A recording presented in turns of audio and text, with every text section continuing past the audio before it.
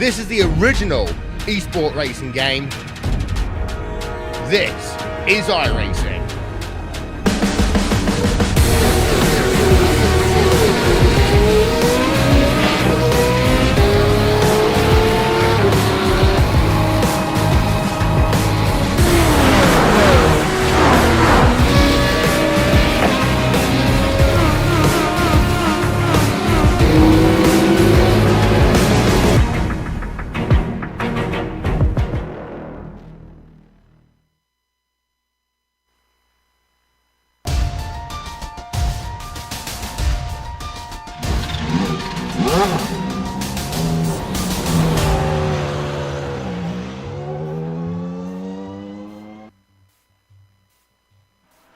Silverstone's endurance history stretches back many decades, but the track itself has changed multiple times in the years it's held prototypes and sports cars on its tarmac.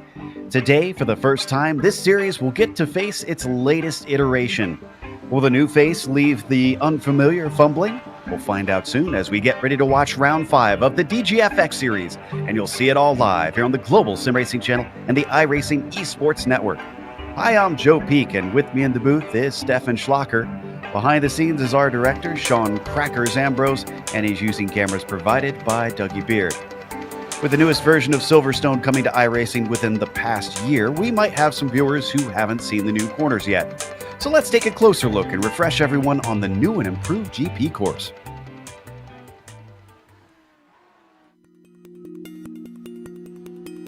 Welcome to Silverstone. Most famously known for being the first circuit to host a round of Formula One, this place has since become synonymous with British motorsports. Hosting everything from sports cars to touring cars to open wheels and even motorcycles, it's a track that fits a wide variety of vehicles. With 3 different layouts to choose from, you've got a little something for any level of racing. The longest of those layouts boasts 18 turns along 3.19 miles. That comes out to 5.13 kilometers in metrics, so it can take a bit to get around it, even in higher-powered machinery. Its main characteristics are the high-speed straights and corners and general lack of elevation change.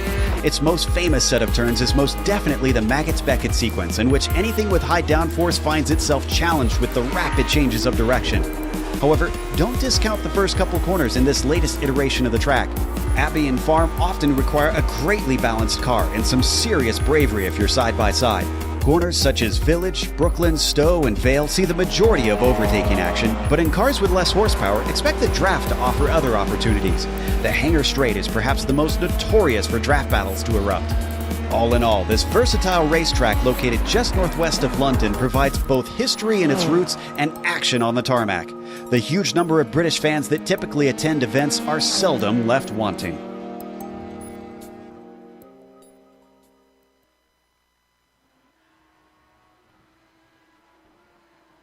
You see some of the beautiful sights of the new buildings that have been built around here, as well as the new corners. But Steph, tell us a little bit more about what this series is going to have to tackle around here, because this is a unique combo we've got.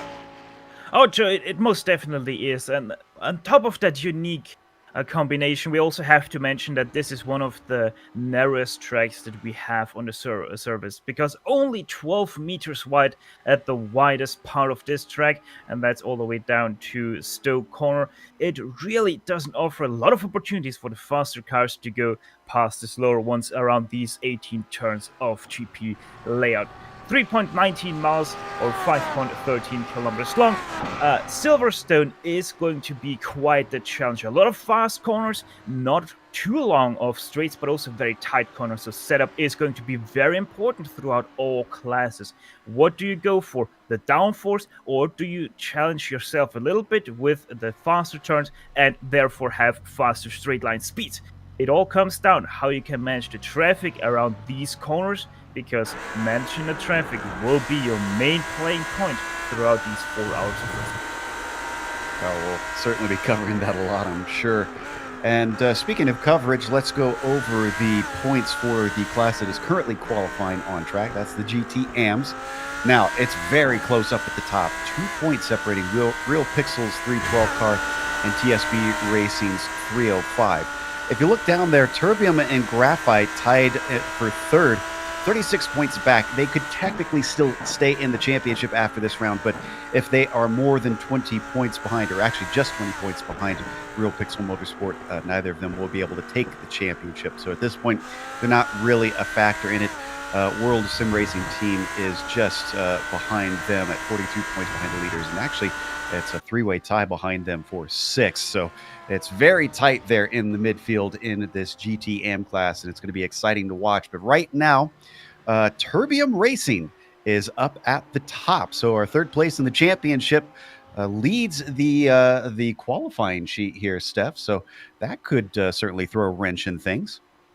And one thing we have seen already in this class this season is that for the GTM drivers, qualifying is everything. If you get a good qualifying and you're able to get yourself a little bit of a gap, or once those LMP1s come around for the very first time, you are going to find yourself with a much enlarged gap to second place than you entered the lap where the LMP wants to catch you. Even though these guys will have a little bit of a say in all the lap traffic, these guys won't have too much problem with the faster classes. It's all going to be about the GT Pro class, because they are much faster than these GTMs down the corners, and that is where especially the LMP2s will have problems to overtake those GT Pros once we go into the race.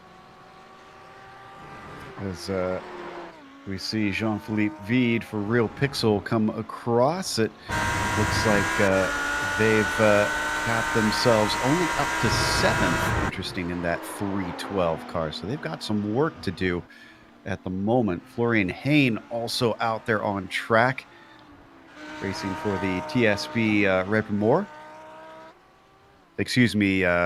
Ripen Move, rather.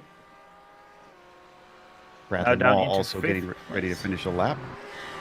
Speedtech Simsport 339 just took second place behind Terbium, but still are about 4/10 away from that first place.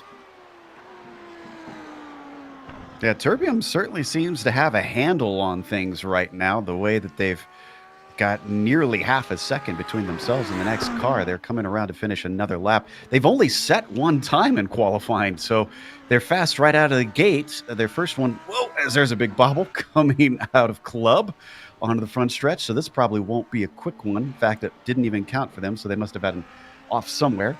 We've switched over to Ryan James for S-Rock. They're in third, and they're coming around to finish a lap. Their quickest at a 1:58.4 will stay put, because that one also did not count for the number 310. A big surprise right now is the 312 of Real Pixel Motorsport 3. They're right now only in 9th place, being about 1.5 seconds of Terbium right now.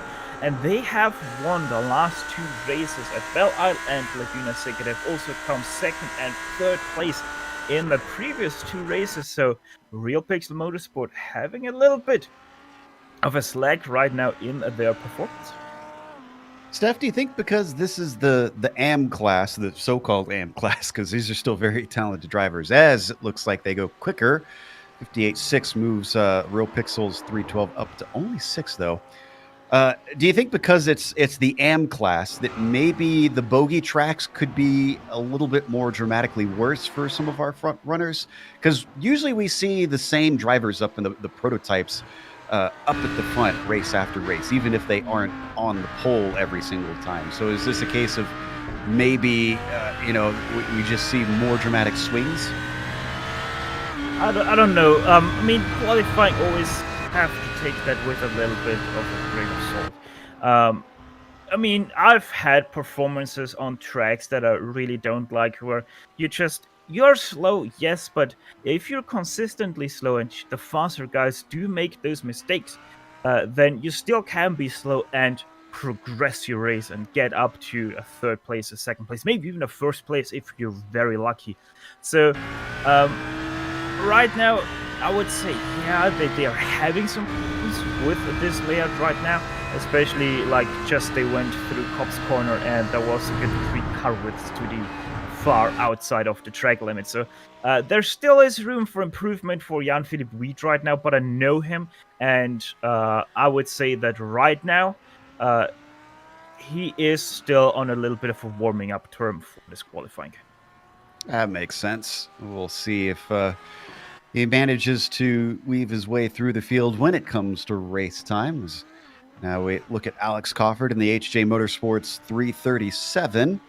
All three of his laps have counted, but his first was his quickest.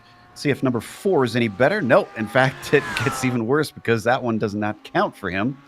Now we switch back to Jean-Philippe, and still in 6th place with that last lap. Has he found anything else out there? No, he hasn't. In fact, that was a pretty slow one with over 2 minutes around.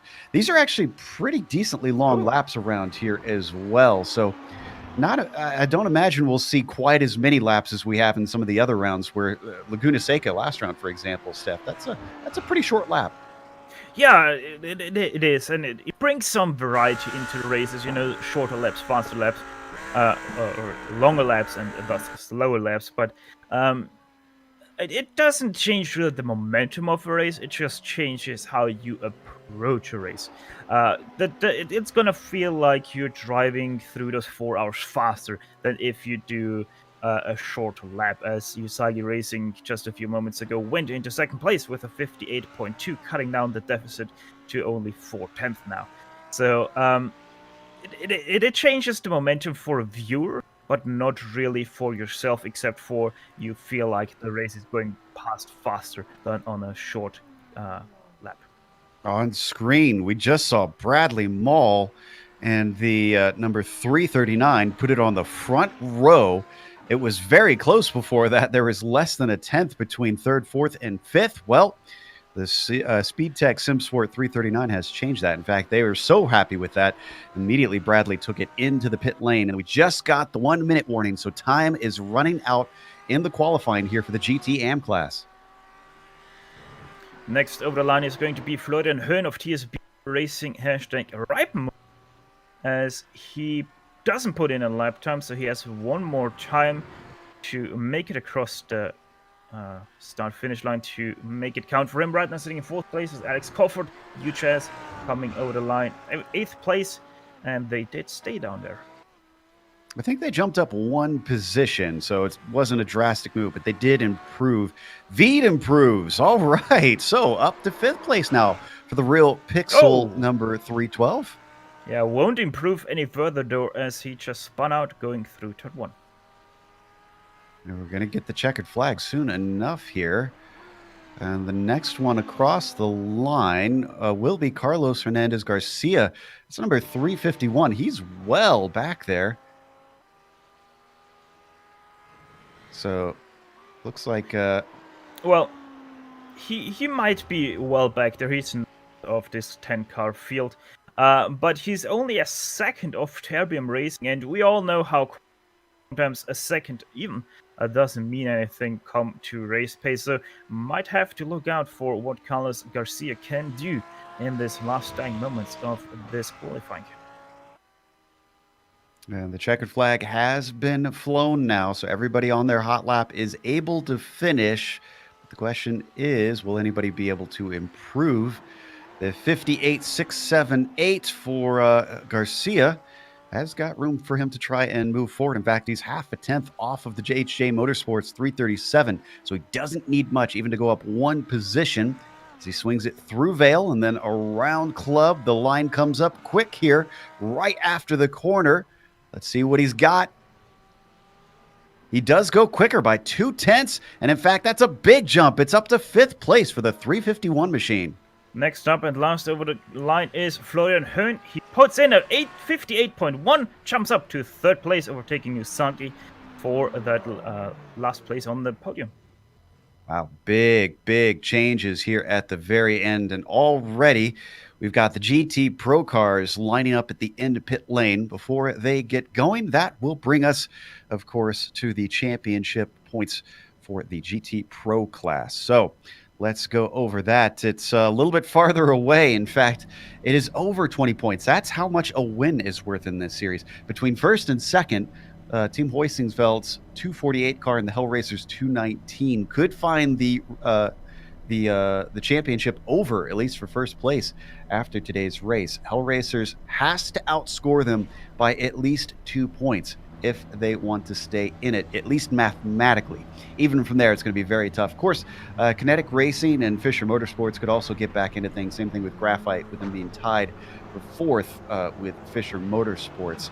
So really, if anything, it's not so much a battle for the lead as it is a battle for second, judging by the points distance by many of the cars there at the top of the fight. Already we're getting cars out onto the track. So, Stefan, it's not super early in the morning, but it's still during the morning time. So the track's going to continue to heat up, I imagine, here. In fact, there you see the temperature on screen at 79 degrees Fahrenheit. But looks like pretty ideal conditions currently. I suspect that it's somewhat grippy out there. Most definitely it will be. Obviously, as I said, the track is going to continue to heat up throughout this qualifying. But right now, these GT Pros find themselves in pretty much perfect conditions. Track temperature-wise, 26 degrees Celsius on the track. Not too much wind. And the humidity also quite low. So even those engines will put out a little bit more than you might be used to. And one thing I have to say about this championship battle, if Hellraisers are able to outscore the 248 of Jan Sentowski, then actually they would be pretty much back into the fight, because if they happen to somehow be exactly tied on the points after Barcelona, which is the last race of this season, they would find themselves in a quite interesting spot, because both cars so far have won one race. So we'll have to flip through the rule book furiously to figure out how they do the count back on that and decide the winner. But again, it's going to be tough for them to try and outscore them by that much. We'll see how it all winds up. It is a very long race next round. It's going to be 10 hours at Barcelona versus the only 4 that they are racing here today. We're still waiting for the first times to come in on these qualifying laps. They've just started their first flyers now, as you see them head down past the wing and into Abbey and Farm. And looking at my sheets, I actually made a mistake thinking there. Actually, Sentowski or the Team Heusenfeld number 248 Porsche have won 2 races thus far. The first one at Watkins Glen and also Belle Isle, whereas the Hellraisers only have won at Circuit of the Americas. So Hellraisers would have to win at least one more race to really get back into this championship. That's right. So to at least tie them. But again, there's one more round after this one. So that would be the tiebreaker if one of them wins. As we continue to watch them work around here, Jan Sentowski coming around in the Heusenfeld 248 up into the Maggots Beckett sequence here. This is where I'm going to have my eye on a lot when it comes to lap traffic, Steph, because getting around the different classes, especially if you have multiple classes, is probably going to be a headache through that set of S's. For the LMP1s and the LMP2s, those GT Pro cars will most definitely be a very big headache. GTMs not so much. They're so much slower on top speed and through those corners that they are going to be gliding past very easily. But I wouldn't be surprised if we're going to see some, I don't want to call it dump moves, but interesting moves through Maggots and Beckets with people, especially in the LMP1 class, trying to overtake GT Pro cars in or through that section. Times are now starting to fall in. Sentowski's put it up on top, and nobody's been able to go quicker yet. Julian Bell's the closest, but make that Viberg. There, Wilhelm in the 219 manages to get within a 10th. That's much better than what we saw with Bell, because he was a whole 7 tenths behind our lead car in the qualifying. So we've got 2 cars within about 3 tenths of Sentowski. That's certainly not impossible to try and gain, but Viberg is going to abandon his lap and head back into the pits. He's still got plenty of time to get back out. And one thing I've just read up, the last race at Barcelona will actually be a double points race. Well, and that changes everything in our calculations then. So a lot more drivers are still mathematically in pits. We watch Joel Hafner come around. Looks like everybody except Gabriel Roos. No, Gabriel Roos does have a time in, but it's a slow time, so must have been on an outlap of some sort there when he set that. Everybody else does have a competitive time on the board here for the GT Pro. And now, quite interestingly, as you can see, it's gone dark, which means a cloud is right between the sun and the surface. So this track's going to cool down quite rapidly now. And I wouldn't be surprised if we all of a sudden see quite some fast times trickle in. Yeah, you got to be out on track now and setting those laps. And Towski's actually coming around now as we watch Fisher, looks like, come into pit lane. So not happy with that. Santowski doesn't go quicker, though. It's about a tenth slower that time around. Torres is going to be the next driver close to him on times. And the Kinetic Racing Velocity 280. Let's see if he can go any quicker. He's in third right now in this GT Pro class. He does not go quicker. 2/10 slower there. Yeah, everybody right now not going faster. First one to go faster is Kinetic Racing Surge, 55.1, 2/10 faster. Also the second Fisher Motorsport car was able to go faster, with them toppling their sister car. So the 285 now in front of the 284. This class is where it's going to get a little bit interesting as well, Steph, because in the GT-AM, that's all single make. Those are all Audis out there, the GT3 cars. These GTE cars, though, we've got the Porsche, the Ferrari, and the BMW all competing. Granted, it seems like lately the BOP, the dreaded sinful word here in racing, the BOP has been pretty balanced lately here on iRacing. So I'm curious to see if there is any strength one over the other between these three cars at this track. Yeah, BOP and the EOT, as it's now called in the LMP1s, or in real life in the WEC, they both are quite good here on iRacing. Obviously, the BOP for the GTEs, and then it's not really an equivalence of technology for the LMP1s because both the Audi and the Porsche are hybrid cars, but even those two cars are extremely tight together on pace. So you never really know which car is really going to be the faster. And if it's just the drivers making it work better, or if there's a little bit of an advantage because of the systems they use. As we watch Mark Torres come around Stowe, plunging down the hill into Vale. Got to be careful with these curbs. Can really see how tall some of them are as he swings it through. BMW coming onto the pit straight one more time. He's trying to improve on that 54.4 to see if he can get higher than third place, and he does not once again. And it looks like he's not finding the time that he wants, so he's going to pull over, take it into the pits, maybe do a few tweaks, and get back out there. Track temperature actually has increased by 1 degree Celsius, so even though we had a cloud up, it didn't get colder. In fact, it did get a little bit warmer. Air temperature still is at 19 degrees Celsius as a few more cars go over the line, but I don't think anyone did improve there. We saw Valverde in the Kinetic Racing Surge number 270 improve. That was up to 9th place, a 55 flat for them, and they're actually within a second of our pole time, so it's pretty close considering that's a second from 1st to 9th place. Yeah, it seems like these GTEs are pretty unified in their stretching. Qualifying, only a few people only did a single lap to start their qualifying. Most of them did 2, as those are now on their out laps, starting their first fast lap of their second stint. Ooh, and this is interesting. The Hellracers car, second in the points, is now first on the timing sheet. So Viberg managed to put himself onto the pole. That was a 53.9. That's about a 10.5 over Santowski. That certainly gives him quite a marker to try and regain, but it's a 4-hour race. Qualifying isn't nearly as important. There will be opportunities to try to get ahead. And in fact, another thing unique to this series for our viewers who haven't watched, Steph, is the fact that it does have full course cautions here, and that can bring the field back together and really flip the strategy around.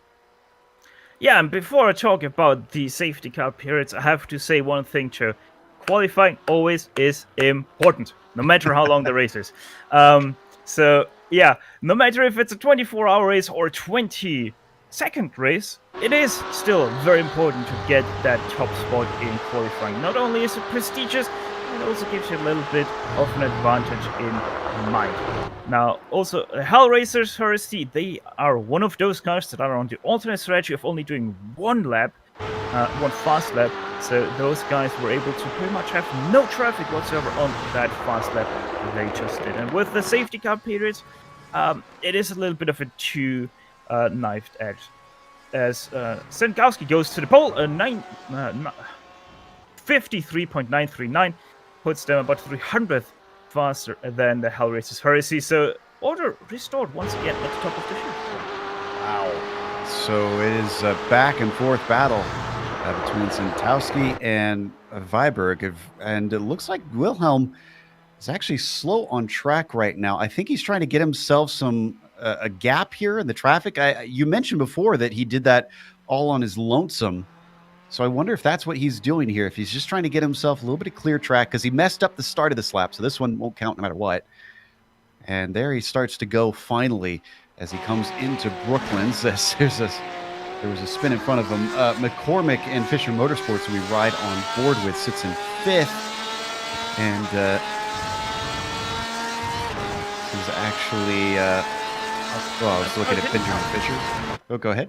Yeah, Mark W. McCormick there didn't count for him in that first lap of his second stint. He has one more lap in his second stint, as we're now looking at Guillaume Kempfer for Hexa Racing Team Purple right now, sitting in 13th place. They're going to pit in for what I presume is a new set of tires. And to get back to the full course yellow point that I wanted to make is, it puts together the field, but the whole field. It doesn't mean that you're going to get stuff together as a class, because everybody is going to be in between each other. So even though it might seem like it's going to get everyone closer together, it actually means that you might have an LMP1, then 5 GTM cars, and then another LMP1 that is maybe in second place. So it still is going to be a big danger zone, those full course yellow starts. Valverde manages to get himself 6th place with that 54.8 he just put in. So the 270 is doing quite well. Mark Torres also across the line, but not able to improve his spot. He stays in 3rd place. He gets to within about 3, looks like more like 4/10 up to Santowski. Actually up to both Santowski and Viberg. So the Connect Racing Velocity 280's got some work to do. Fisher Motorsports seems to like to confuse us a little bit here. I was talking about one of the Fisher Motorsports car. I was watching a different one on my screen. They've got the 284 and the 285, and they have both been named the same. The only difference is the number on the car. That's McCormick in the 285 and Fisher in the 284. And their paint job. The 284 is white and green, where the 285 is yellow and green. At least they give us that.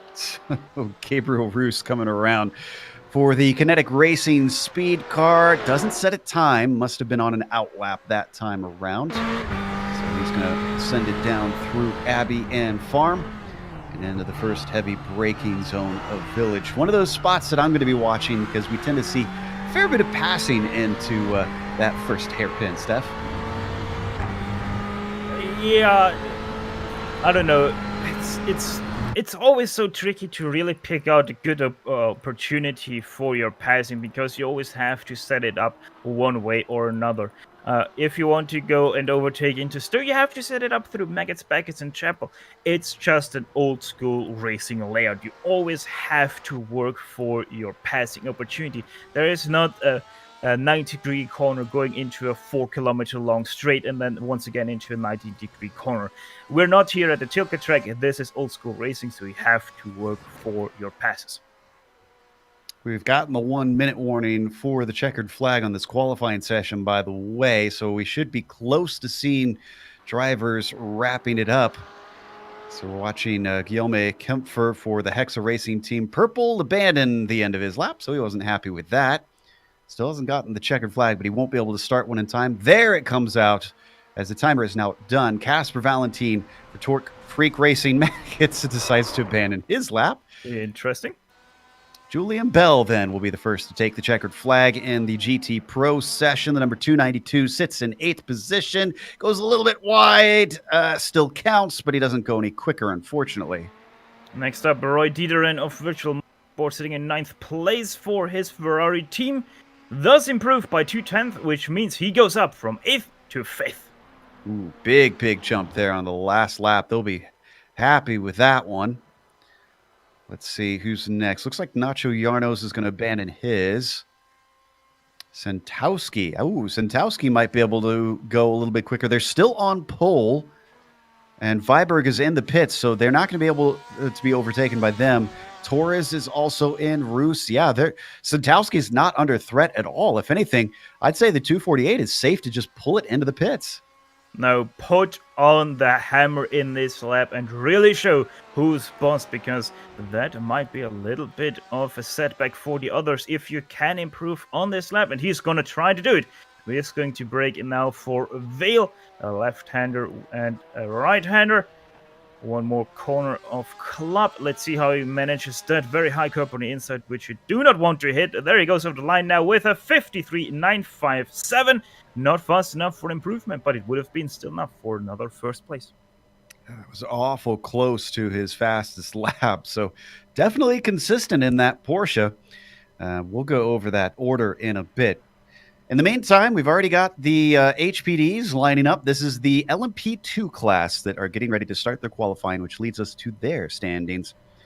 Heading over to how that race is. Very close. In fact, I'd say this is one of the most competitive of all the classes, and you can see why. With it being single make, there's 3 points from first to second. But besides that, it's 9 points all the way down to 5th place. So everybody is still in the hunt for the championship, considering today and the double points in a month's time when we go to Barcelona. CQR Club, of course, leading to all Adequate Racing, Torque Freak, World of Sim Racing, and German Sim Racing are the chasers, seeing what they can do to set themselves up going into the final round. So drivers now out on track and working their way towards getting that flying lap started. And go ahead. No, go ahead. I was just going to ask, our viewers, again, we might have people who haven't watched this series before. They might be thinking LMP1, LMP2. Okay, what's the difference? If they're a bit of a new racing fan, they might look at them and not necessarily see what looks and races differently about them. So talk a little bit, Steph, about what differentiates that LMP1 and LMP2 class. Well, there are a few points. Obviously, less horsepower, more weight, so overall a little bit less aerodynamically advanced. But still, those LMP2s, they are mostly constructed for privateers. You don't see Toyota running an LMP2. You will never see that.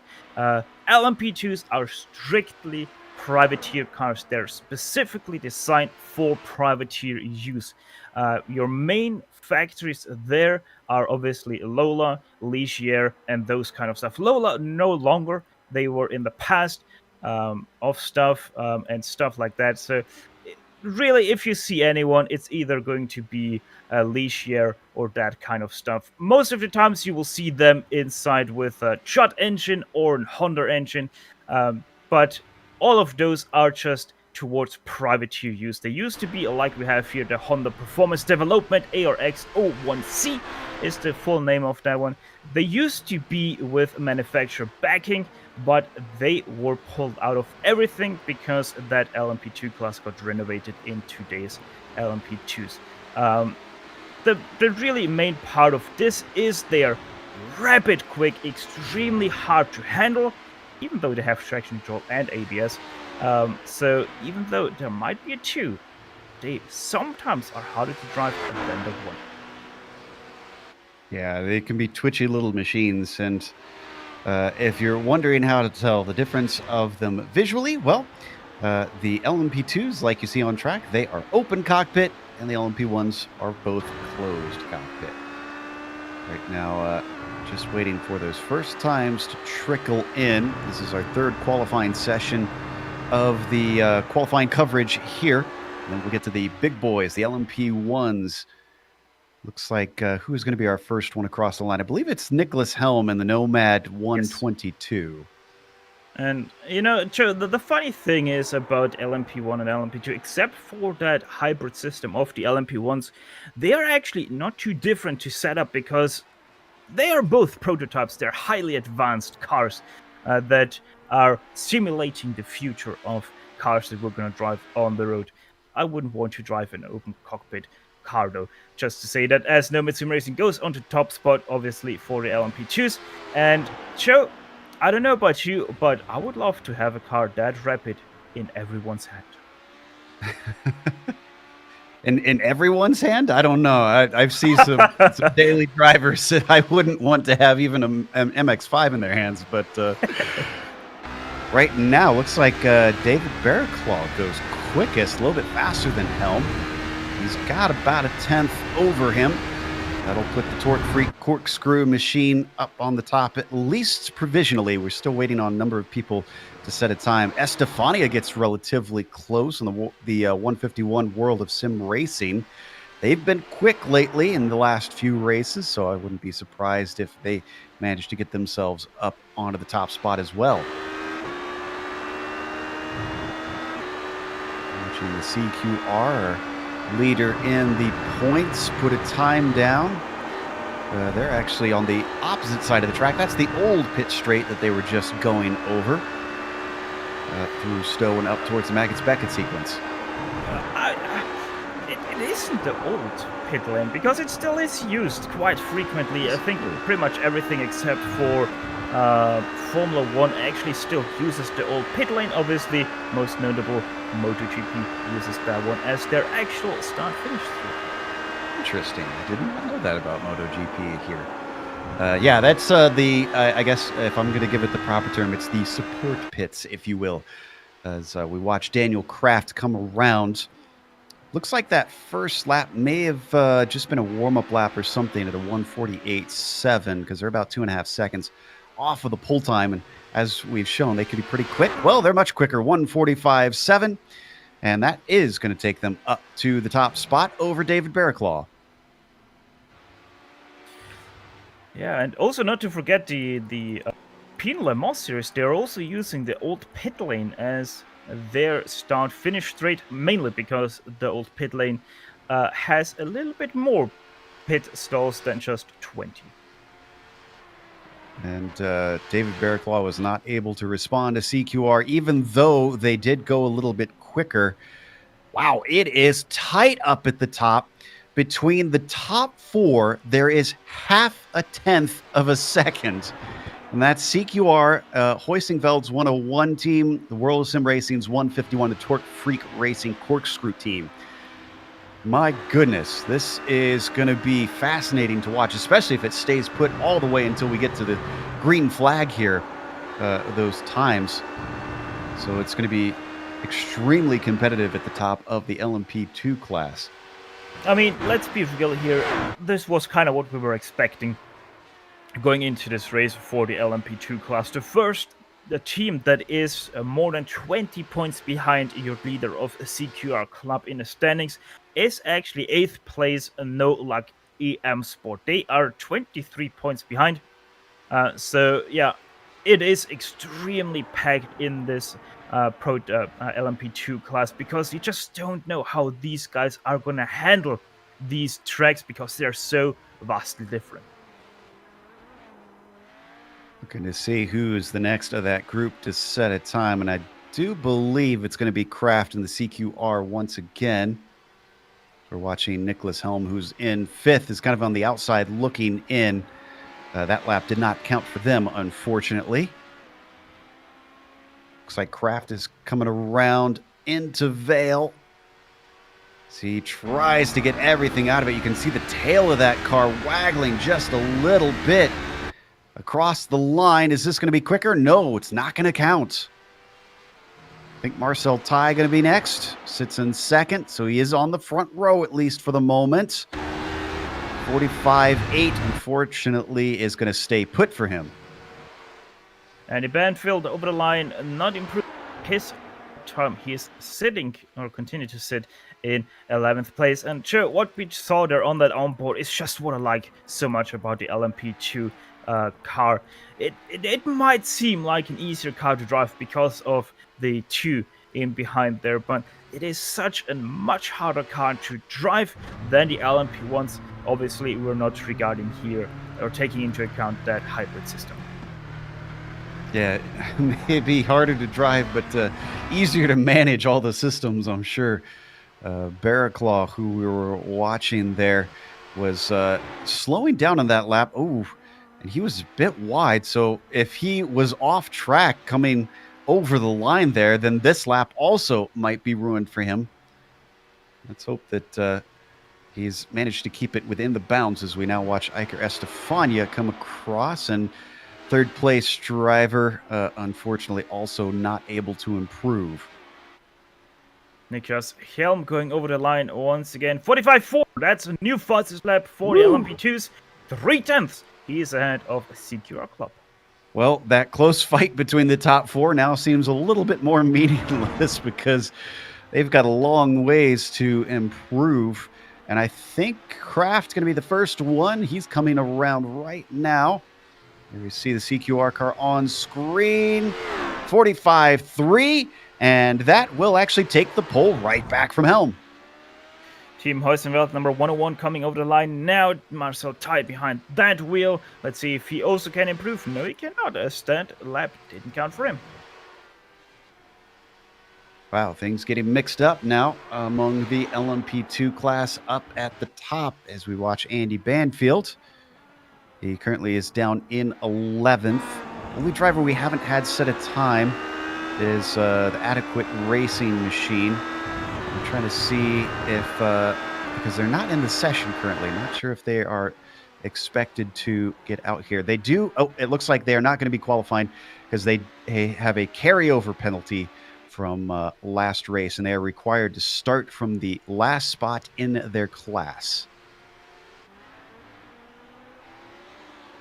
Iker Estefania coming over the line in second, going through the short little right-hander now of Club. Let's see if he can improve from his 4th place. 45.7 does improve him up to 3rd place, but there's still a 0.3 gap up to 2nd place.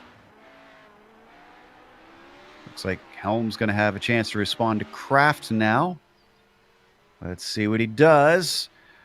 Oh, doesn't improve. In fact, he was about 0.3 slower than his quickest that time. Drivers continue to work their way around.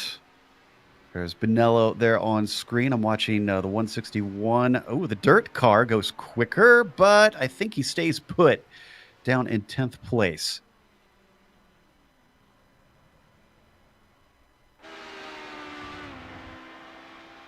Sounds like the track temperature has gone up slightly, not a drastic amount. Yeah, you can see on screen. Thankfully, the wind, which can sometimes whip around quite a bit with this being a flat track, is pretty low out here. As looks like Karsten Thiel is not going to try and set another time.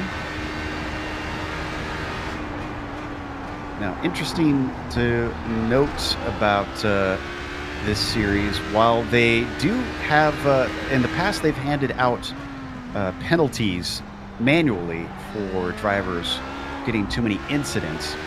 It looks like they have now switched that. They are going to get a penalty after 28 incidents out on track, and then every 10 more, they get another penalty. And that will be a stop and go that will automatically be handed down to the team. So there is definitely incentive to try and keep it clean, despite there being a lot of paved runoff around here.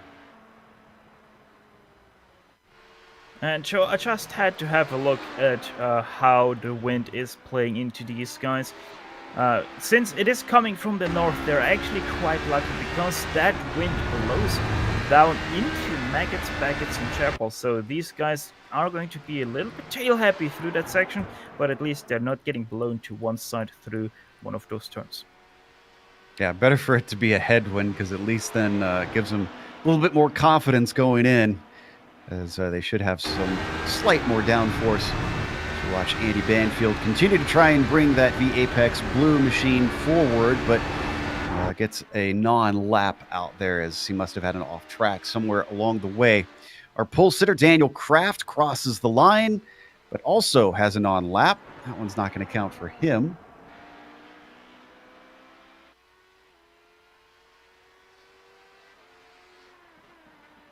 Now David Warner coming through for the dirt team that we saw before, who managed to get it down to a 48.69. And another driver that's had some off track somewhere. Looks like a lot of people are indeed pushing. If you're not familiar with iRacing, if you exceed what the sim considers the track boundaries, it automatically deletes the lap regardless of if you gained time or not. And the 1 minute marker has been thrown down, so time is running out to try and grab the pole here. And to be honest, right now, I don't see anyone who is right now able to somewhat get close to that first place of Daniel Kraft. A lot of people that are coming across the line now are posting just slightly slow laps than they have already put in. So nobody really able to get down with the grip on this track.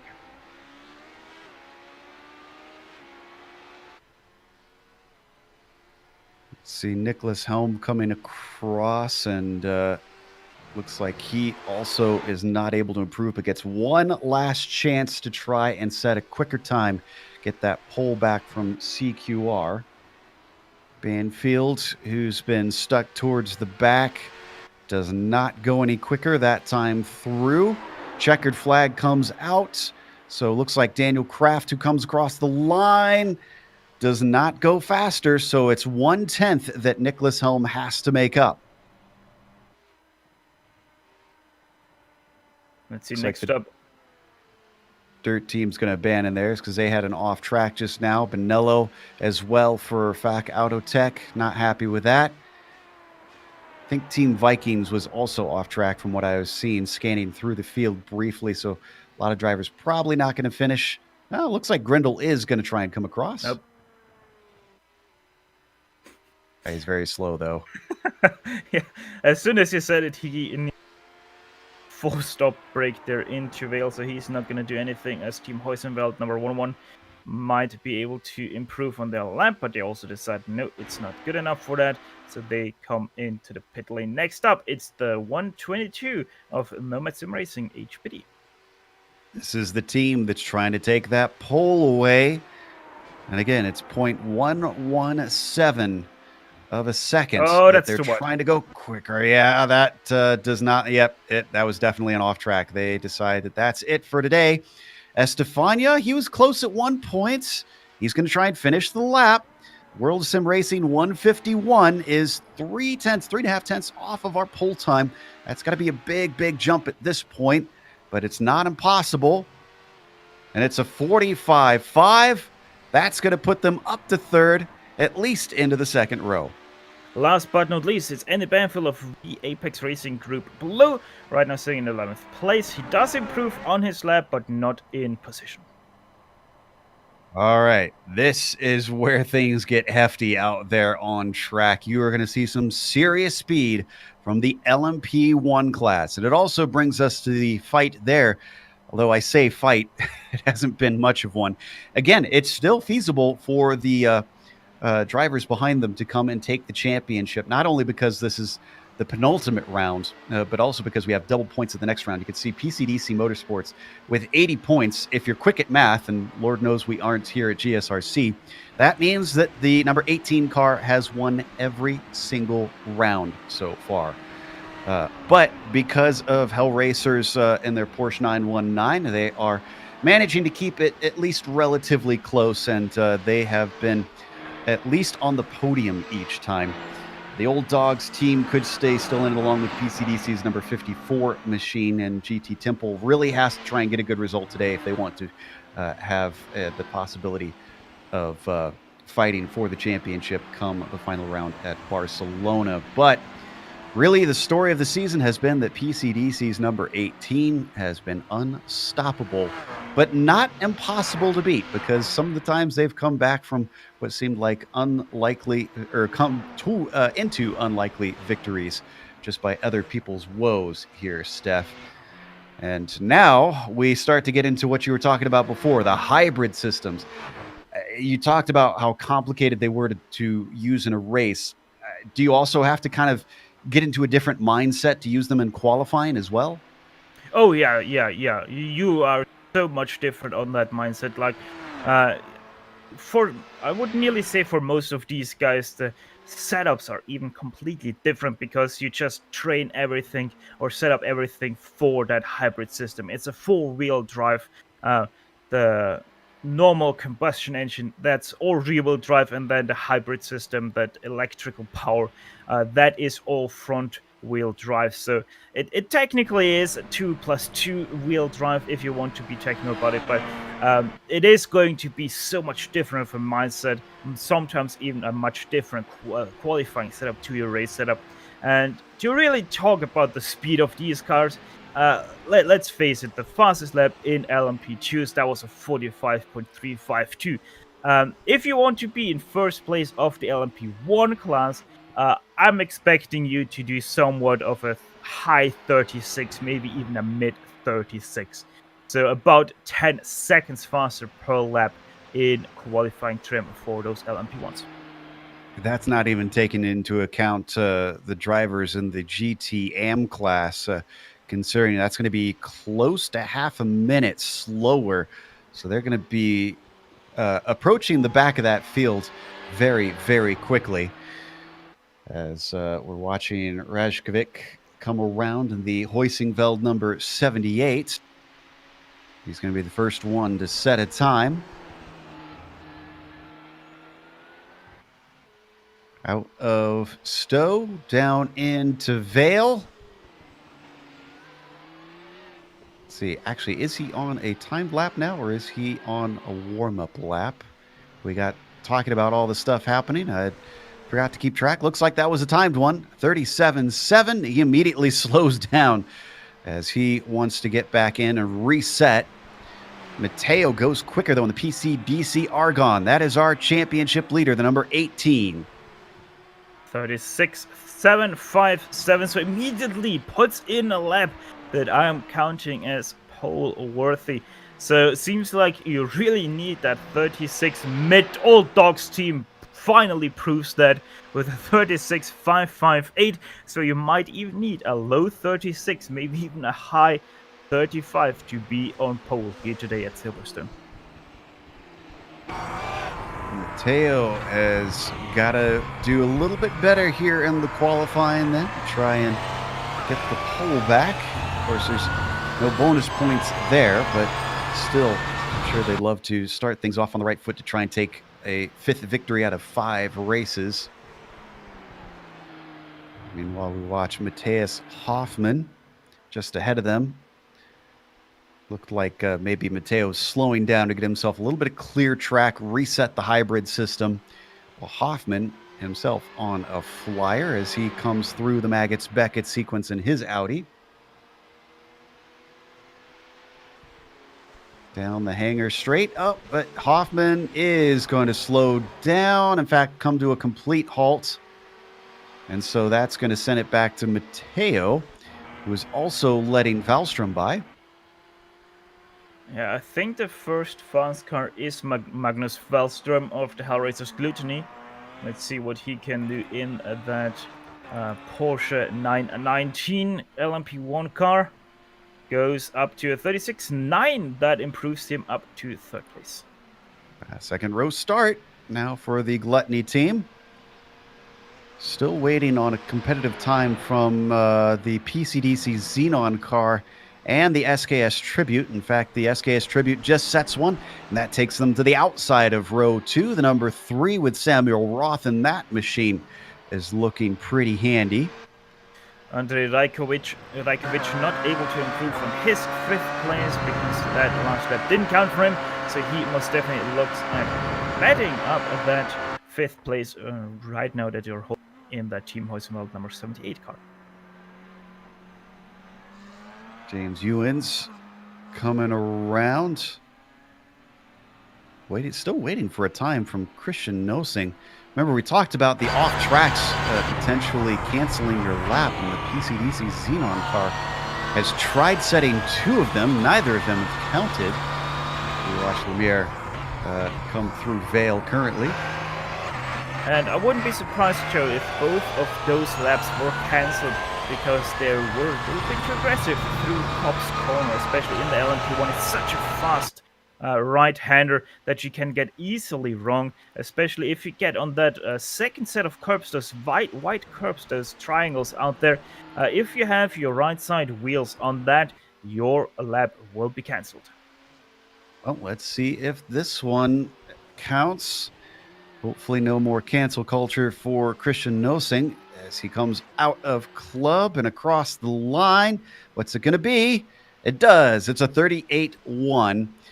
It's going to put him into the mid-pack at about 7th position. Right behind them, Joe. PCDC Motorsports Argon, the sister car, puts it up into 1st place, about a 100th in front of Old Dogs Team 47. Wow. Well, the Old Dogs team is going to have a chance to respond. The 47's coming across the line right now. It is a 36-1, and that's back up to the pole for them. And by some margin, 4/10 faster than the PCDC Motorsports Argon, so we're getting closer to that 35-second mark.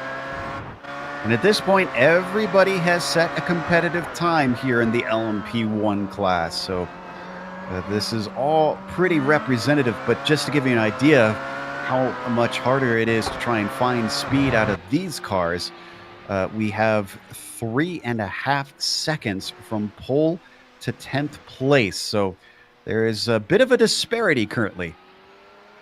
Yeah, and you can pretty much count about a second or a second and a half just on the hybrid system.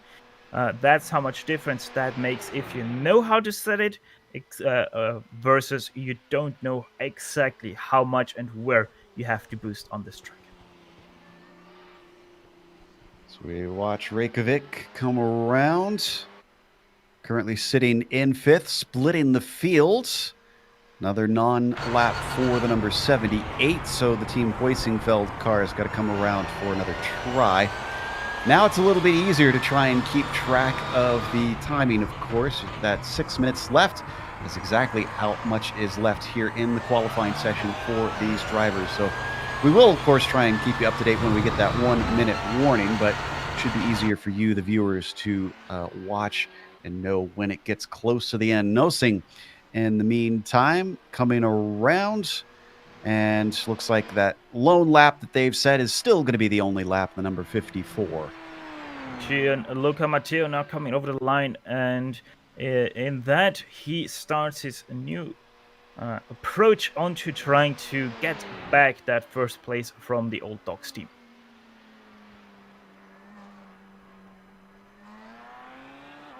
So 5 minutes left to go, and don't have too many close fights between drivers. I take that back. Looks like Ewens and the Torque Freak Sunset got much closer to Reykjavik, but not close enough to overtake.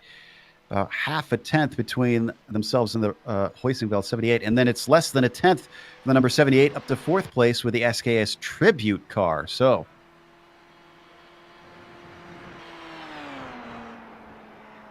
and joining us now in the booth, who's going to be covering the GT classes once we get to the green flag, is going to be Ryan Walker, who is now getting himself settled in, and of course will be keeping us up to speed on those slower 2 classes as the 4 hours of this race continue. Welcome, Ryan.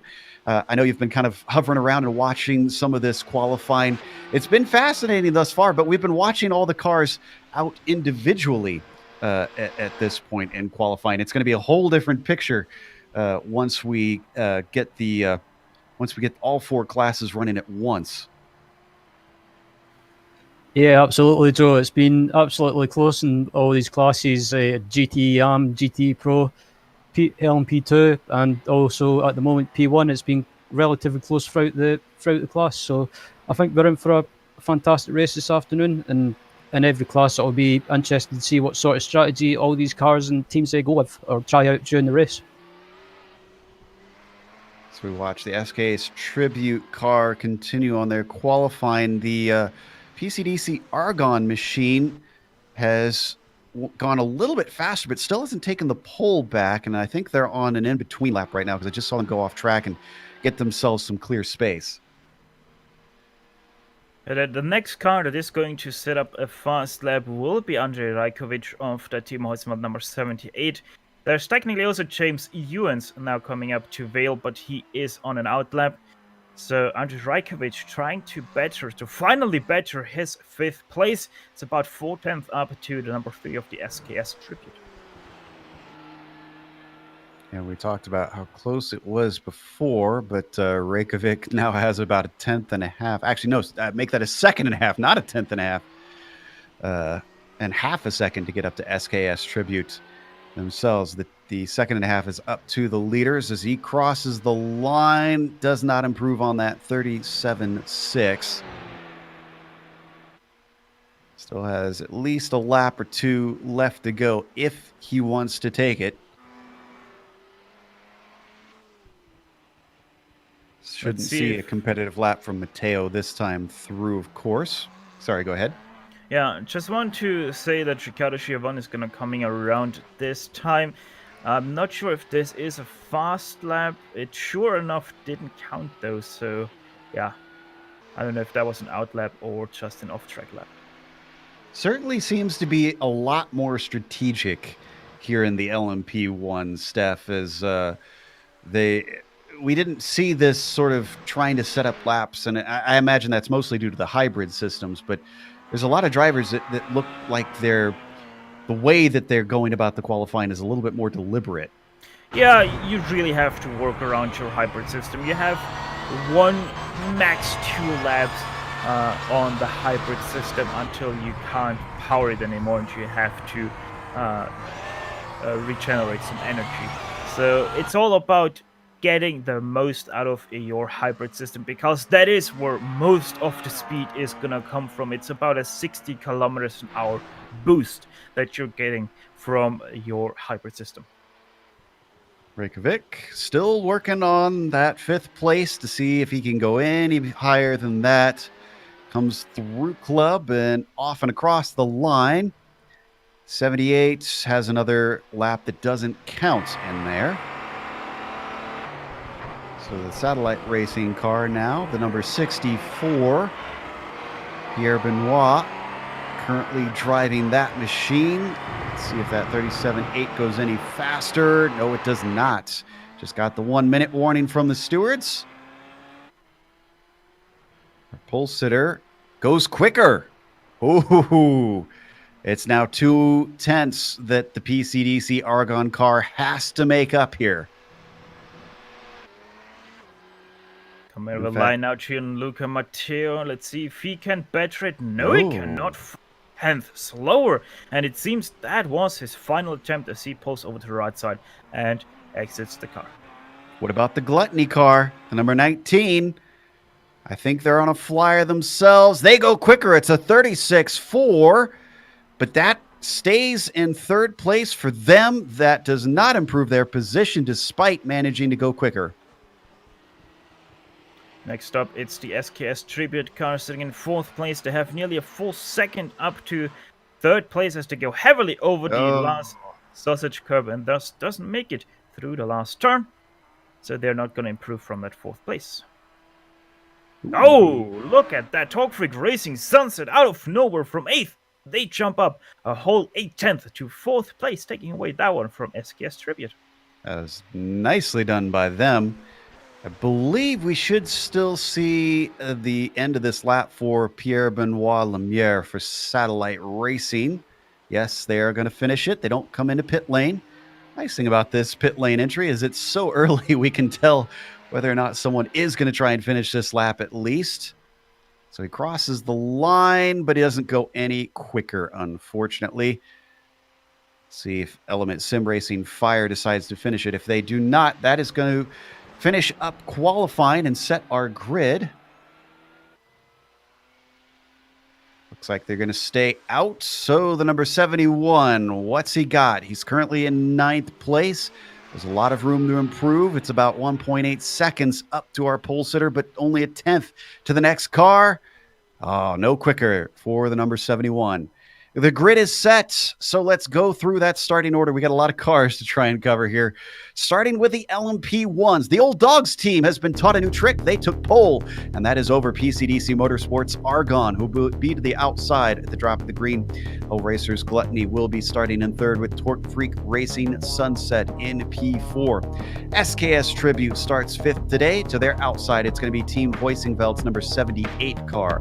PCDC Xenon, the sister car to our championship leader, starts 7th with Satellite Racing starting P8. Element Sim Racing Fire will start 9th. Rounding out your top 10 and your field of LMP1s is German Sim Racing LMP1. That's the number 7 machine. Steph?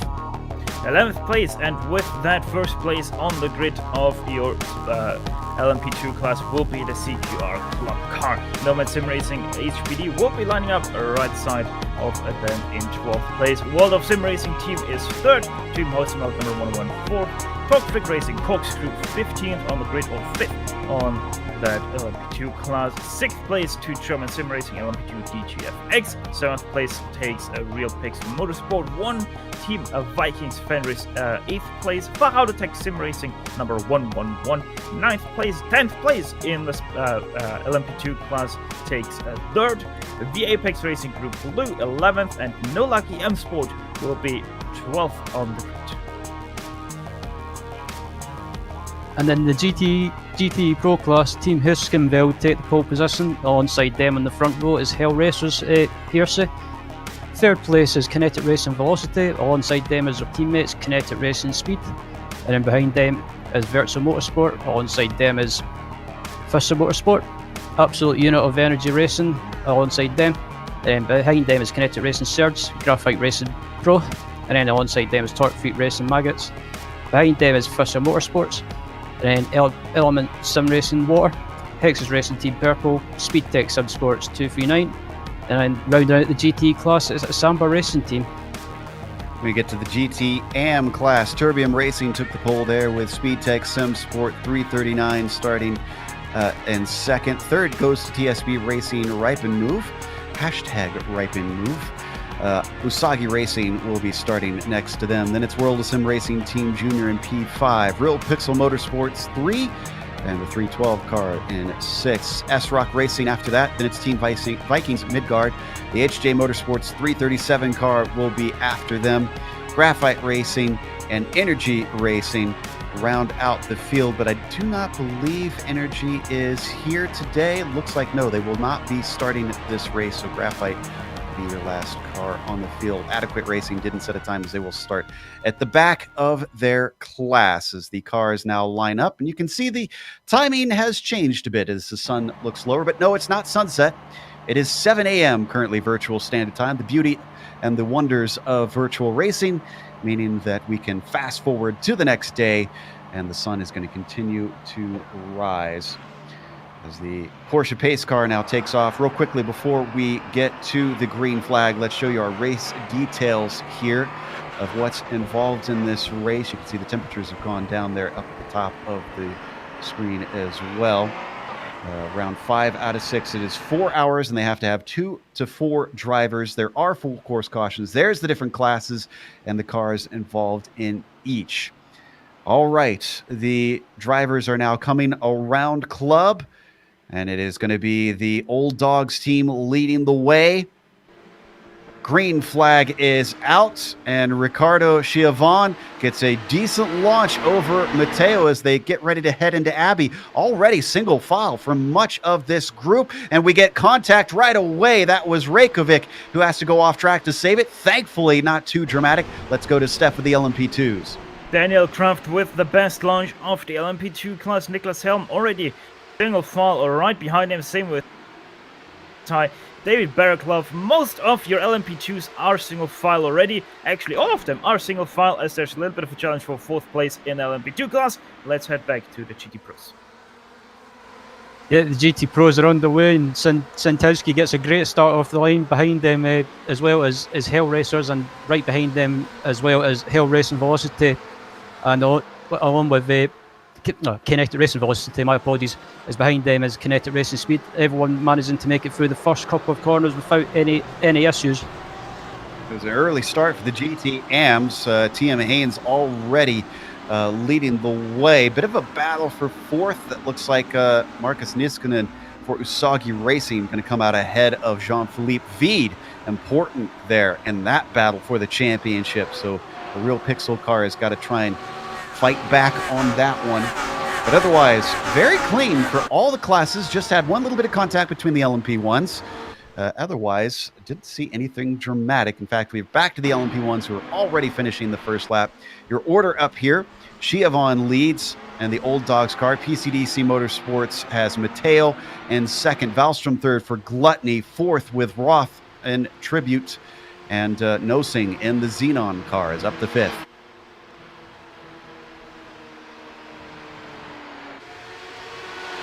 A lot of racing left to go here, Steph. Sorry, go ahead. Yeah, no, in your LMP2 class, I just wanted to say that there wasn't a single overtake in this first lap as they now make their way over the start-finish line.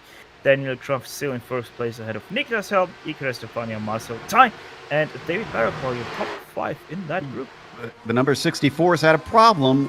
Pierre-Benoit Lemiere was off track, and this was in the loop. I think he had a bit of contact.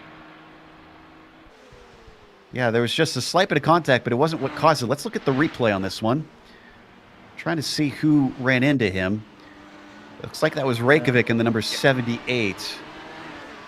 Yeah, Pierre Benoit just losing his footing there into Abby. Yeah, I don't know. Yeah, just a little bit early there to tell really what was going on. But I think, yeah, Lemire just lost his footing a little bit into that left-hander. Spun himself around, and Reykjavik nowhere to go and barely hits him. Ooh, and back in the GT AMs here, it looks like Ryan Jean-Philippe Vide already got himself up to 4th. Maybe potentially he's working on Niskasen, who's side by side with him. They come into the loop. Niskasen going to go way wide. So clearly, Ryan, it looks like Jean-Philippe has got the bit between his teeth.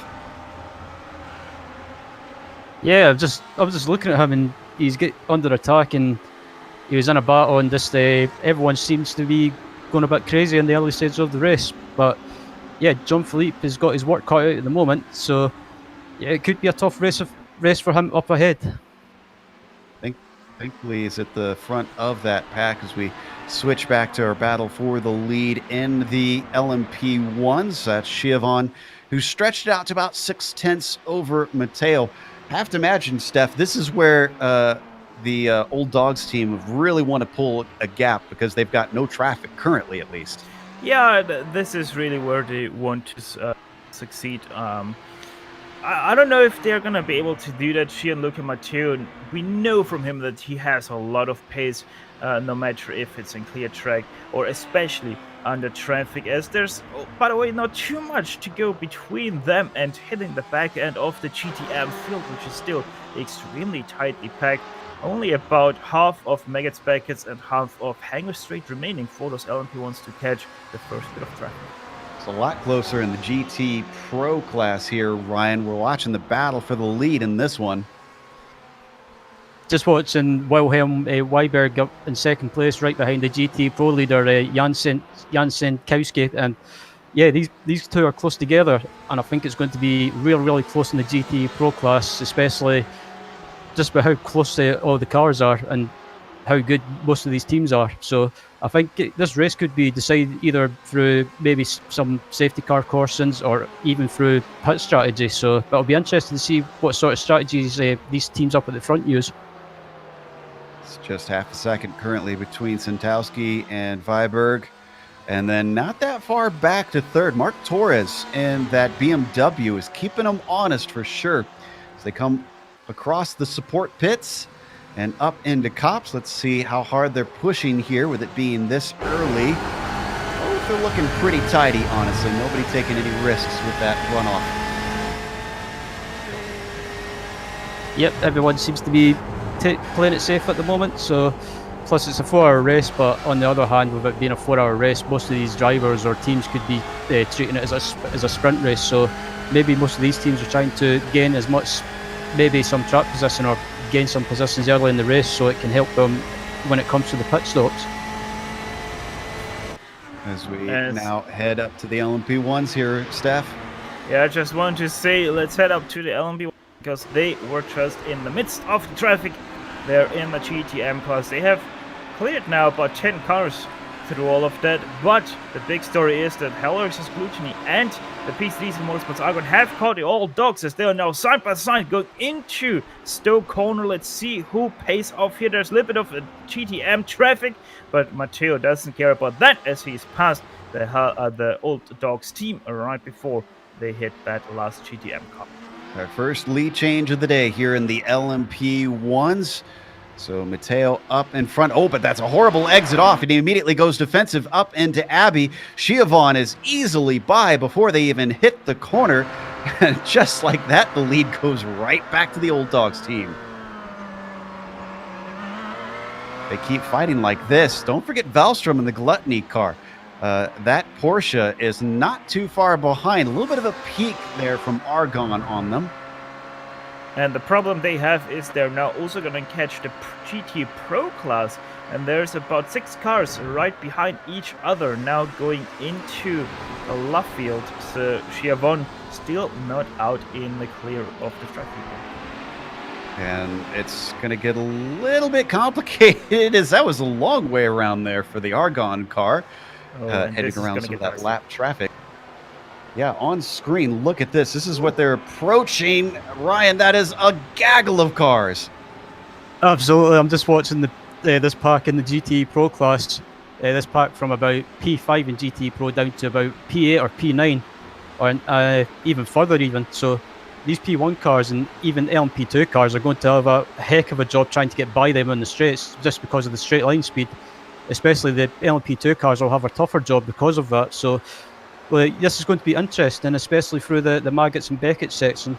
Ooh, that was a bit of deja vu all over again as we got a caution.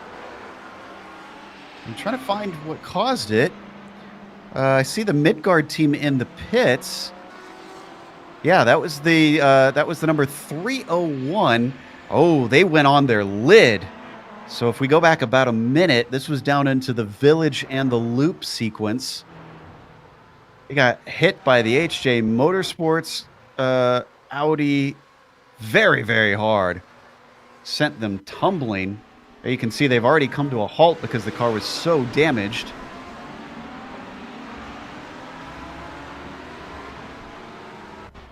Absolute wild ride. Looks like they started to lose it before they even got hit. So the poor number 337 really had nowhere to go.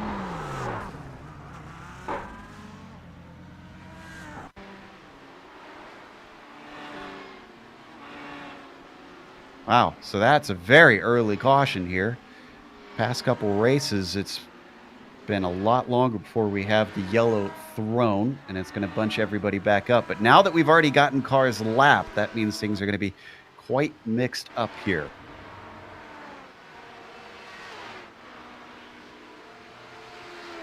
I was about to say before we got that caution, Steph, it was deja vu all over again between Schiavon and Matteo. That's twice that we saw Matteo absolutely blow by down the hangar straight. And I think it's worth pointing out, that's 2 different makes of cars. That's the Audi and the Porsche. So I wonder if that's a good example we're seeing of the difference in the hybrid systems. Well, technically, that's the other way around because the Porsche is the faster car on a straight line.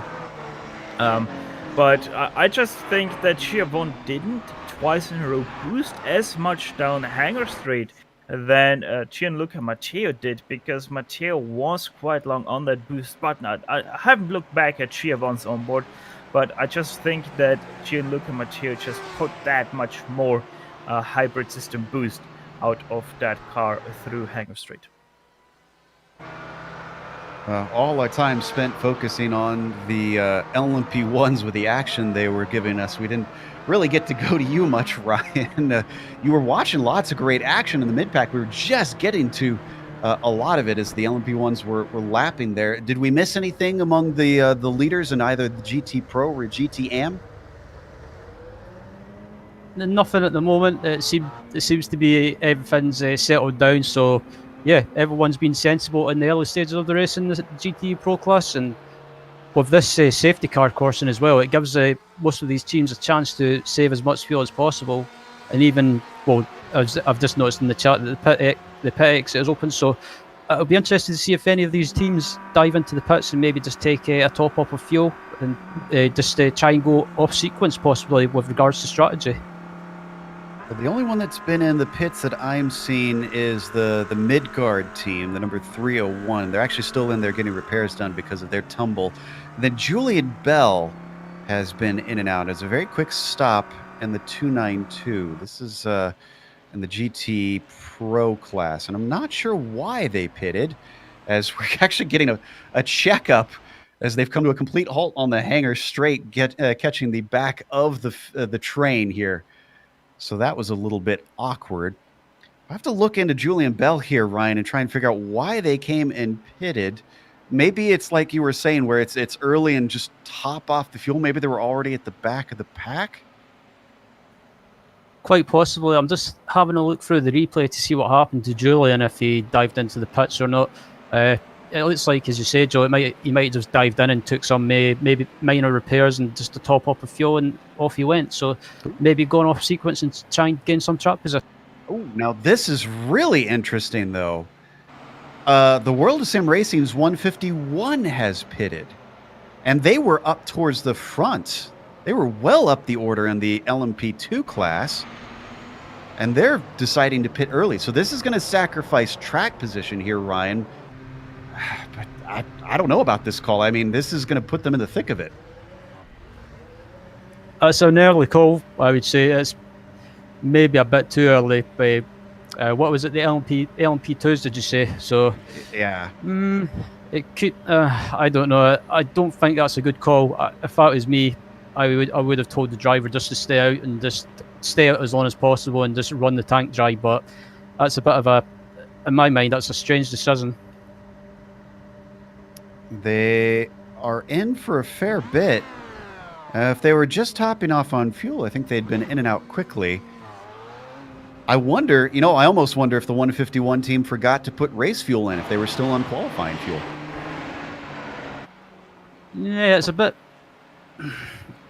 I don't know. I don't think they would do that.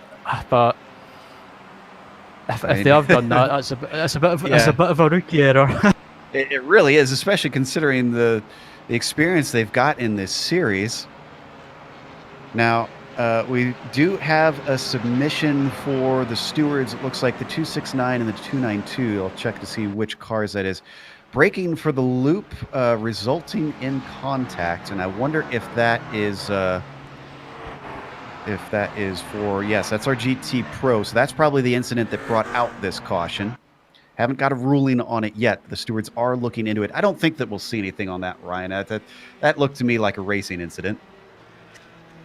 I don't think it was anything intense, or like you say, it's just a racing incident. And obviously with the multi-class racing and the races being most of these drivers being so good and being so close in their class, it's an easy thing to do. So I agree with the decision, just a racing incident, and just let it go. An update, that is not that incident that brought out the caution.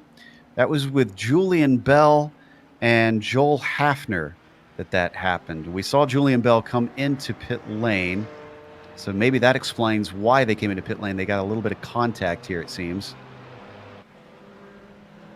I'm still trying to find the incident here so I can try and view it. I don't think we'll be able to get a replay ourselves. Yeah, I'm still not finding the incident, so it was a long time ago for them. Clearly, the 292 team not happy about that, though, with the contact as we continue to work our way through the caution. That poor Team Vikings mid-car car must have been absolutely destroyed from that incident, because it's now been 7.5 minutes. They have not budged. They're still taking repairs, so they're going to be multiple laps down. They're already 2 laps down from the leader of their class. That's putting them on the back foot in what is, as you said, Ryan, is essentially a sprint race for these guys. Indeed, I think for these guys at Team Vikings, if they can get the car back out after some repairs, I think it's just going to be a case of them getting to the finish and just trying to salvage whatever result they can get. So, yeah, I think this season, most of the time, it's not been, they've had the pace this season, but either they've been caught up in incidents or locks just not went their way. So I feel sorry for the Team Viking guys, but it's just that's part of endurance racing. You have good luck and you have bad luck. Remember, we also saw the 337, the HJ Motorsports car, have contact. They were the other one involved in that the incident that brought out this caution, and they are going to come in for what looks like a bit of repair since they had a touch on that number 301. They're currently trundling down the pit lane. Hopefully this shouldn't take them too long. So they've hit their stall. If they take more than a minute, well, it is under caution, so I guess they can take as long as they really need, as long as they don't go a lap down, and they'll just return to the tail of the train. So this gives everybody a chance to reset a little bit. Maybe try and figure out how they want to approach things from here, how the racing has been going. We talked briefly about the temperature, which, again, with it being morning, will continue to go up throughout the race. It's still very early. You can see the sunrise coming up, and it's 64 degrees Fahrenheit out here. Wind has not changed either. Still a very slight wind. And apologies earlier when I talked about it being a headwind at the time. That was a tailwind actually going into the Beckett sequence. And Joe, now it actually is going to be a little bit interesting because it changed from north to northwest, which then actually does blow a little bit from the left rear corner. So it is going to be a little bit more tricky through Maggots and Chapel for these cars to manage those turns. The HJ Motorsports car is back out. No driver change. Just about a minute and some of repairs. They're able to get it going, so they won't lose a lap. Hopefully it hasn't hurt their speed as well. You can see the field coming around and out of the Luffield section onto the support pits straight. Not as big of a field as we've seen in other races in this series. Only 47 cars still running. 48 took the green flag. We'll see if we get that 48th car, the mid-guard machine, back out on there.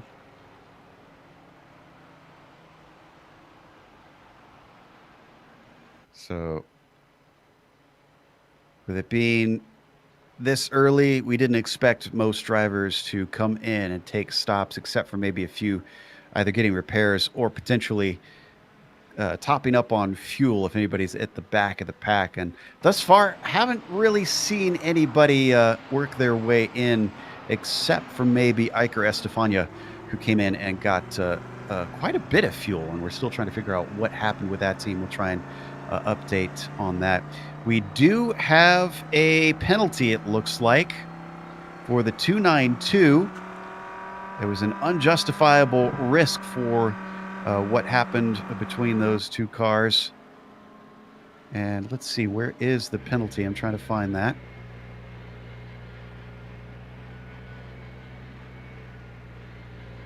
I'm not seeing the penalty on them for that.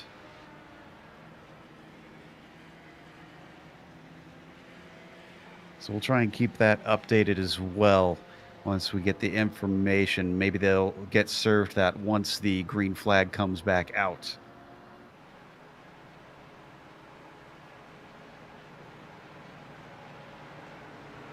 Brian, I see you kind of looking over at the pit lane for the mid-guard car. What can you see down there? Yeah, I'm still looking at them in the pits, and they're taking longer than expected. So I'm guessing that the damage is bigger than expected. So it could possibly be day over for race over rather for them. So a shame to see these guys in the pits, but that's the way it goes in endurance racing sometimes. Yeah, it really is a shame considering how early into the race it is. Looks like Julian Bell now in. That was the one that is going to be penalized, we believe. Yeah, the incident was lap 1 into the loop. Julian Bell didn't brake enough, or didn't brake as early as the car ahead of him, and didn't realize that they were braking that early, and thus made contact. And I think this pit stop right now is just the result of the damage they have gotten, getting that all fixed right now under that caution. Wow, so that was all the way back at the very beginning then. And I think we should be going green this time. We're still waiting for the confirmation from the stewards. But you see Bell there on pit lane in the purple Ferrari. That's the Graphite Pro machine. Going to come back out.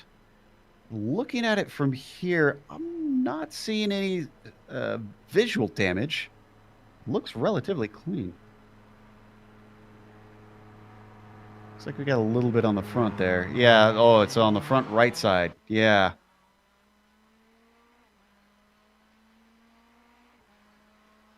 Well, that's going to make life fun for them.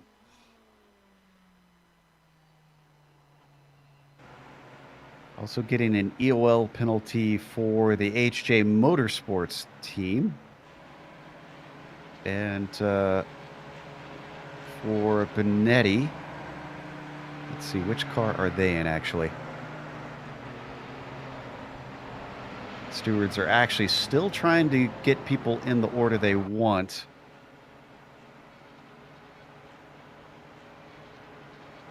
So I wonder if this will delay the caution if they don't get them in the order they want.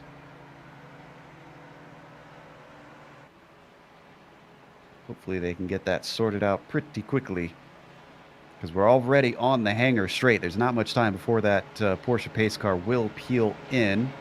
The lights are off on the car, as we can see from our cameras. So as it stands, they should restart. Just haven't got the official word from the stewards. And there it is. Stewards have just announced that we are going green. So we should see that Porsche pace car come on in. That'll hand over control to Gianluca Matteo in the PCDC 18. Pace car jukes its way down into the pit entry. Purple number 18 slows everybody up, gets them nice and checked up. Guessing we're going to see them start to accelerate out of stow here. Excuse me, out of club. Oh, very quickly. Yeah, right away. Really got the jump on the field as the green flag waves. And the number 18 pulls a big gap over those behind them. They come down into Abbey and Farm. That's going to keep them well safe once they get into the braking of Village. Everybody follows in behind them. Looking to see if we get any battles farther back in the field, as that jump really spread people apart. Yeah, this full course yellow is going to be one of the worst things ever happening to those LMP2 cars, because they now have to find their way from the very back end of this line throughout the GTM and GT Pro class, and this might have a little bit of complication for all those battles that we had seen. Haven't seen anything dramatic so far, so I think we're good on that end. And right now, Matteo has absolutely leaped away. It's nearly a second between himself and Shia Vaughn. That's going to be extremely helpful. They come on to the hangar straight one more time. You can see already trying to break the draft a little bit on that Old Dogs car.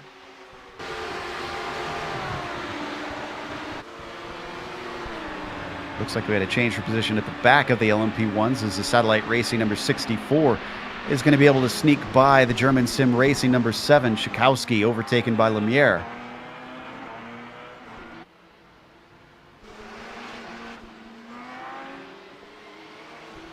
Meanwhile, we got a battle down for third, it looks like, in the LMP2s. Marcel Tai and David Bearclaw. This is between the 101 and 181 as they are dealing with all that traffic you were talking about there, Steph.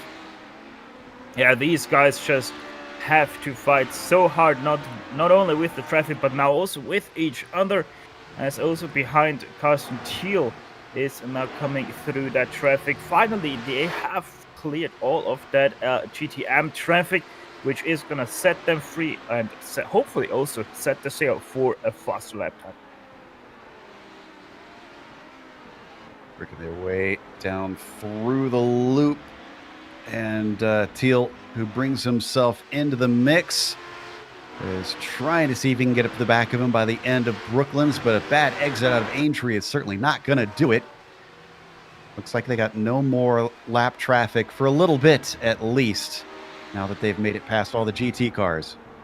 Down in GT Pro, Ryan, we got a battle also happening for the podium, it looks like.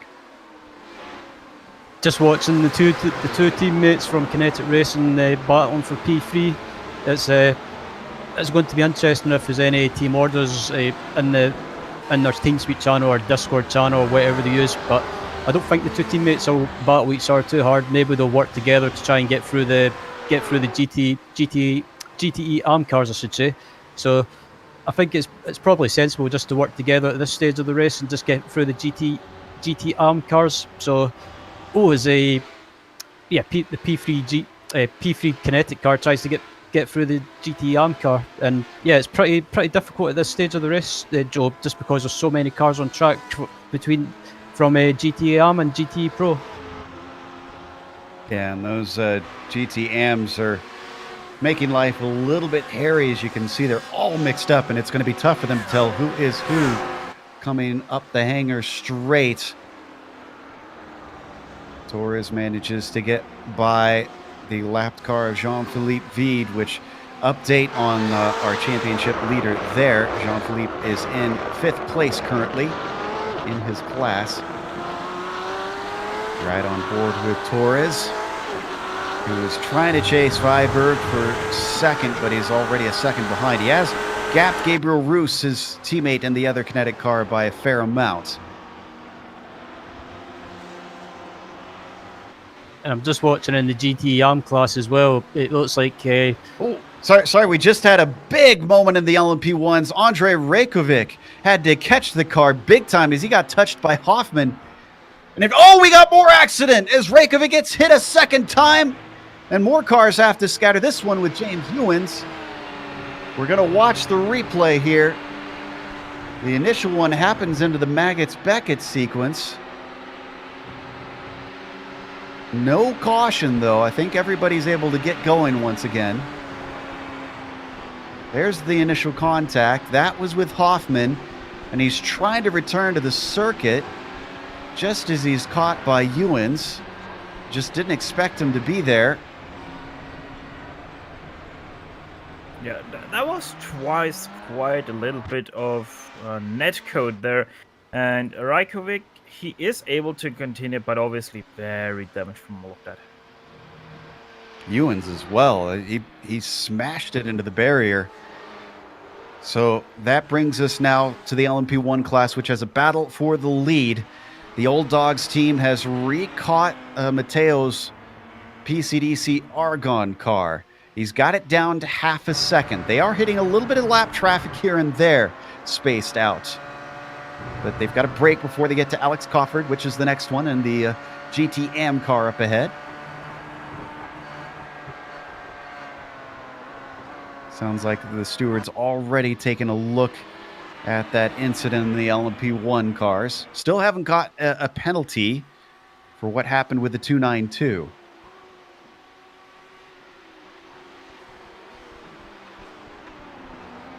Mateo now working his way around Cofford. Oh, and off track, having to take a bit of a risk there.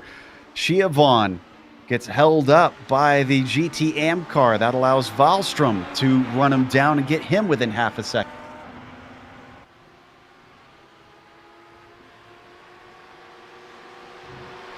More traffic getting in the way there. Siobhan gets close, but not close enough. It's a swing through Albion Farm, and he's going to back out of it. Let's head now down to the GT classes. Ryan, sounds like you've got a lot of fun happening. I was just watching the Kinetic Racing Surge and Fisher Motorsports. Yeah, the 284 and 270 cars swapped positions. Fisher Motorsport managed to pass the 270 Kinetic Racing Surge car and is up into P6 in the GT Pro class. So yeah, plenty of battles going on in the class at the moment and fantastic racing as well. So watch on screen down there in that GT Pro class. Valverde and Fisher come through the Maggots Beckett sequence. They've got more of the GT Ams in front of them. That's Florian Hain that should hopefully be able to stay out of the way now that they hit the hanger straight. In fact, he sees it coming and holds off to one side. Looks like Fisher's going to get himself a nice run, and he can just sneak through. That's going to put a buffer between himself and Valverde.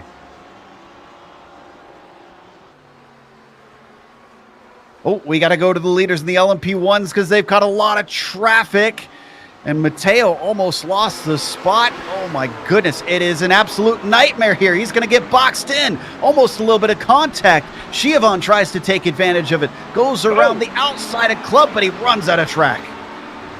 Yeah, he got run quite heavily out of track there.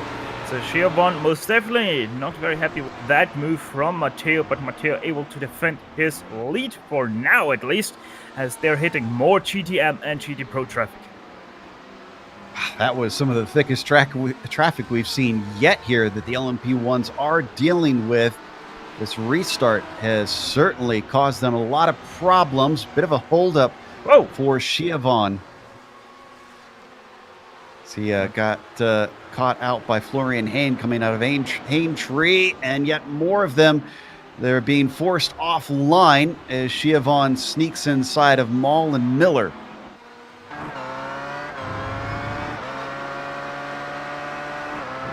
Boy, things got exciting quick here up at the front. In fact, that kicked off a bit of a battle in GT Pro. I think that's Miller who I was talking about. Oh, Miller goes actually way wide in the Torque Freak Racing Maggots car. Excuse me, no, the Speedtech SimSport 239 rather.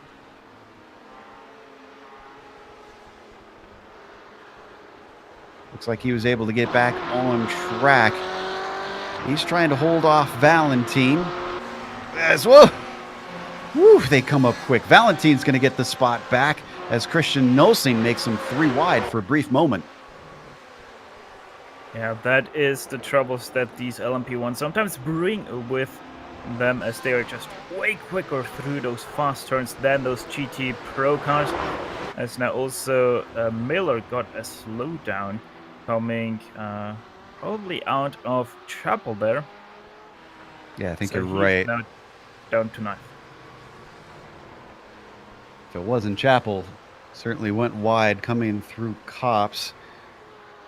Meanwhile, the lead's starting to get a little bit closer between the LMP2 drivers of CQR Club's Kraft and Nomad's Nicholas Helm. Yeah, it has stayed pretty much that 1 second gap throughout this race, obviously except for that full push yellow. But yeah, Nicholas Helm, he can hold the speed of Daniel Kraft. Sometimes the one is faster and then the other one is faster again. But they're holding pretty much that 1 second gap between those two. Just neither of them is able to challenge the other one for that first place. This looks like he's being held at arm's length. Craft doing a good job since they're in clear air right now. They got a long ways to go before they get to Alex Cofford, probably at least a lap and a half before they reach the 337. Let's head down to the GT Pro class. Looks like Gabriel Roos is still dealing with some problems here, Ryan, because he's now got 2 cars chasing him. Just watching behind Gabriel Ruse, and he's got a couple of cars hunting him down with the Virtual Motorsport and also the Official Motorsport cars as well. So yeah, a 3-car battle for P4 at the moment in GT Pro, and yeah, I'm not sure what's up with Gabriel Ruse, if he's battling with something like understeer or oversteer, or just losing grip in general. He seems to be struggling a little bit for pace. It's an LMP1 car coming through. That's Lemieux. There, number 64, who split them momentarily. Gets to the inside of Roos, and now the GT Pro cars can continue on their merry way. We ride on board with the Kinetic Racing number 260 down into farm. Not going to be close enough for Deirdre to be able to attack here for sure, but we've seen the traffic can definitely play havoc and change the face of these battles very, very quickly. And especially if you're not that good with managing a traffic and knowing where you can attack the traffic and where you should stay back, because they might even be a little bit faster than your own car. It really can shake up the battle you're trying to get into or are in. So yeah, you just have to take the flow of the traffic, and sometimes the traffic gives you some opportunities and sometimes it takes away from them. But yeah, the racing gods will always be watching.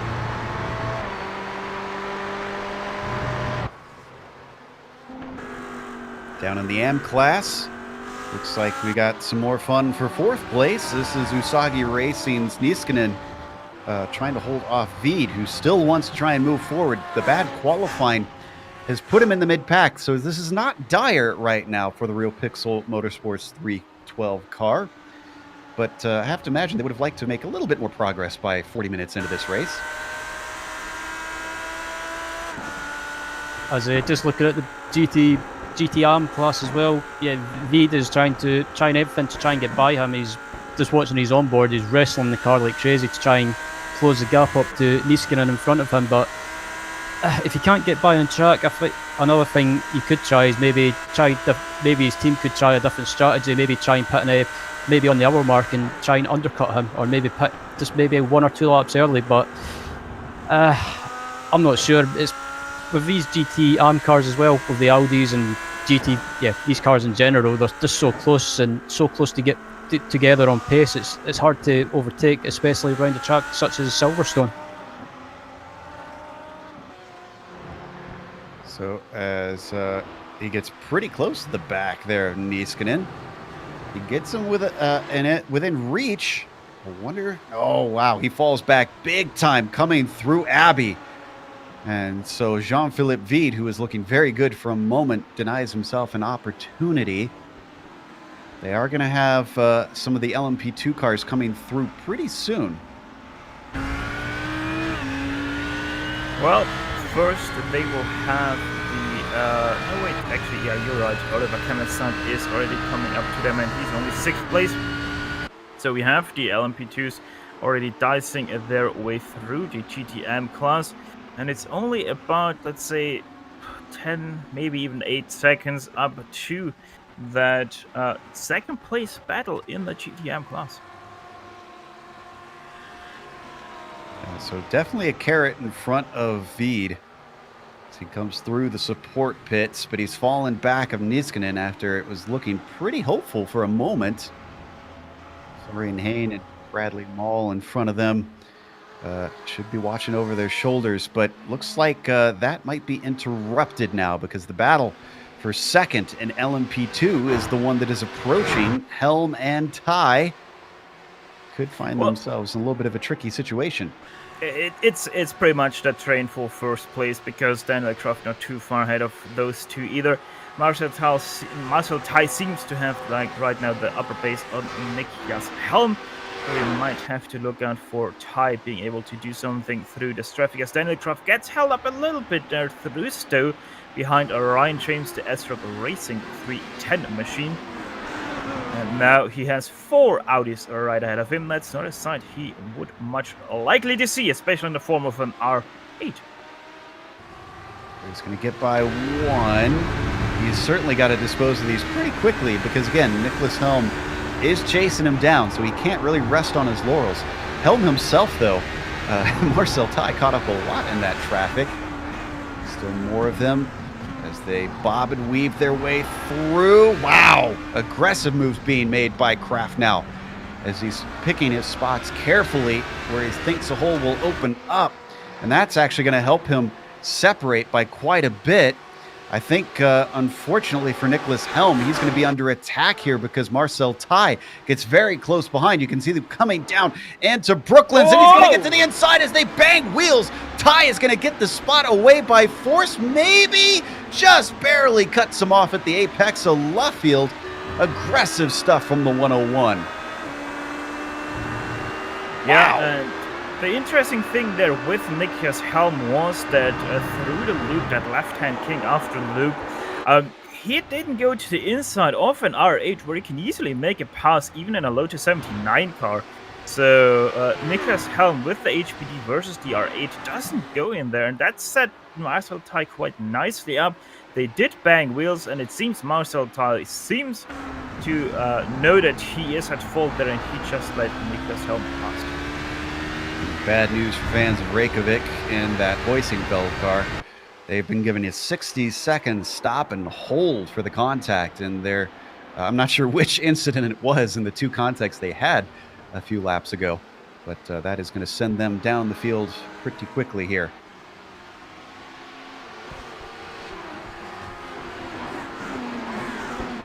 Like Usagi and Real Pixel and the GT Pro are having some, oh, this is actually GT Am rather. Having a nice little fight right now as they get some of the LMP ones coming through.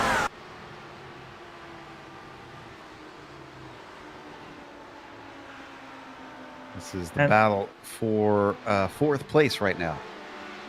One thing I just want to mention is that the battle for P1 and LMP2s is gonna get a little bit more spicier because they have now hit the midst of the GT Pro traffic.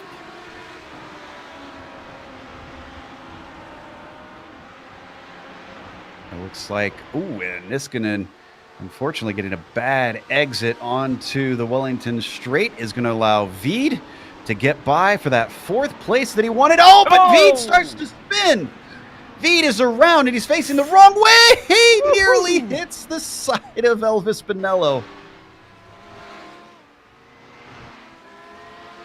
I know he was trying to, he was kind of in a horrible place at the beginning there, Ryan, but that almost went very, very wrong for the Falk Autotech LMP2 there. Yeah, tell me about it. That was I was just watching the replay of that, and that was a bit of a heart and mouth moment, put it that way. We're watching Bonello's view here. He's going to see the backwards car. Oh, wow, he just barely picked the right way to go. So everybody manages to get going again. Man, that is a heartbreaker for the 312. They finally made some inroads. And then suddenly, Ryan, they're now down 2 spots instead of up 1. Yeah, it was unfortunate. It was unfortunate for Vaid. He was having a good race there. As he runs wide a little bit, yeah, he's struggling a little bit. So I don't know if he's got suspension damage or he's just feeling rattled after that incident. But he was having a good race there, and unfortunately, he's just lost as you said, Joe, he should have had, there's trouble in the GT Pro class for one of the faster cars, I believe. I think that's a 285. This is in GT Pro. Let's take a look. Is this down in the loop? Oh no, this started in Abbey, and he had some help. Marcel Ty. This was a fight that we wanted to get to between Ty and Helm, and Ty was in such a hurry that he shoved him off track. Yeah, that was just a bit of being impatient. He should have just waited or until after the corner to lap the first motorsport car, but just a bit of just being impatient, a bit too aggressive. But with these short races, it's kind of you've just got to go for it sometimes. Not shove a car out of the way, but you can't lose too much time. Now, this battle's still going for second in the LMP2s. If we can get to Nicholas Helm, because Marcel Ties caught back up. They're going to go 3 wide because they've got an LMP1 car. Is going to split the middle. Samuel Roth finds his way through just in time as Ty manages to go by. Nicholas Helm is going to fight back as they come up to Vale. He's going to be on the outside of the corner. He's going to brake a little early, though. He sees the writing on the wall and he lets him go.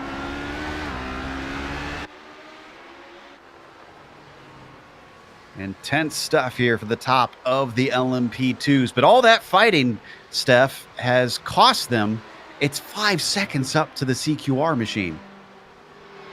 Yeah, the traffic and that battling really did cost them quite a lot. They also had horrible traffic compared to Daniel Croft up ahead. But also one thing you have to mention is that this pass, it was on the writing on the wall for the last 15 minutes. Marcel Ty was the faster car than Nicholas Helm, and finally he was able to get past him for that second place. Now also Nicholas Helm has to be careful because David Barraclaw, the Talk Freak Racing corkscrew car right behind him, he's also much faster than Nicholas Helm right now, and if he's not too careful, he might even lose that third place to David Barraclaw.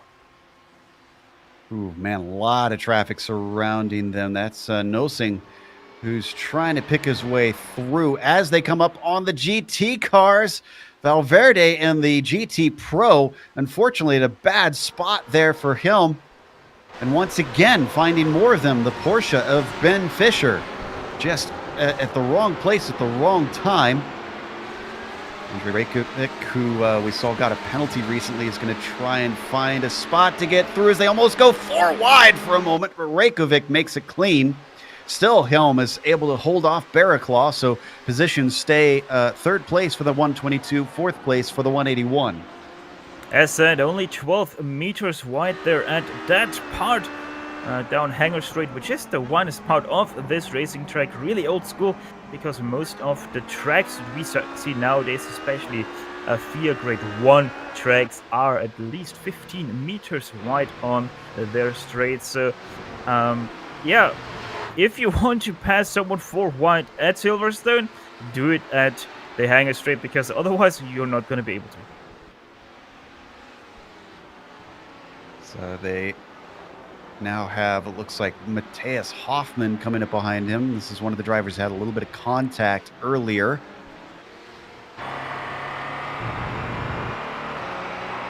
Hoffman trying to make up time. He's got a little ways to go to get up to the other cars in his class, and that's going to get in the way of both Gabriel Roos and David Barraclaw, and that gives a bit of relief to Nicholas Helm.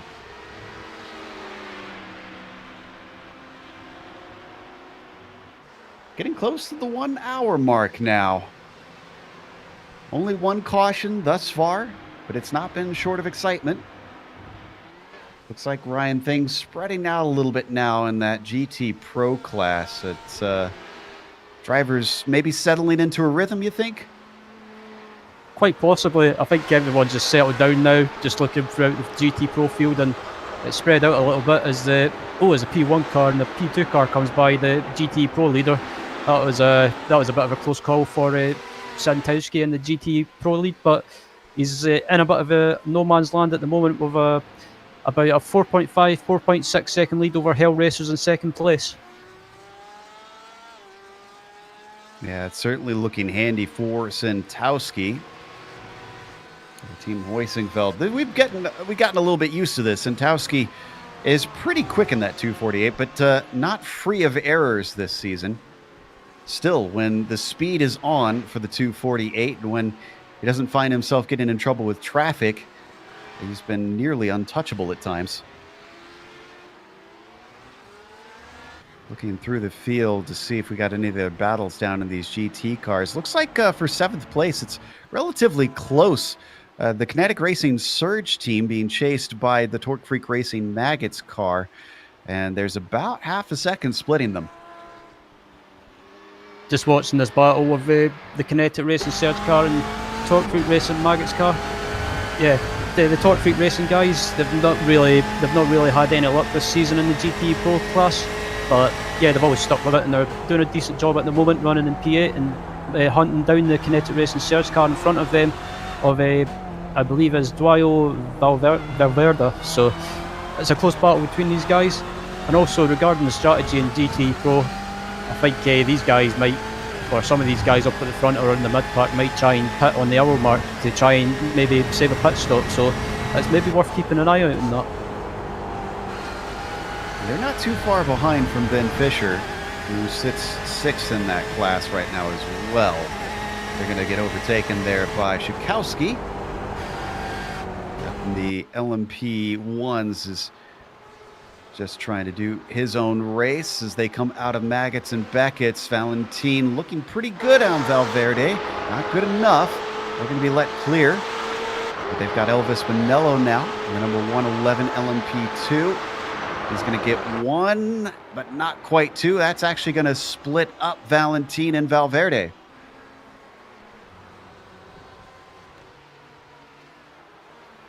As some of the P2 cars are starting to, or one of the P2 cars are starting to come through this bunch of cars. So yeah, it's splitting the cars up in GT Pro a little bit, but Benjamin Fisher is kind of in no man's land again. So I guess he's just trying to put some laps down and before the pit stops, and yeah, he's keeping up a good consistent pace as Benjamin.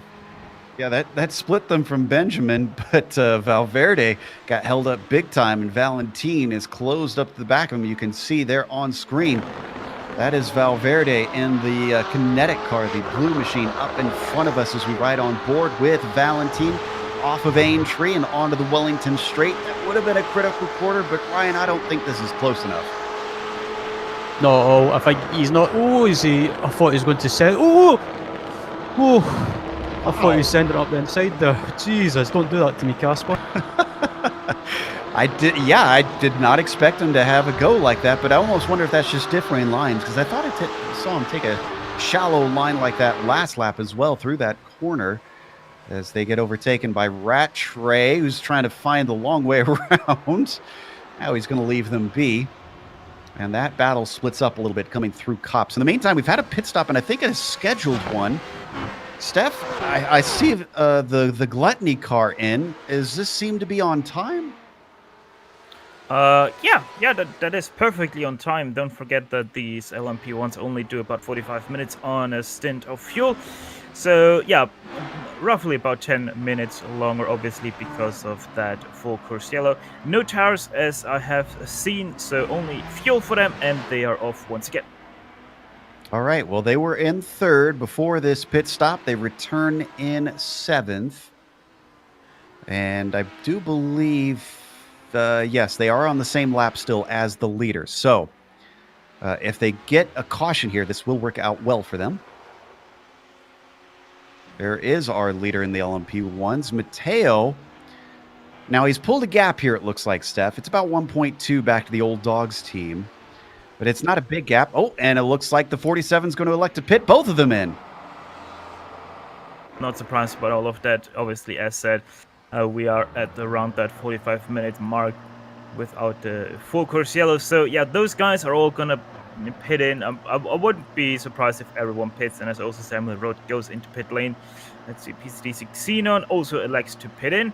But there's the Team Hoistenveld number 78 obviously stays out because they have had that penalty. So you can expect pretty much all classes to be offset right now by about 10 minutes because of the full course yellow that we have. Ooh, the Element Sim Racing Fire stays out. So does Satellite. And Valstrom, we saw, already took their stop. Looks like, we got a driver change for Old Dogs. Piazza jumps in. That's Danilo Piazza now in the car. Mateo is going to stay in it for PCDC Argon. He's going to get out ahead of the Old Dogs car. Oh, this is a long stop for the 47, though. Looks like he's taking tires.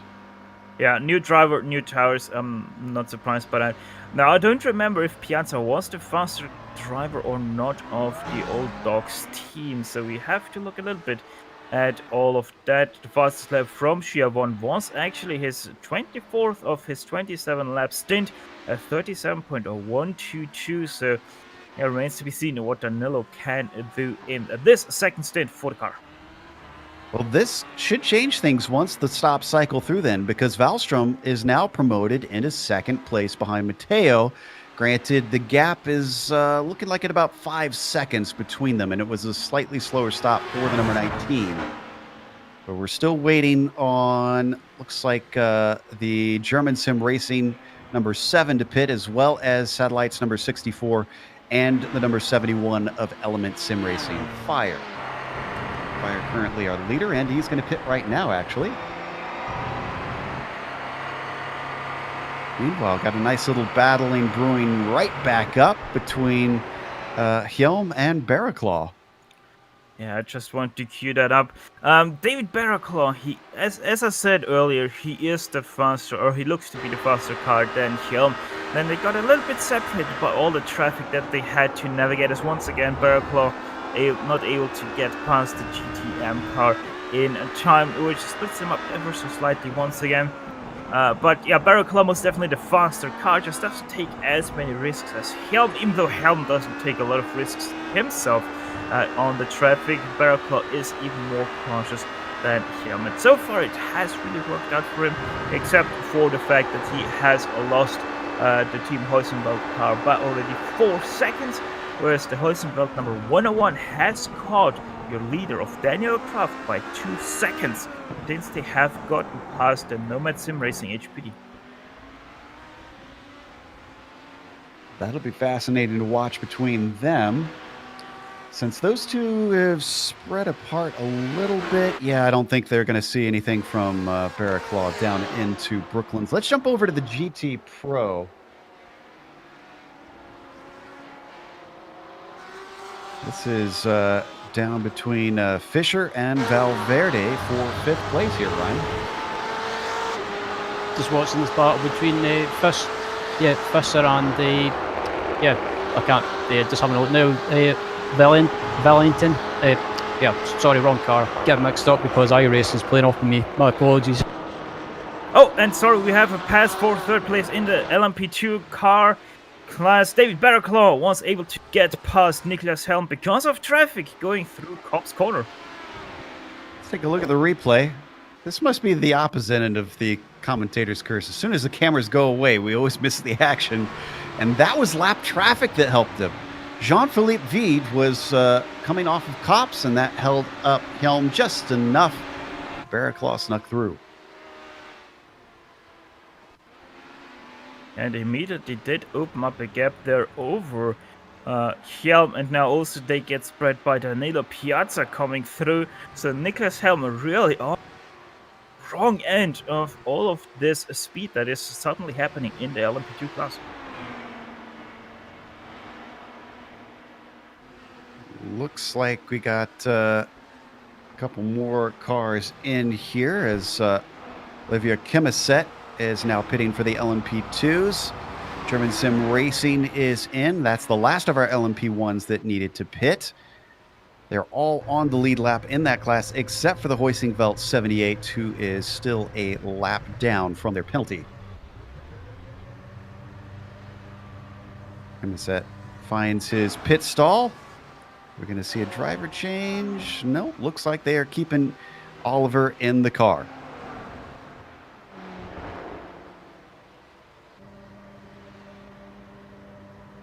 So the 169 getting his service, not seeing it go up on the jacks quite yet. So I think this is a no tire stop potentially, it looks like. No, none.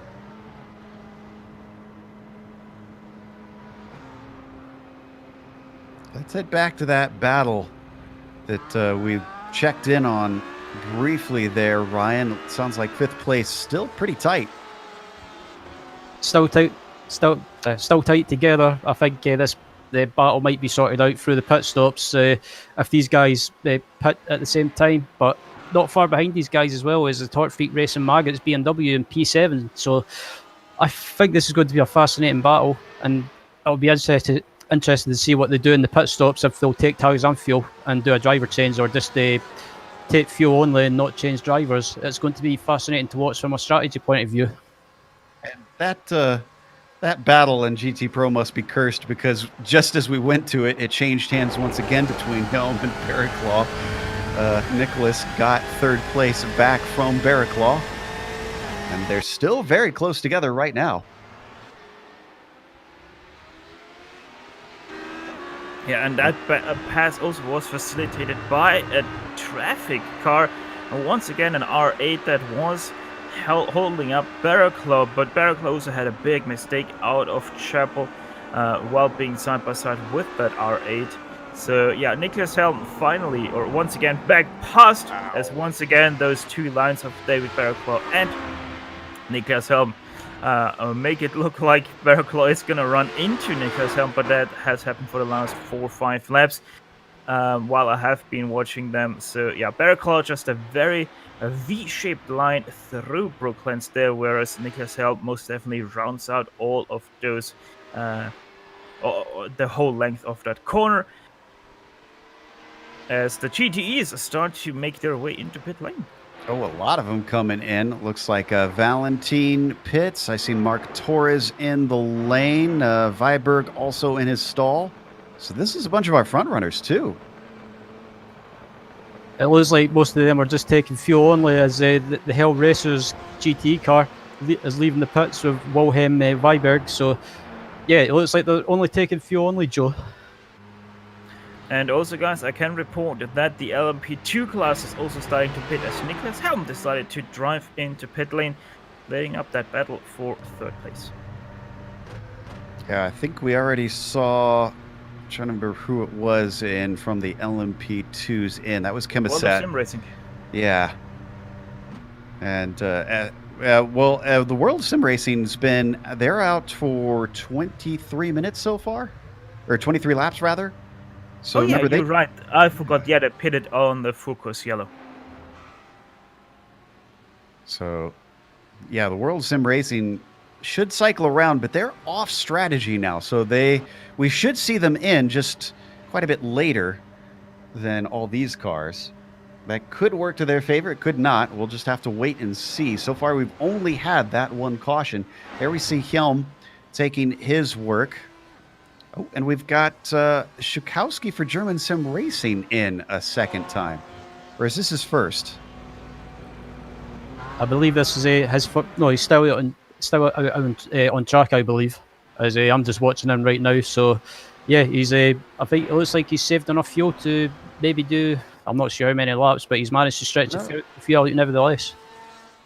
No, Schukowski's in. The number 7 is in his stall right now. So he's definitely getting work. There you see him on screen. But this will send him backwards. Oh, and he's got damage. You know what? I'm going to check to see if he has hit something. This is horrible, because if he's just had a stop, unless this happened... Double checking to see if he... Yeah, I think he did have a little bit of contact, but it was while his car was blinking a lot, because I think he had some connection issues, unfortunately. As Daniel Croft of the CQR Club LMP2 car makes his way into pit lane, and a little bit interesting in that battle for third place between the Torque Freak Racing Corkscrew and the Nomad Sim Racing HPD. The Corkscrew also in pit lane, but the Corkscrew crew of the Torque Freak Racing 181 has decided to switch drivers. So with that, David Barraclaw out of car and Dawson Brock in it. Okay, so bad news for fans of the German Sim Racing number 7. That was an unscheduled stop. It was their second stop. They made contact with the HJ Motorsports GT car. And so that is why they came in for repairs. As now also the GTE leader of Janssen Kaun's team, Hosema 48, into pit lane, making their right-hand turn off that pit lane once again. So, yeah, everybody is starting to drive into pit lane. Yeah. Once we get the last of these stops done, we'll hop off to a quick break for a second. But for now, we're going to try and watch to see how these all cycle through. There we see Grindle now in the pits. Looks like Bomber's also pitting. He's taking over for Grindle. And while we're watching that, I can report that the third place for the LMP2 class has switched again due to the pit stops, and Niklas Helm has taken tires, I think, but he had a very, very, very long pit stop for himself, and Dawson Brock, who didn't switch tires, actually got out in front of him. So it's going to be interesting how that is going to play out between those two, with old tires and new drivers versus old driver and new tires. Yeah, Brock taking over for Bearclaw on the Torque Freak 181, but immediately under pressure. Nicholas Helm in that 122 looking to get that third place right back. And Brock's an interesting story. Came from a mostly oval side of racing to suddenly finding himself faring pretty well on the road side, and has since stuck with it. Of course, we're pretty familiar with him because he commentates with us here on GSRC, but he's certainly been thrown in the deep end here, with Nicholas Helm being no slouch as one of his other Torque Freak cars, James Ewens, in the LMP1 goes on by. Yeah, but this was good for Brock, as Niklas Helm got held up behind Willem Kempfer, that GTE, BMW GTE, and GSC behind him. Yeah, that split them up pretty well, and that was Ewens going way wide off. In fact, I don't think we've seen anybody get a penalty yet with the off tracks, but I'm sure we will, judging by how many we've seen having to take off into that paved runoff. And we've had no other penalties from the stewards that I'm seeing so far, even though we've had a few more drivers enter in some stuff for the stewards to look at. Ooh, let's head to Sam Roth, because he's in a nice little fight for fourth in the LMP1s. This is with Nosing in the number 54. Fourth place in the LMP1s. Nosing going to be able to gun it off of Luffy a little bit better. We ride on board now with Sam in that SKS Tribute Audi.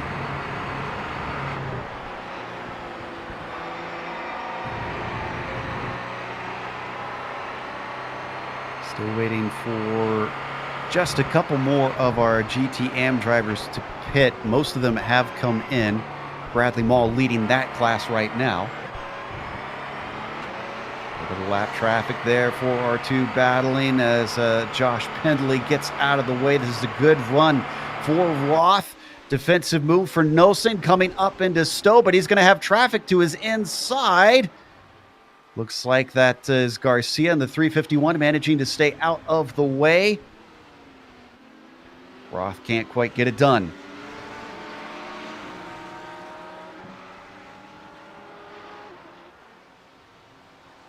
So that's going to spread them apart slightly out of club as Tom Van Putt stays out of their way. And I think the last of our drivers in GTM are pitting. In fact, Garcia is now our leader, that one that we just saw that battle pass by. Now that we've got our others in the GTM also pitting. That's going to settle out our order. Real quick, let's run down our top five in each of the classes, and then we're going to head off to a break here. Up at the top of the LMP1s, Gianluca Matteo, still your leader despite not starting on the pole. And the number 18 is about 5.5 seconds back to Magnus Wallström, who has inherited second place since he decided not to take tires in that Hellraiser's Gluttony machine. Behind them, third place now goes to the Old Dogs team. They were running in second for much of this race. They took the pole. They're well behind, having elected to take tires on this first stop. It's about 18 seconds back. You got another decent gap back to Samuel Roth, who we were watching just a bit ago. The SKS Tribute car has had his hands full. He is holding down fourth place just barely over Christian Nosing. who is continuing to hassle him there and rounds out our top 5 in the LMP1s. What does the LMP2 top 5 look like, Steph? Well, the World of Sim Racing team right now is your place car in that LMP2 class, but they're a little bit out of sequence. They are the only car in the LMP2 class that did pit on that full course yellow, so they still have to make their first scheduled green flag pit stop. CQR Club, your leader, your virtual leader right now, in second place. They did lead for most of this race until that pit stop and World of Sim Racing took over. Team Heusenfeld, number 101, they're looking to finally run down that CQR Club car. Right now, Marcel Tai still behind the wheel of that number 101 car. He is faster, but he's just getting stuck behind traffic more often than he has a smooth ride through it. In fourth place of your LMP2 class, we have Top Figure Racing Corkscrew. That's Dawson Brock right now. Actually, he's in fifth place. My bad, Niklas Helm was able to pass him in this lap. Somewhere between the new start-finish line and the sport start-finish line. So Nomad Sim Racing in fourth place. Niklas Helm, he started in second place and most definitely is still trying to look to get back up to the Team Heusenfeld number 1-1. And in fifth place, we have the Top Figure Racing Corkscrew, Dawson Brock, GSRC's own Dawson Brock, in fifth place. And in the GT Pro classes, currently in the lead is Kinetic Racing Velocity with Mark Torres. Second place is Graphite Racing Pro with Julian Belt. Third place is Kinetic Racing Speed with Gabriel Rose. Fourth place is Hell Racers Hearsay with Wilhelm Weiberg. And rounding out the top 5 in GT Pro is Kinetic Racing Surge with Zwayo Viverda. We get to the GT AMs. It is Carlos Hernandez Garcia leading for the World of Sim Racing Team Junior, the number 351. And it's a handy gap right now for them because TM Haynes is nearly a minute behind. And the Turbium Racing, number 365. And we still don't get much of a battle behind that because it's still another 12 seconds to get to SpeedTech SimSports number 339. That's John Haynes running in that car. Finally, we get a little bit of a battle happening out there between third and fourth. About 1.3 seconds back to the TSB Racing hashtag Ripen move. The 305 trying to chase them down. You can see them having to deal with traffic and get out of the way. In fact, they're much closer to the car behind. There you can see right there. That is fifth place S-Rock Racing. Ryan James is really hounding him right now and applying a lot of pressure. Don't worry, though. We're not going to lose the picture on this battle. We'll try and keep it on screen as long as we can while we go to break here, so you won't miss a moment. Stick around because we've still got 3 more hours of racing here at Silverstone for round 5 of the DGFX series.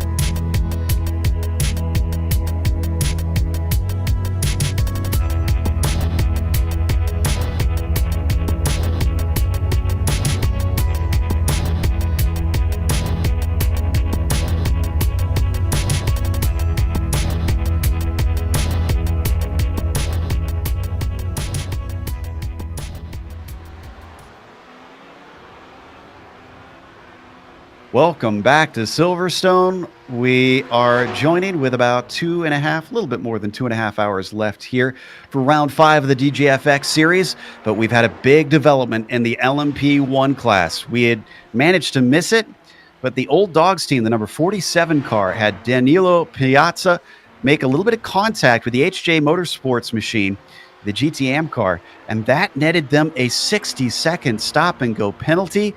They're down to 7th place, and with the lack of cautions we've had thus far, that has made life very, very difficult. They are a lap down now and a long ways away from the lead that they were fighting for before, Steph. Yeah, I don't know. For me, that is a racing incident too. But hey, the stewards did decide on that, so 60-second stopping a penalty it is for them. Obviously, it throws them well out of whack for everything, as now Casper Valentin had a run together with John Haynes of the GTM VTEC SimSport car through Vale. Both of them were able to continue, but that was in quite a little bit of a gaggle there. In the midst, actually, of the GT Pro field, that was actually for 7th place, or he was rather in 7th place, now down to 9th. Yeah, that's actually some good action happening right now. And do we have a change for position? Nope, that was a GTM car that he was going by. Still, we've got Roy Dearden, Nacho Yarnos, and Casper Valentin all within about 1.5 seconds of one another. As you can see just how quickly those LMP1 cars come through. That was actually 2nd place there, the Hellracers Gluttony machine with Magnus Wallström, who was having to go the long way around. Oh, and some contact just behind them. More contact happening. That's Jean-Philippe Vide in the 312. That's significant because that's our championship leader. Paul Van Loon in the No Luck EM Sport unfortunately finds the team's name coming true. This was into the Maggots-Beckett sequence. They both keep going, so no caution. But twice they came together side to side. Yeah, I'm just watching the replay, and it looks like that was a bit of an argy bargy move. That was a bit of impatience from the P2 car. So if I was in race control, trying to make a decision on that incident, I would have to put that down to the P2 car all day long. Yeah, it looked like he tried to squeeze the inside. He was focused on the car ahead, and I don't think he realized that Vide was still beside him. Well, that certainly does not make life fun for Jean-Philippe Vide. We've got a battle for the lead now, and the LMP2s, though. Daniel Kraft, who was looking pretty handy before, suddenly Marcel Ty has found a spate of speed, and he is within 1 second of the number 116. Let's see if he can finish the deal, though. It's one thing to catch him, Steph. It's another to pass. Yeah, it's what I was talking about before we went to the break. Marcel Ty just had much more speed than Daniel Kraft, and now that they're finally once again on a stretch where they don't have too much traffic, like pretty much none at all, Marcel Ty really went down with the hammer, put in quite a few fast laps, and finally he is in nearly striking distance of Daniel Kraft. Still a few meters to go, but I'm pretty sure that Marcel Ty will be able to cover them quite quickly. Going to get a little bit of traffic in front of him. Ton Van Put in the GTM class is up ahead, but I think they may be able, or at least Kraft might be able to get by on the Wellington Straight. Be a little bit close, so want to get by soon. He's able to do it into the braking zone. Marcel Ty there, a little bit of a slide nearly into the bank of Tom Van Put. Very close between those two. But yeah, Marcel Ty once again getting held up ever so slightly by that GTM traffic. Well, with that splitting them up, that actually gives us a chance to check back in with GT Pro, because we haven't talked about the changes after the pit stops. Ryan, you've been doing a little bit of research. What happened?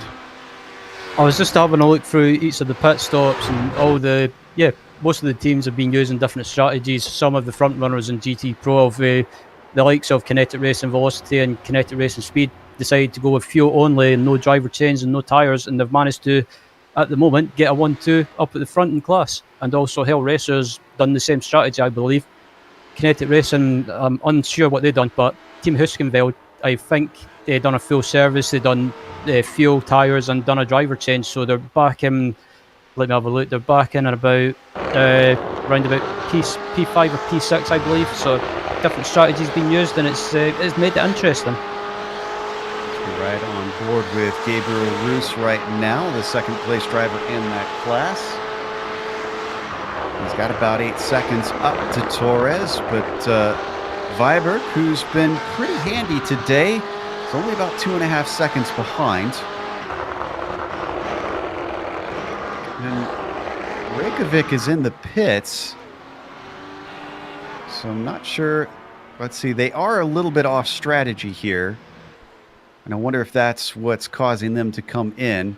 There's still laps down from our leader.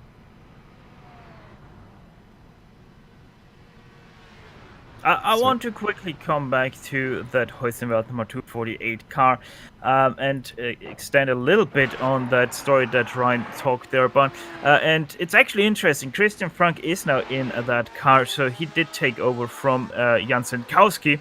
And they also decided to take tires with that pit stop. And they're actually the only car inside the top 10 to have taken tires. Everyone else, the other 9 cars, did not take tires. So that means that's about a 20-second longer stop for them than their opposition. The only 2 other cars to take tires, the other 3 cars to take tires, so the Speedtech Simsport 239, the Element Sim Racing Water, and the Absolute Unit of Energy Racing.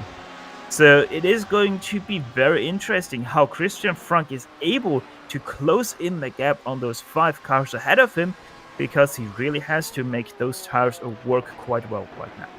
Steph, it's been a long time. It feels like for just a month.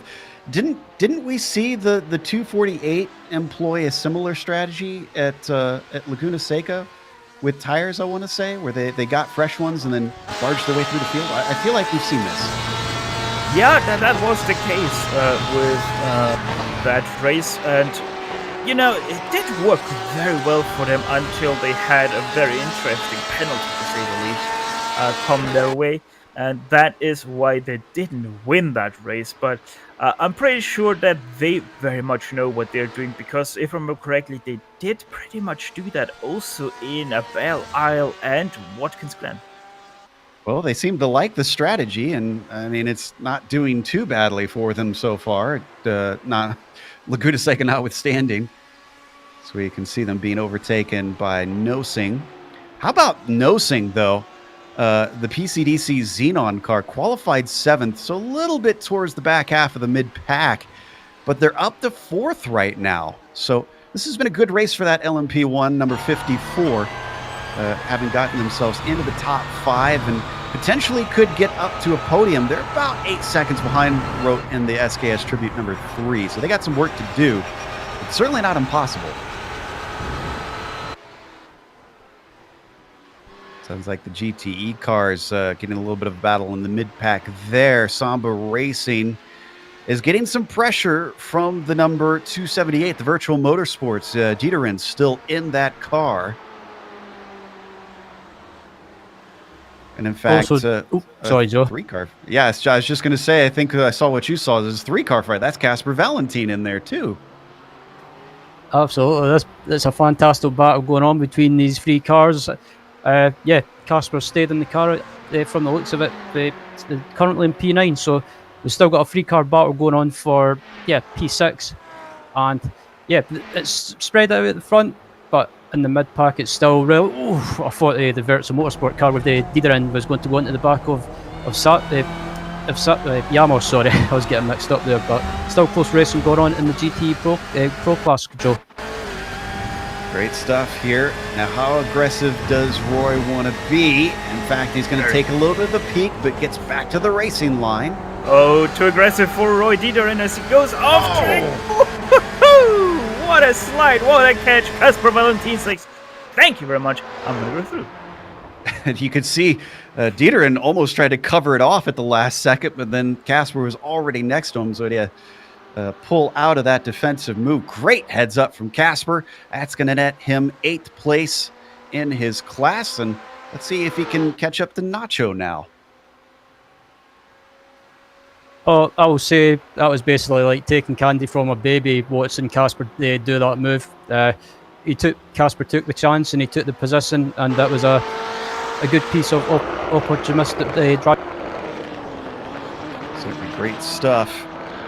We're seeing some more information being entered into our... we got a 3rd penalty for today. The number 261 is being given a stop and go. That is a 60-second stop and go. So that's in the GT Pro class. And, that's Casper Valentine, the one who just took the position. So, well, that good work is unfortunately going to go by the wayside now.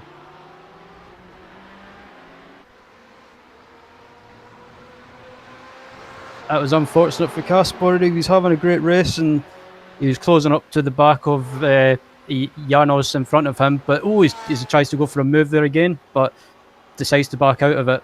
So unfortunate for Casper, but that's just part of endurance racing. You get penalties and bad luck, and that's just the way it goes. I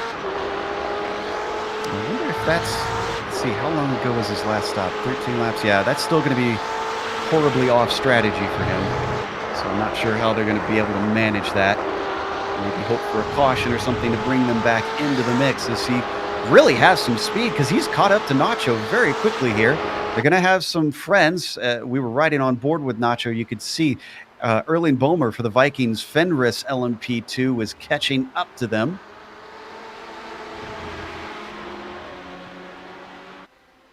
And that should be able to be easily by the time they get down to Stowe. Fortunately, not going to be able to have a chance, even though he looks to the inside up into Stowe corner. David Warner now goes by.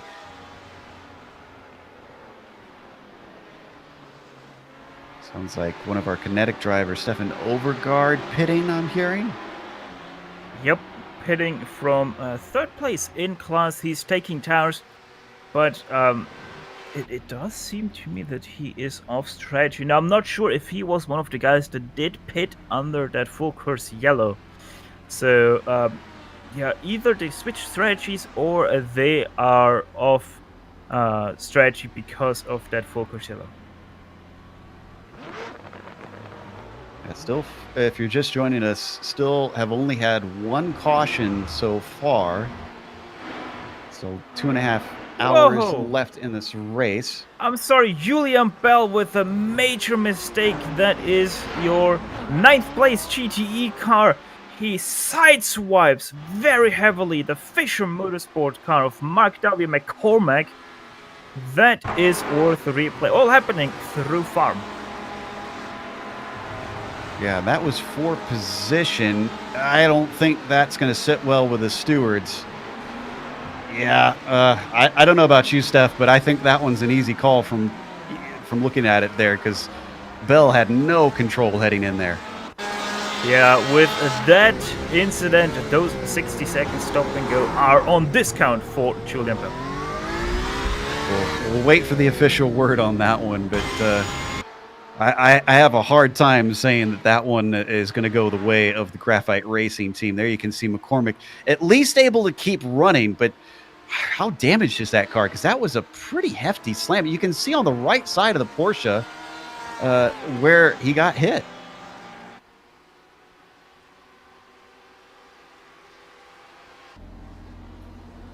Yeah, I'm just watching McCormack. He's got a bit of a...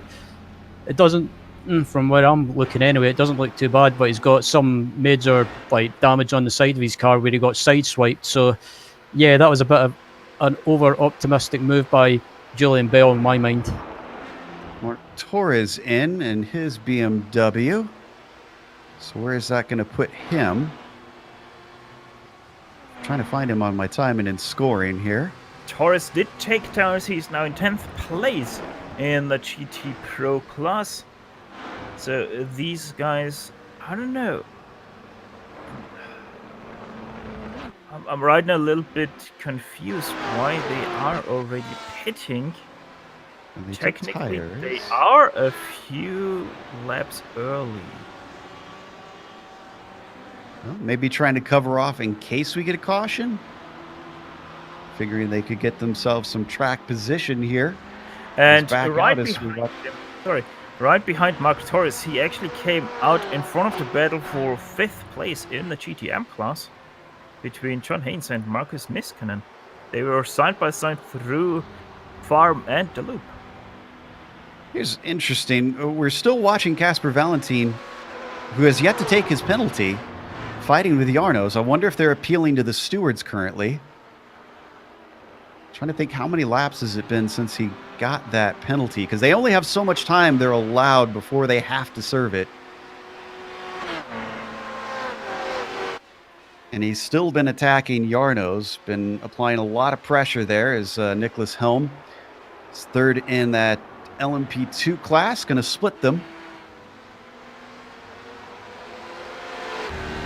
Still doesn't come in, so they must be appealing at this point. Gets awful close to the back of Yarnos coming into Vale, but nothing doing there as we were watching from the view of Nicholas Helm as we leave them behind.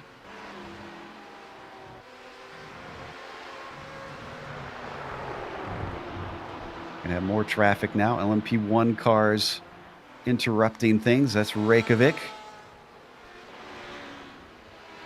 A little bit of a look inside on Yarnos from Valentin down into the loop.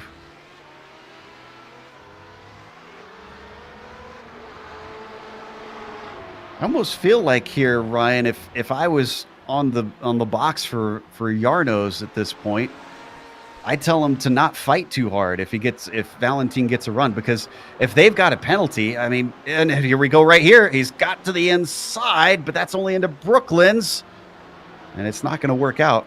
But I mean, why take the risk at this point if it's likely that Valentin's going to be sent in for a penalty?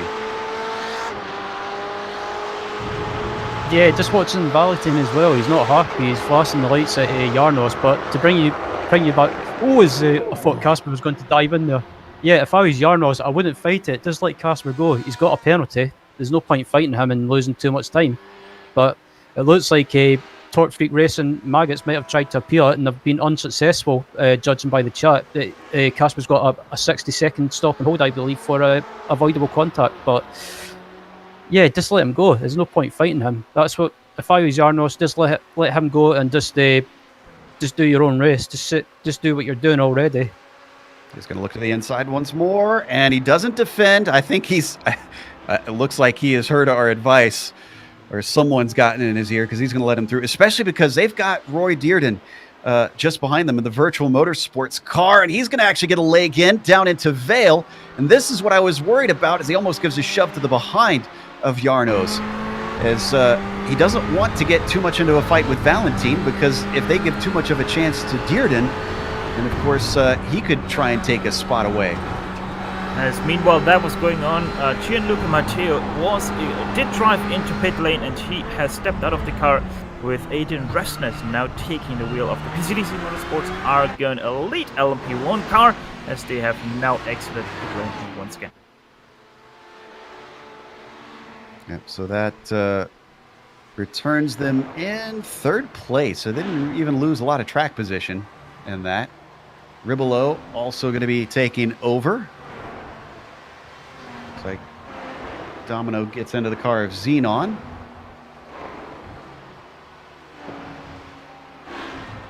So starting to see the second official stops.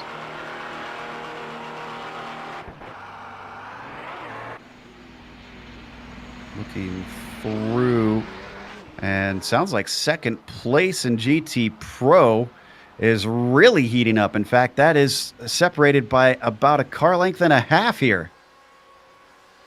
Just looking as well, it looks like Frank's got a run on Valverde in front of him, but he can't make a move. But these new tyres for Christian Frank after that driver swap, it seemed to be paying off at the moment, unlike the Connected Racing Surge car in front of him is on old tyres. So I think it's only a matter of time before Frank makes a move and starts to pull away as the P2 car in front gets a bit sideways. Yeah, the bad news for Christian is that it's about 25 seconds after he passes Valverde to get to Viberg, who's leading right now in that GT Pro class. Don't need to go to it, but Piazza pits for the Old Dogs team as well. Continues to try and stay right behind Valverde. He's been quick enough to catch him. Now can he pass? They've got no pressure from behind, and in fact, no traffic from behind for a little bit here. So it's just these two pretty much on their lonesome out on track. You can see there is nobody around.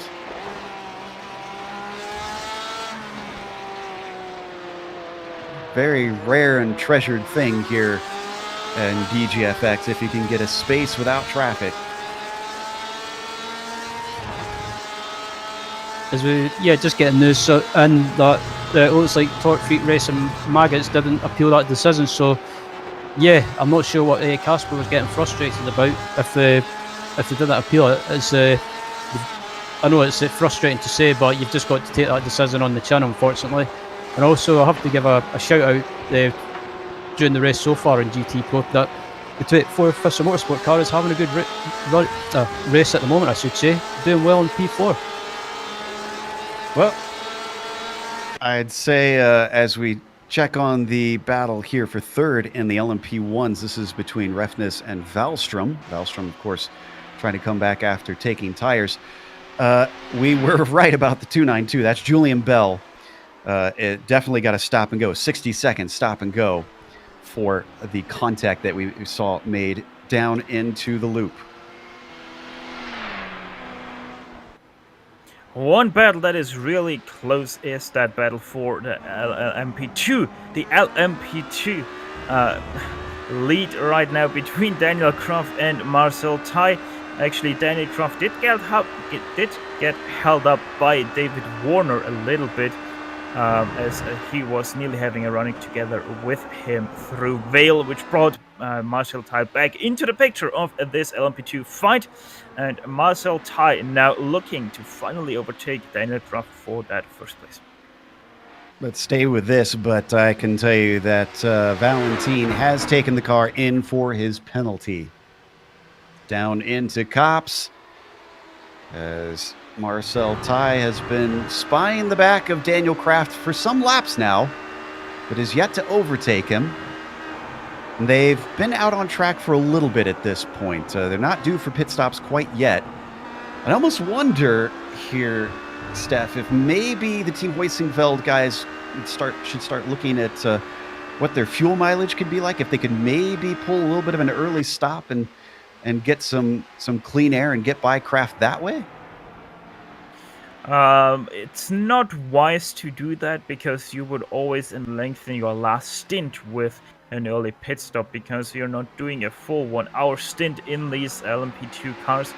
So any lap that you can stay out longer is worth it. Right now, Marcel Tai looks to be fuel saving behind Daniel Croft, so that also obviously is an option to make it a little bit easier to get past that first place car.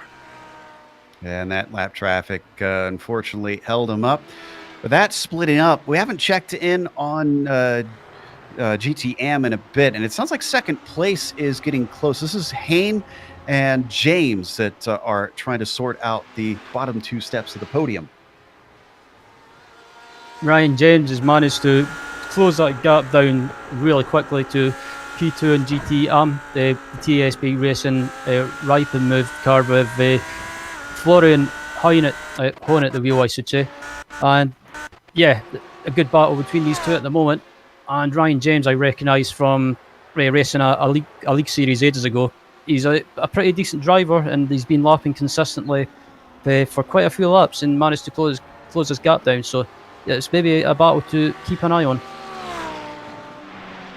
It's good stuff right now as they come to the end of the lap, as James has got to deal with the traffic coming through. Is Shukowski? Oh no, he's going to take the apex away, and that is going to slow up that GTM car considerably. Ryan James, who was within attacking distance, is no longer.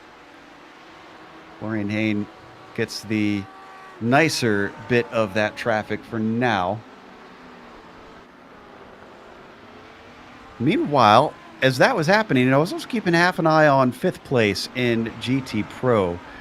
Yarnos, who has now left behind Valentine since he served his penalty, unfortunately still has problems. Roy Dieterich is not letting them go. He's in 6th place and applying a lot of pressure to that BMW. They come through the Maggots-Beckett sequence. That's Haynes in front of them. That's a GT Am car, so that's not for position. Right on board with Roy, and oh, this is going to look good. He's got a very good run, and he's going to get the slipstream. They both go off to the right side of that GT Am car. That means that already Yarno's having a little bit of a defensive line, but he comes back to the racing line, feels safe, and he holds off that Virtual Motorsports machine for now. Yeah, the traffic was good and bad news for Roy there. First, good news because Nacho really had a bad run out of Chapel there, but also meant that Nacho was naturally already on the defensive line, and thus Roy decided to save a little bit of fuel and step off the throttle at the end of that hangar straight. Stays with him. This is one of our best battles on the track here, and this is for 5th place within the GT Pros. Dieterich looking a little bit more tidy down into the technical infield portion of this lap. They're going to be joined by Elvis Bonello in the LMP2 here momentarily. Oh, and another good run onto the straight here from Roy. Gets back into the slipstream once again. We've seen a little bit of alternate lines from some cars, and he's going to duck to the inside down into Brooklands. But he's going to be on the outside as they hit Luffield, as they get joined by one of the LMP1 cars who doesn't pester them. Still staying wheel to wheel, though. Yardos managing to hold onto it, but just barely over Dieterich. And that is Bonello, who I was mentioning before. He decides he doesn't want any of this. He lifts out of it on the old support pit. Straights over under there for Dieterich. Almost making contact as they come up to Maggots and Beckett's. They're not done yet. Gives them space into these corners. And it's hard to get through here too wide. Just barely shuts the door in time. An aggressive move, but one that pays off for the 278. Roy even had to have a lot of skill there because he had to slide through Maggots. So while being Sampas up with Nacho, he was able to somehow get past Nacho and save that drift at the same time. So great stuff by Roy Dieterich to finally get that 5th place away from Nacho Yarnos. Wow, hats off to both those guys. Very clever driving from Roy to set that up, but they both gave each other space when they needed. And boy, that came just in time. Look at the traffic now here, Ryan. They are getting swamped. That was fantastic racing, and it was a fantastic move by Roy as well. And yeah, I know what you're talking about, Joe. Look at the traffic. There's everywhere. There's nothing that Roy can do. He's just got to stick to his line and just hope for the best. But that was a fantastic move. Great hard racing between the both of them, and massive respect given as well. And that traffic is actually going to give him a little bit of a gap, so that'll be helpful there for Roy now to allow him to try and run away from Nacho. He's been working on that for, about half this race now at this point. So I'm sure he'll appreciate the opportunity. We've had a few more drivers pitting recently. Satellite Racing has brought their car in, and Patrick Pelchat has since taken over the 54. They've moved up to 5th place. They qualified 8th, so they're doing similar to what we've seen from the Xenon team. Oh, and what's happened here? This is Nick's Domino. So I'm going to try and figure out what happened here to the PCDC Xenon car. Well, I spoke too soon. They've, this happened on lap 53 for them. Oh, they just had some bad luck. Niskanen for Usagi Racing. That was one of our front runners for GT Am. They spun in front of him, had to T-bone the car. This was in the Maggots-Beckett sequence. I'm not sure that we'll be able to get the replay on it, but the 333 heavily involved, and you could see what happened with the 54 missing a nose. So they've been in for about 5 minutes. That is an absolute shame for both teams.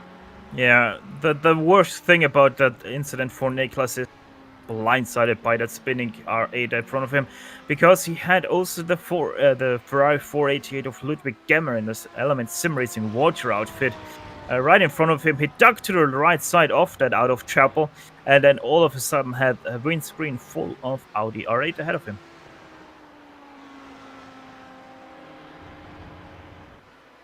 So as things continue on, the LMP2 lead finds itself heating up once again. Daniel Kraft, who's been keeping Marcel Ty behind, has been doing a good job with it.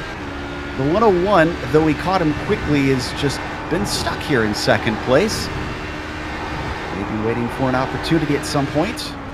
Yeah, it's the story that continues for Marcel Ty. He is the faster car, but because he's a little bit more careful through the traffic than Daniel Kraft, he always loses a little bit time there, and also he just seems to get the traffic at the worst possible spots, into cops, into Stowe, where he can't overtake them and has to stick behind them. Interesting. We got a 5th penalty now, and this is for the 220 or 270. Ooh, this is not good, because this is João Valverde and the Kinetic Racing Surge. They're going to have to serve a stop and go, another 60-second stop and go. And they haven't come in yet. So they're currently second place, trying to chase down Hill Racers Heresy. This will hurt quite a bit for this Kinetic team, as that's going to send them down the field. They were having a great run in GT Pro, but yeah, I'm not sure what happened to get a penalty. But I'll try and have a look through the race control sheet. But yeah, it might have been something to do with pit entry or pit X. I can actually tell you, I'm just looking at that replay, and João Valverde was getting led by Carsten Thiel of the Real Pixel Motorsports LMP2 car, and João Valverde, this is all going into Vale.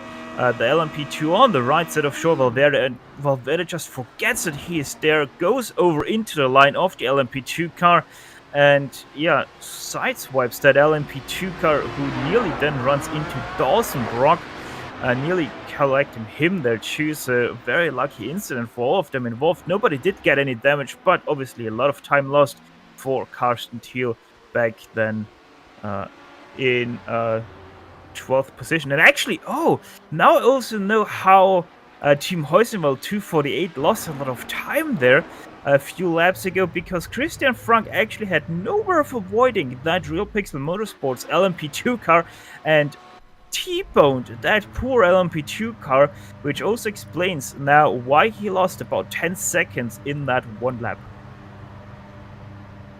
That team's been a bit snake bit the last couple races. Sounds like we've got Baird replacing Helm in that team. That is one of our front runners up in the LMP2s. Nicholas Helm getting out to take a break. Getting close to the 2-hour mark. They'll be halfway for this race.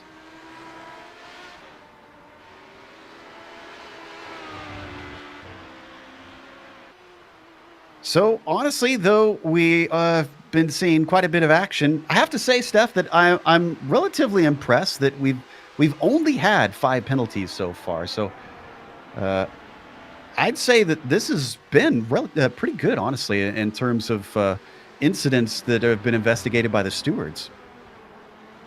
Well, yeah, I don't know. TGFX in at least this season, it was always very clean. If we just compare that to last season's Nürburgring turn hours, for example, where these guys were nearly starting to run out of lines on their spreadsheet for the penalties.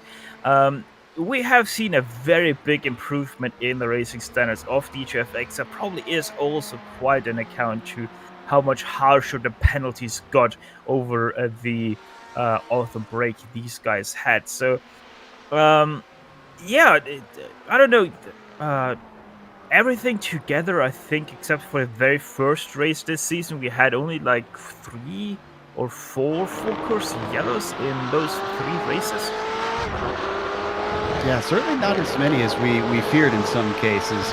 Meanwhile, the battle for the lead getting ever closer. It's down to 0.3 of a second here in the LMP2s. That is Marcel Ty once again chasing Kraft.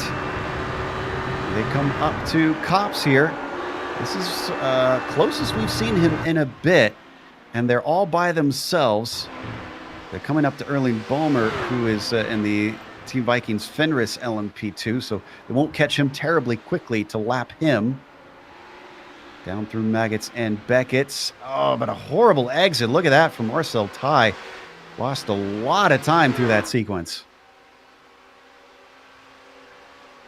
Yeah, it seems like that Marcel Ty is having less downforce on his car than Daniel Croft, but everything that Ty lost there down through Chapel, he actually gained back down Hanger Straight again. As Sorry, Kraft just pitted.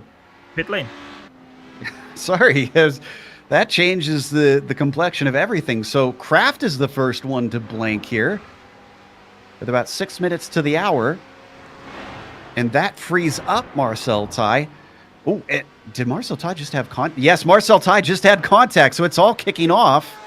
If he didn't have contact, it was extremely close, and that was with Roy Dierderin.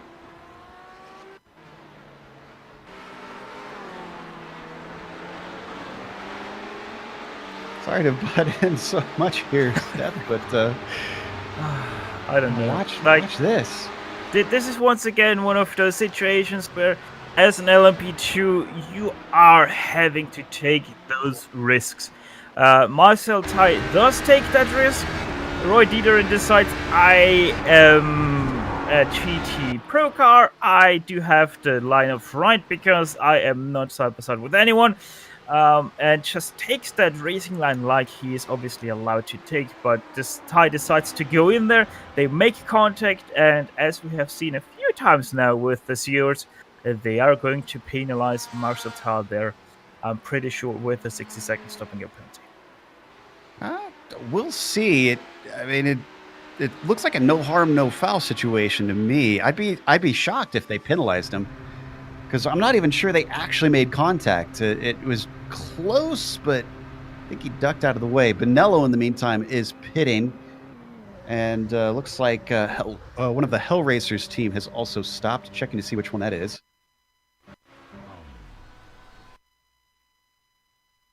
It's Bonello. Yep, Bonello's going to swap out. So that looks like Pancaldi getting in that LMP2 car.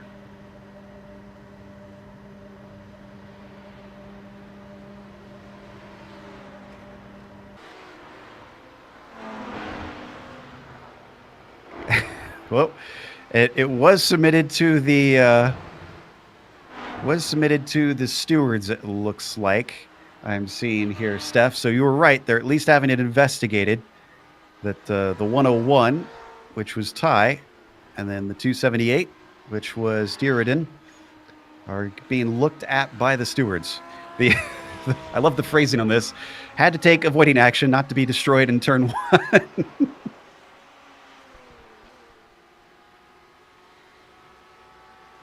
As Dawson Brock comes into pit lane from second place. So Dawson, I think he was pretty much in no man's land anyway before this. So let's see where he comes out in regard to the CQR Club car. As the CQR Club car is already well past the loop. So Talk Freak Racing Corkscrew comes out in fourth place behind World of Sim Racing team, who are still very much of strategy to everyone else. It looks like, though, we got a nice little battle brewing for fourth just outside the podium here, Ryan, in the GT AM class. Real Pixel Motorsport and World of Sim Racing team currently going at it for what says at the moment anyway, the final step on the podium. So I think we should be expecting these two teams in the pits within the next few laps possibly, or quite soon at least. So we ride on board with Veed. He's recovered a little bit from his earlier woes. That's Garcia, who led briefly in this class, who just sits behind him. Remember, Veed is fighting for that championship in GTM. That's the real Pixel number 312 car, leading by only 2 points. It's with the 305, which right now is ahead of him, Florian Haynes. So this is not good news. They really need to get on it. And guys, something very interesting in that LMP2 class is that Team Heusenfeld has now decided to pit, and they have also switched drivers. Ronnie Fantini now in the cockpit of the number 101 car, which will retire the lead to the CQR Club car because they are also taking tires. Yeah, so that's switch. Oh, and the CQR Club car now is one that nearly made contact. And this was with Jonas Bowden for Hellraiser's Heresy. We're going to look at the replay. It was down into the loop. They saw a gap that Nicholas Domino in the PCDC Xenon car had made. Thought, I could make that too. And just barely did so.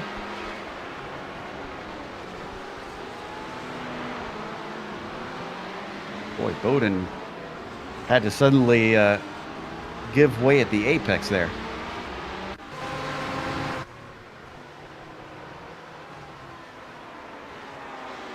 Ooh, and it looks like Jimbo Pfeiffer is in the car for the 161. That's the dirt machine. We haven't really seen much of since qualifying.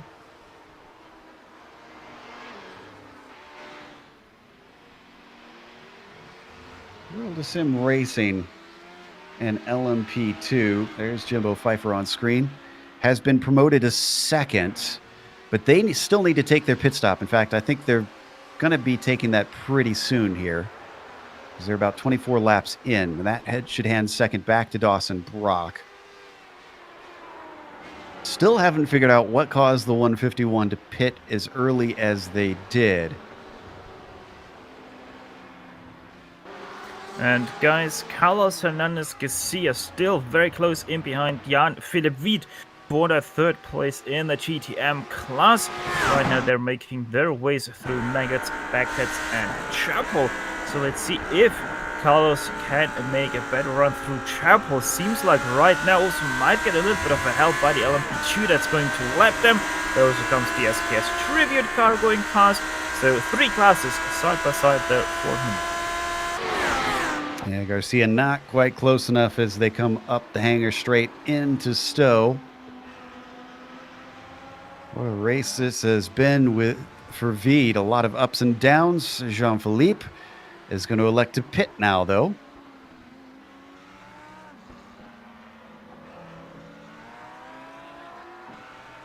This is essentially where we should see the rest of the LMP2s and some of the GTM cars finally take their second stop. But we've already seen the LMP1s pit quite a while ago. So they are all done with they're about in the middle of their stint. Just past the halfway point. We take a look at the battle for fourth now in those LMP1s. This is Sim Racing Fire with Tobias Gruber in the car. We talked about it earlier. Satellite Racing with a good run in this race has gotten up to fifth, is looking at potentially fourth, and Pelchat has since taken over for Lumiere. Well, Joe, I nearly said it, and it really did put in. Ronnie Fantini, the number 101 of Team Heusenfeld, did get a penalty, but it's not a 60-second penalty. It is just a 20-second penalty for the number 101 outfit. Huh. Well then, that wasn't as harsh, but still surprised that they decided to hand that down for them. So they are really, really watching today. Drivers have got to be on their absolute best behavior out on track. You can see Fantini is in the car for Heusenfeld. Ryan was watching the pit stop for Real Pixel to try and keep up to date on that. What happened in that stop? Full service for Real Pixel Motorsport. Jan Philipp out and Matthias Baumler in. So yeah, it looks like Matthias will be taking this car to the finish in the Real Pixel Motorsport car in GTM.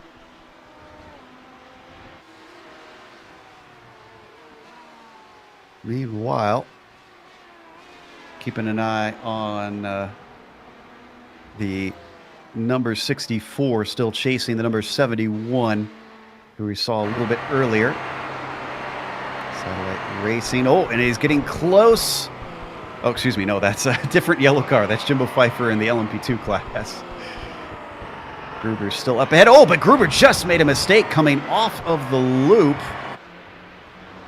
Got a little wobbly there, and he's now very slow down the Wellington straight. Pelchat's got to run. He's going to duck to the inside, but he runs out of straightaway.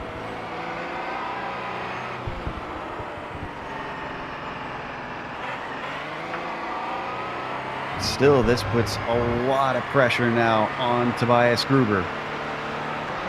In fact, he doesn't have the energy in that battery. Look at how easily he gets by as Pelchat bumps himself up to 4th.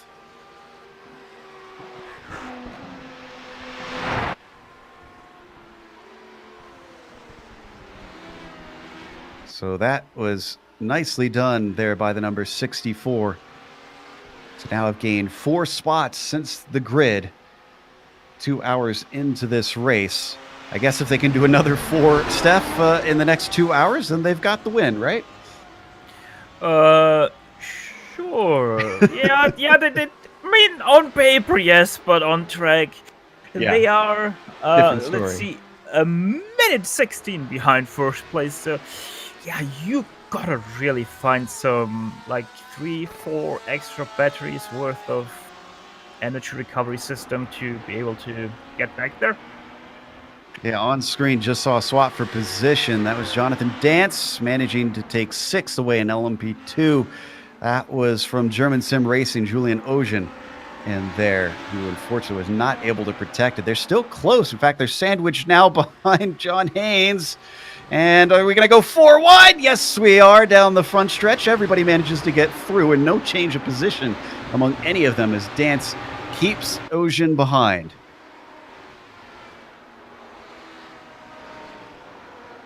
I'm glad that worked out. At least they had it on this front stretch. Checking to see if we're still waiting on anybody to take their second stop. And I do believe just a couple of the GT cars. Looks like Fisher Motorsports McCormick needs to come in. Our leader in the GT Am, that's Ryan James for S-Rock. And then we're waiting on John Haynes as well, who we just saw there, also in GT Am.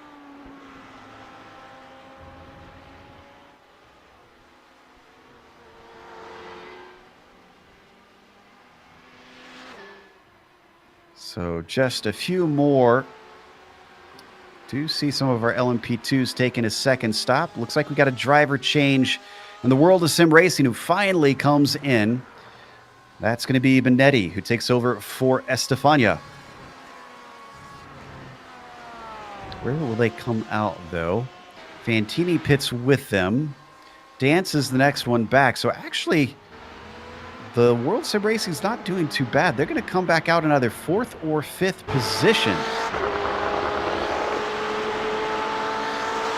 Ooh, the battle for 3rd here. Stefan Overgaard in GT Pro. He's got Jonas Bowden right behind him. Now, if I'm not mistaken, was Bowden farther down the field earlier? He took over for Viberg. It's awful close to the rear wing, though, as they now come out through Woodcote onto the support pit straight. Bowden's got a nice little run. He's going to look to the inside. Overgaard doesn't defend, doesn't need to. He's deeper down into Copse. Is it too deep, though? Looks like he gets a bad exit. The Hell Racers Ferrari's got to run, and he's going to look to the outside on the entry into Maggots and Beckett's, but decides better of it.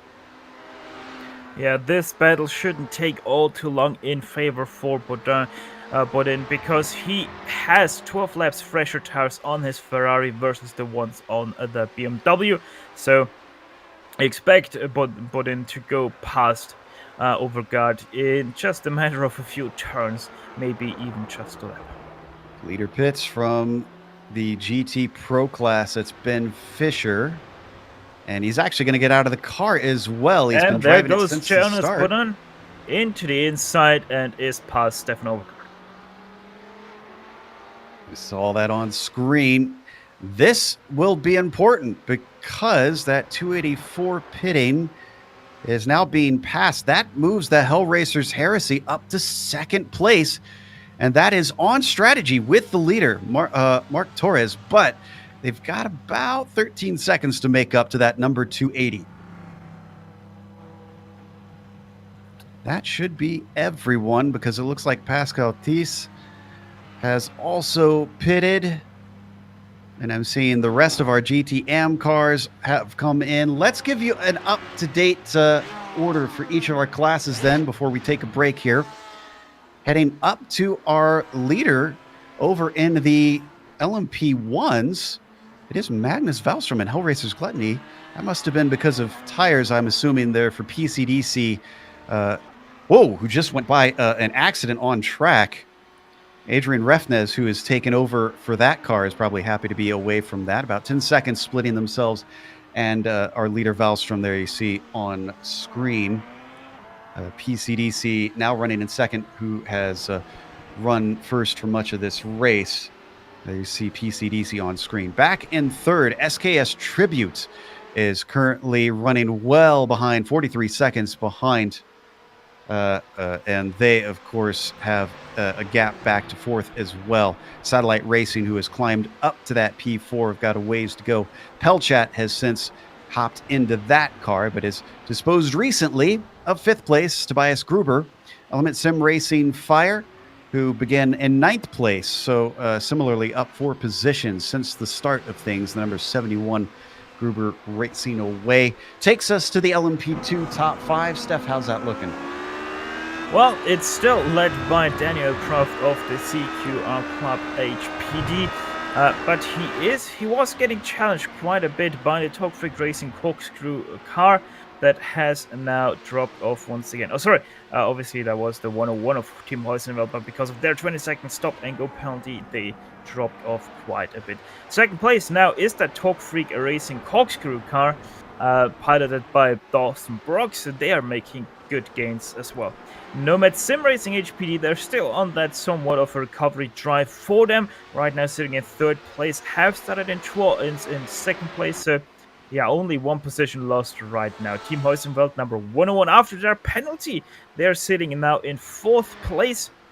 Most definitely looking like one of the fastest cars out there, but I don't know how much they can gain back position-wise on the others. In fifth place and last in the top 5s, it's still the Strategy World of Sim Racing team, and one has to say that it is working quite nicely for these guys, and if they do get focus yellow at the right time for them, they most definitely will be back in that first place in just a matter of a lap. And in the GT Pro class, it's currently led by Kinetic Racing Velocity with Mark Torres at the wheel. Second place is Hell Racers with Jonas Boden in second. Third place is Kinetic Racing with Stefan Overgaard. Fourth place is Samba Racing Team with Baz Rovanko in fourth. Fifth place is Speed Tech Simsport with John D. Muller. And that's the top positions, or top 5 positions, I should say, in the GT Pro class. Once we get to the GTM, it is Carlos Hernandez Garcia leading the way. And he has been up at the front here and there, but the strategy, of course, has swapped it around at times. Bryce Watson has hopped into the Terbium racing car. He is in second, but a long, long ways back from Garcia, 40 seconds behind. Both of them are on 2 stops right now, so that is legitimate. Lee Norris is the one who rounds out the podium from there, but again, 32 seconds behind for S-Rock Racing, excuse me. And TSB Racing Ripen Move has got themselves into fourth. The 305 is going to gain some points in the championship till Norwig taking over for Florian Hain there. John Haynes in the SpeedTech SimSport is currently in 5th position. Remember, before we saw our championship leader in those top 5, but currently not there, unfortunately. But that rounds out your top 5 for the GTM and takes us to a quick break here on the Global Sim Racing channel. We'll come back with more racing here at Silverstone. We're into the second half of round 5 of the DGFX series.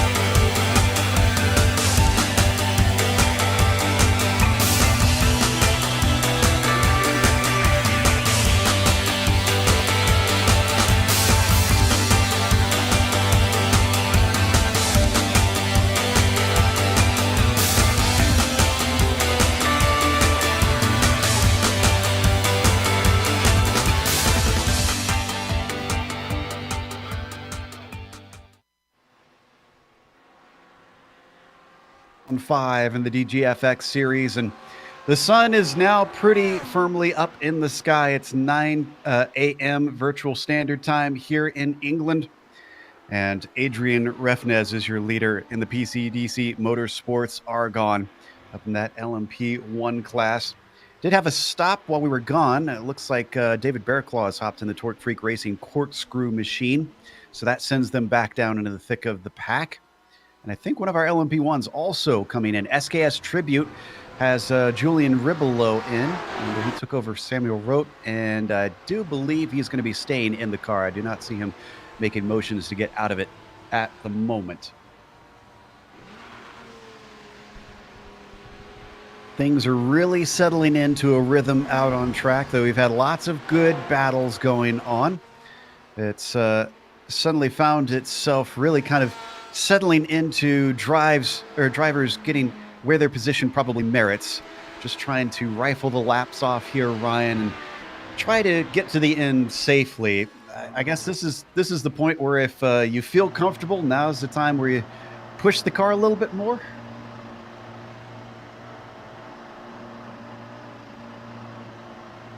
As we watch Danilo Piazza take the Old Dogs racing car in. So Piazza, who unfortunately had a penalty earlier on, finds himself going from fighting for a potential win to just trying to get himself back onto the podium. Going over to the GT Pros, we've also got Damien DeVoe, but we haven't really talked about a whole lot. The Hexa Racing Team purple car is being chased by Niels Hundhedge. That's Element Sim Racing Water in the 271. They got split up here by some lap traffic. In fact, a lot of prototypes coming through. You can see just how costly that can wind up being. There's about a second between them, and it's gone up to a second and a half just in that one moment.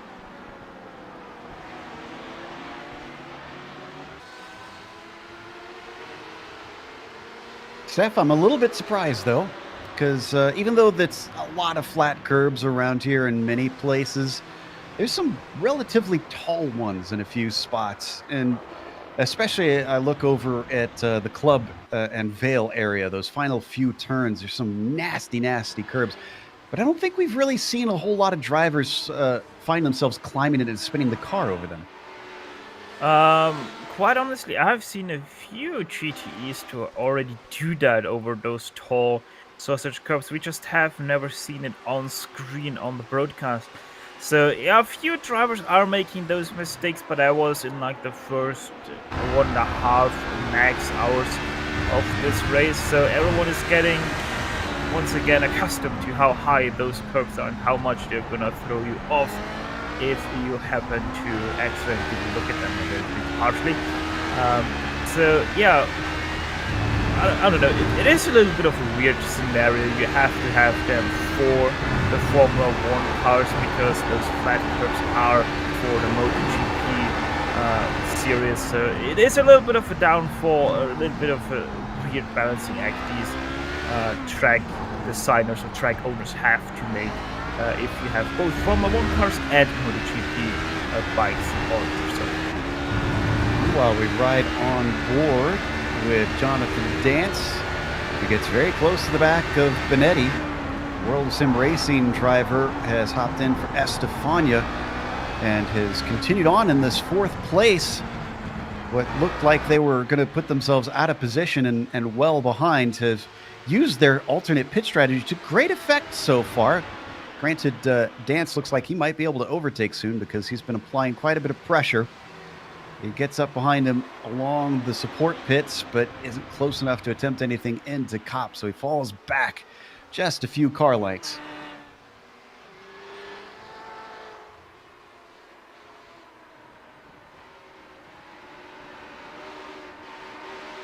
Coming down through the Maggots-Beckett sequence. Dan's trying to regain all that track position that he lost there, trying to get closer to the back of him. Haven't seen any new penalties since we last reported on that 20-second stop and go for the 101. Speaking of which, well, that's Fantini. Have they served that yet? Are they actually in third even with that penalty? They have served already that penalty. So that's why they are now down here in third place, just ahead of Benedi and Dance. So even with a penalty, they're not looking too shabby. Podium still possible. Granted, they're close to this fight that we're watching on screen, nearly getting into one another. Dance and Benetti obviously getting a little bit more aggressive down through the infield section, and this is looking like a good run for Dance. Coming down the Wellington straight, he's going to look to the inside as he uses the slipstream for that launch. He's got a nose in coming into Brooklands. Can he seal the deal, though? No, not quite. Looks like he's going to be held off by Benetti for the moment.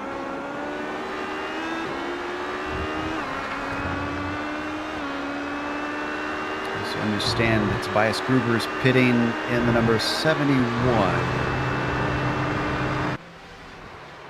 So that'll send him behind a few of the other drivers. Actually, Willits, though. Looking, oh yeah, Ricardo Schiavon, who's back in the old Dogs car, is well behind Gruber, so he won't be able to overtake the 71 here in this stop.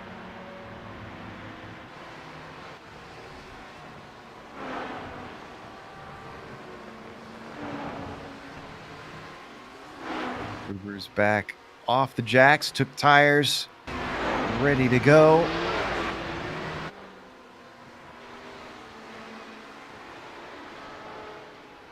Tobias back on course, running in 5th place, but ways behind Ribolo.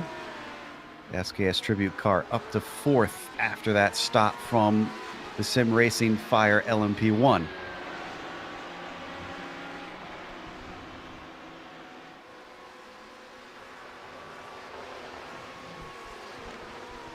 Oh, and I think we had a change for 9th up in GT Pro. DeVoe and Hundhedge in a nice little fight. I think that went in favor of Hundhedge. Let's take a look at the replay on that one. That was Hundhedge making the overtake. And that was as they were being lapped by some LMP1 or LMP2 cars, rather. In fact, that almost looks like it kind of kicked it off a little.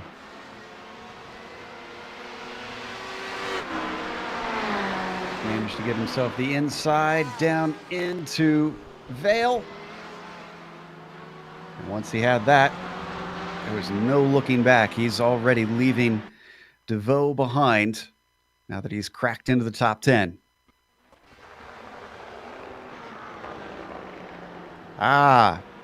Big development up at the front of the LMP2s. CQR Club, our leader for much of this race, has pitted. Kraft, who has been in the car the whole way, has hopped out. They've now got David Baker in. And right now, Benedi is trying to overtake Fantini for the 3rd place in the LMP2 class, and is actually able to do it through Stowe. So he is now in 3rd place, but he's still getting attacked by Fantini going into Vale. They're side by side through the left-hander, now through the right-hander. Fantini nearly able to get back. Now they're also going through the right-hander of Club side by side. And finally, Fantini gets back up ahead of Carlos Benedi.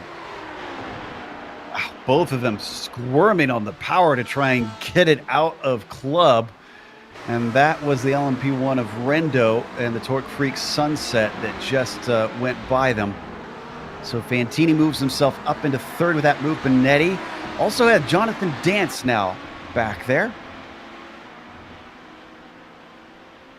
So let's see how these three settle it out as they fly down the Wellington straight. A little bit of a look from Benetti, but he wasn't close enough for a serious attempt. They're going to have some lap traffic here. That's Relay from the World of Sim Racing Junior. Not going to interrupt them, although it will slow up Benetti just a little bit. Dance gets a run. It's very fast through Cops. Neither of them are willing to go side by side for now. Also true, I wouldn't be surprised if we're soon gonna see the first incident limit breaches come through from race control, as a lot of these guys are quite lenient with how they take the exit curb at Cops Corner. I was noticing that too. That seems to be one of the trouble zones for a lot of them.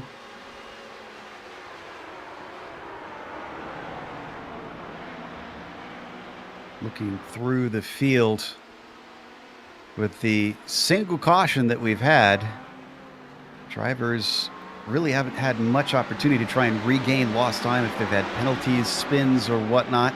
Pelchat, though, has been making that time up. The 64 with the satellite racing car is down on pit lane, taking his third scheduled stop. Wow, that was close on board here, though. I think that was, we were with Dance. That was an LMP1 car just barely getting by. And that was actually, yeah, that was Shiavon that we saw in that white LMP1.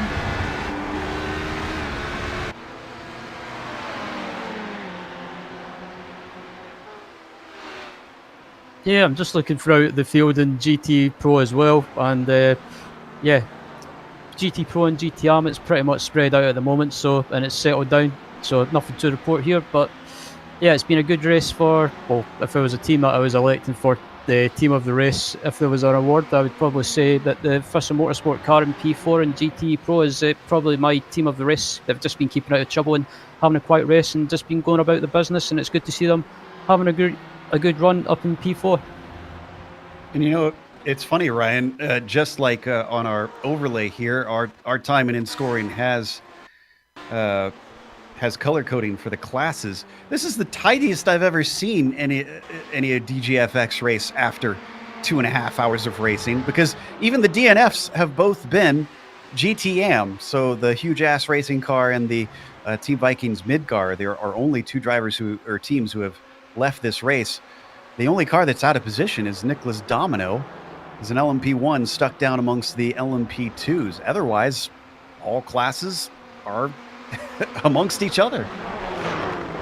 Considering it's a DJFX race as well, I don't mean it in a bad way, in case anyone from DJFX is watching, but it's probably the driving standards have been pretty good today, and fair play to everyone. They've kept their nose clean. There's been some little incidents or silly incidents, but yeah, it's not been majorly bad or anything. So I think it's a good sign that the driving standards from last season have been a lot more tidy or a lot more consistent, put it that way.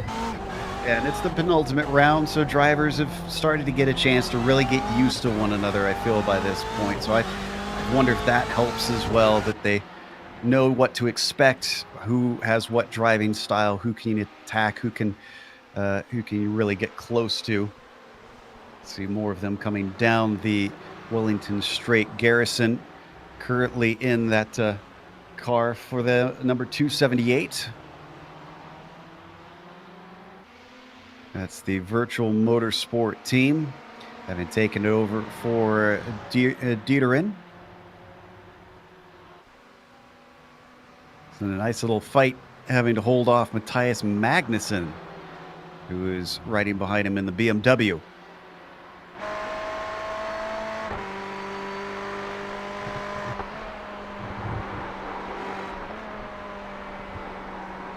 They work their way through the Maggots-Beckett sequence. They're joined by Nicholas Domino. Domino going to let them go nice and easily.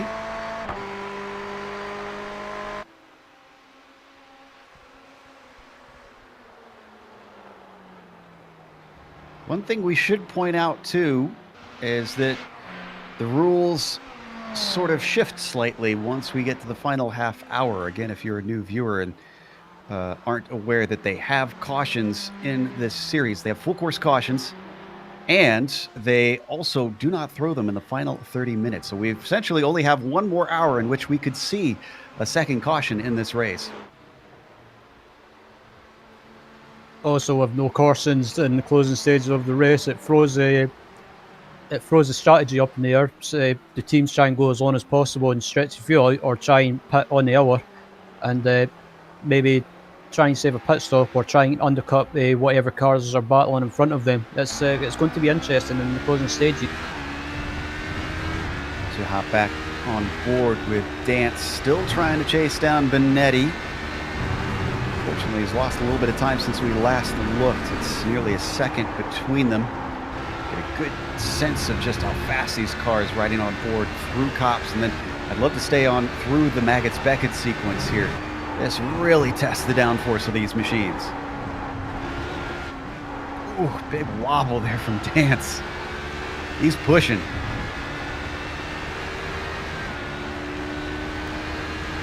Pushing cost him about a 10th. Trying to catch it.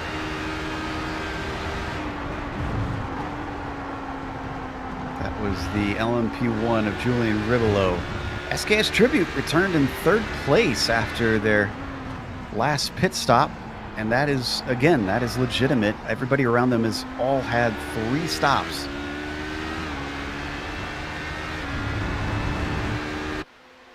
On the front stretch one more time here with Dance, still keeping Benetti honest, waiting for the traffic to offer him an opportunity.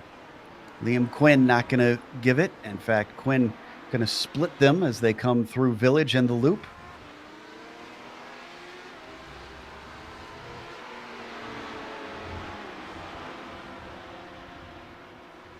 Been watching this fight in the LMP2s for a while. We haven't really checked in on the GT Pro class in a minute, and it sounds like Ryan's spying someone coming together here. I've just been watching the gap between Stefan Overgaard and Pascal Thijs in the GT Pro class, and the gap is slowly been coming down lap by lap. And I think I'm not sure if Stefan's still on old tyres or not, but I believe Pascal's took new tyres in the pit stops when they done the driver swap with his teammate Benjamin Fuster. So Pascal's slowly catching Stefan. I think this could be a battle that's about to spice up. Looking back from Overgaard, as they now come through Cops. Sounds like Steph's telling us that Stefan is indeed on older tires. Let's see how the car handles then. Overgaard, a longtime friend here on GSRC. Used to be a commentator for us, interestingly enough, but we've mostly watched him race in MX-5s. MX-5 World Tour being where he typically competed for a long time before he stepped away from iRacing for a while. And now that he's shown back up, he's proven that he still has quite a bit of speed.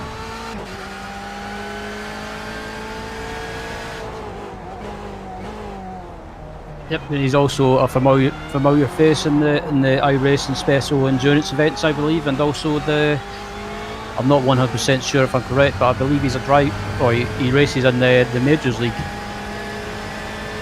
Yes, I do believe he does. That's a good point as well. He's really come back quite a bit. In fact, he has some excitement here through Abbey and Farm as he gets overtaken on either side by Ojan and Pelchat.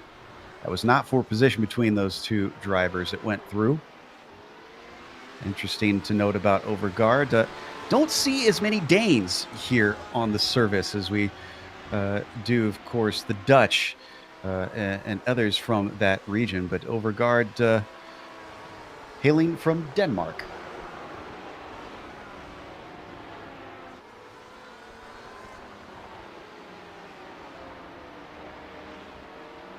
Oh, and I think looks like we've got Francisco Rendo for the Torque Freak Sunset LMP1 taking a scheduled stop.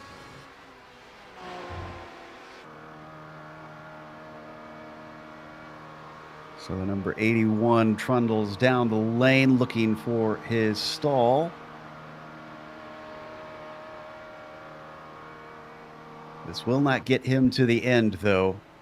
He'll need one more after this.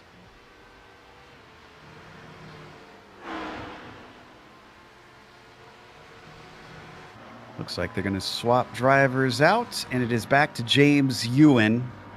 It's been a bit of a tough day for this team. Ewan was the one that was in the car when they had contact through Maggots and Beckett's that unfortunately put them in the wall.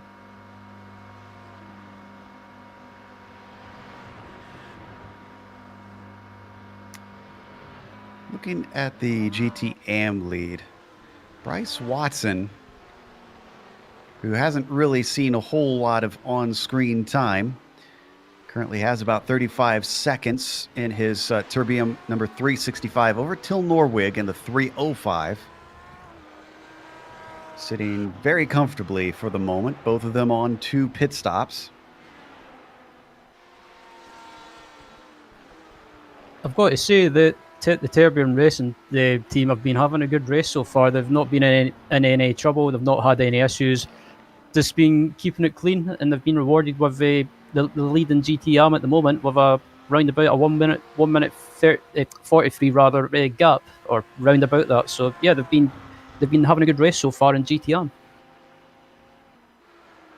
So as this mint and black car comes through Cops, holding on to a very, very nice lead.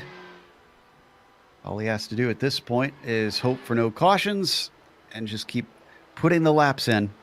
It's his to lose. So we got, looks like Real Pixel's #1 machine. This is an LMP2. Jacob Lehman now pitting.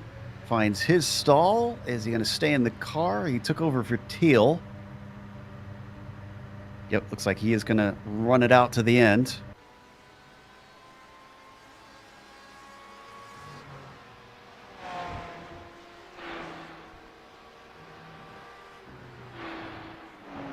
Almost getting to about 10 a.m. virtual standard time here. Let's take a glance at the weather while we're at it. The track temperature has gone up about 10 degrees since we rolled off the grid. Ryan, is that something where you kind of have to set the car up to be good over a wide swath of temperatures, or are you not able to really try and do that, where you have to aim for either being good at the beginning or good at the end, or what's your thoughts? That's a difficult question. It depends what. I would say it depends what sort of racer you're setting the car up for. If it's a long distance race, say maybe for example, the next race, which is 10 hours at Barcelona, I think you, depending on what the weather is at the start of the race, you set it up for maybe like the warmer weather, when it starts to get warmer during the race. But as Stefan's just mentioned, there's not that much difference in grip with the temperatures. So I guess it's a difficult one to do. It depends where you are in the race, or towards the end of the race, and what position you're in. We continue to watch some of our LMP1 drivers continue on. I don't think we mentioned it, but Magnus Wallström since hopped out of the car for the Hellracers Gluttony, who sit in second place rather. The number 19 has Andreas Olsson currently riding in there. He's on lap 16, about to start lap 17 of this stint. Go a little bit longer before he needs to come in.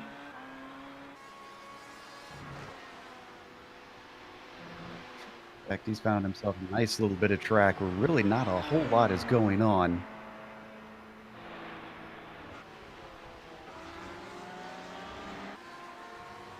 Only 4 cars left on the lead lap overall. Satellite Racing, the final one's the number 64 on that. We take a glance at some of our GT Pros and LMP2s here.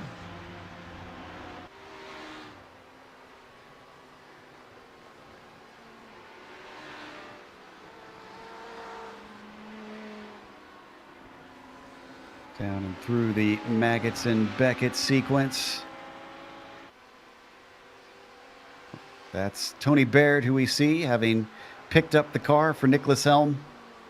He's going to get by Aaron Corey in the Fisher Motorsports Porsche, and Matthias Baumler in the GT Am car quite easily.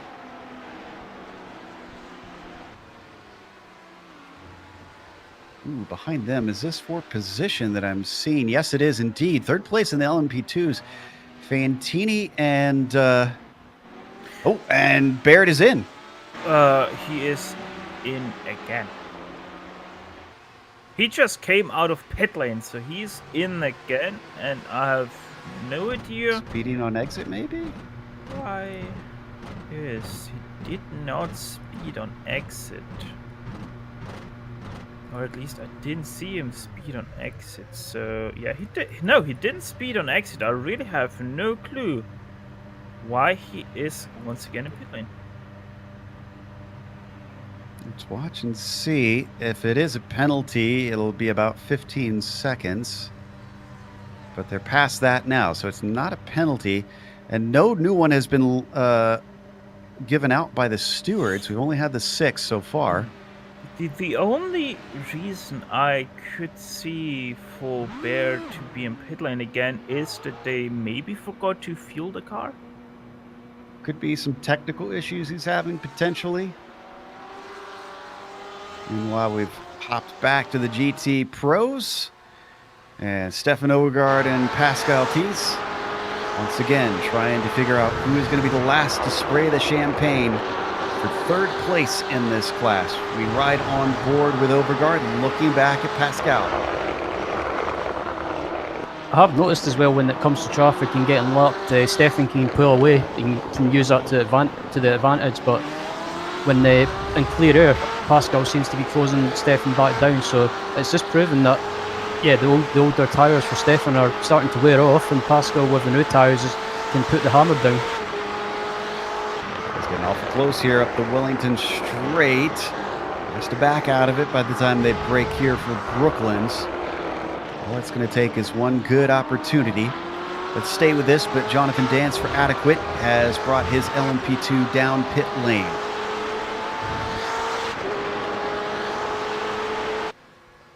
Green and white machine of Pascal Thies, following the blue and silver car of Kinetics Racing's Stefan Overgaard. Out of Cop's corner, up to the Maggots-Beckett sequence.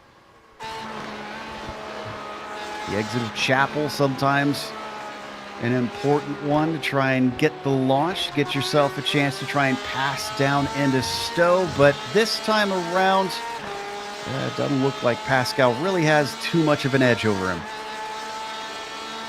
Yeah, Stefan just got the better run heading onto the straight, and there was nothing that Pascal could do. But I think Pascal under braking is going to close the gap back down. But as Pascal runs wide a little bit into the long right-hander before the final corner, he's managed to close the gap under braking. But Stefan's managing to just maintain that gap. What's interesting is Bryce Watson is in front of them, and he's not pulling over. They're coming up to a lot of turns here in the infield portion. This could hold up Stefan Overgaard. Let's see if Thies tries to pounce. He does right away. Feels he's distracted enough that he could get a nose to the inside, and actually that boxes in Stefan Overgaard.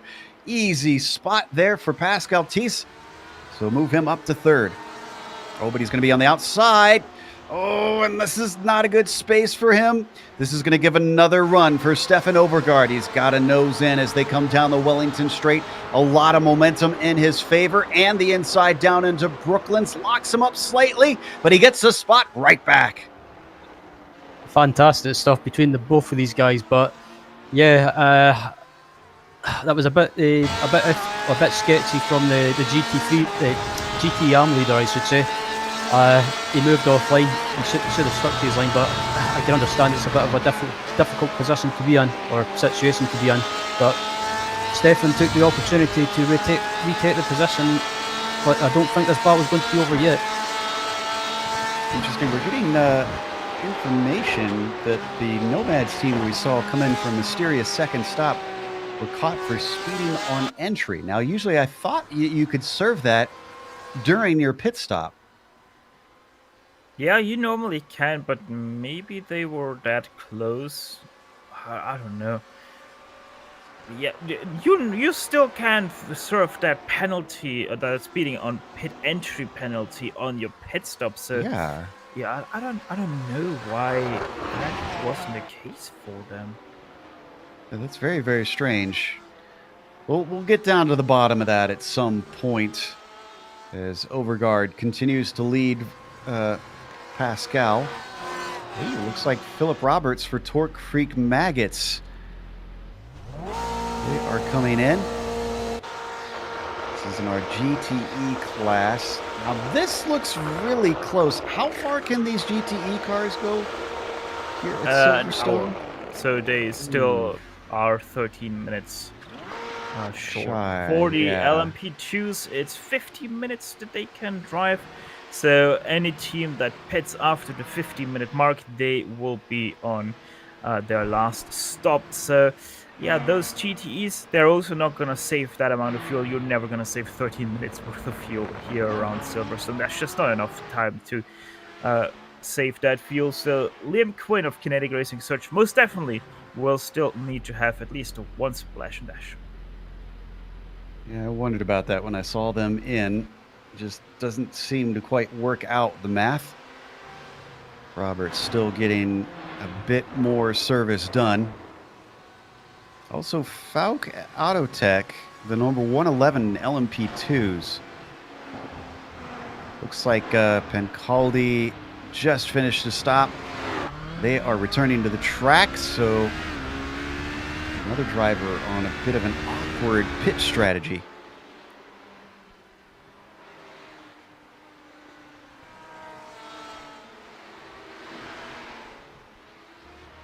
Won't see any of the drivers be able to make it to the end until we get about 65 minutes left to go. So an hour and 5 minutes on your clock. Expect them in about 6 more minutes to see drivers try to make that one last go. Yeah, the TSB Racing #RipenMove. They are in pit lane right now, till Norvik, that is. So they will most definitely have a splash and dash at the very end of their race, or maybe they're able to save those 2 laps of fuel, although I don't really see them make that strategy happen. Okay, we got a close-up of Norwig's paint scheme. I'm trying to figure out what is going on with that. If you guys have any idea of what the theme is here. That is the German sim racing team. They do have a Twitch account and obviously some emotes with that one. And that paint scheme is just all of those German sim racing emotes all over the So the number 78, that's Heusingfeld. In the LMP1 class, Gunnar Meeson has, I don't think we covered it, but he hopped in for Reykjavik about halfway through the race. So he's finishing his stop. He still has 1 more to go to get to the end. He returns back out. Nope. Oh, it sounds like we got a battle going on. Looks like this is for 8th and 9th place here down in the LMP1s. Oh, and Ewens goes off track. So Egbers is going to be able to easily get by. That's got to be a slowdown penalty for the 81. And indeed, starts to ease back on the run up the hanger straight. So the German Sim Racing LMP1 able to grab 8th position very easily. Now can he run away?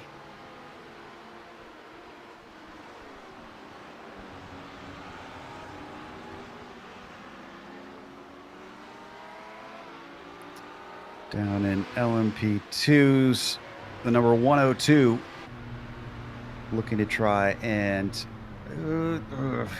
man, again, this is so close, Steph. 4 minutes shy. It's about 2 laps worth. Of course, granted, we still don't know if we'll get another caution, and that could greatly help out some of these drivers.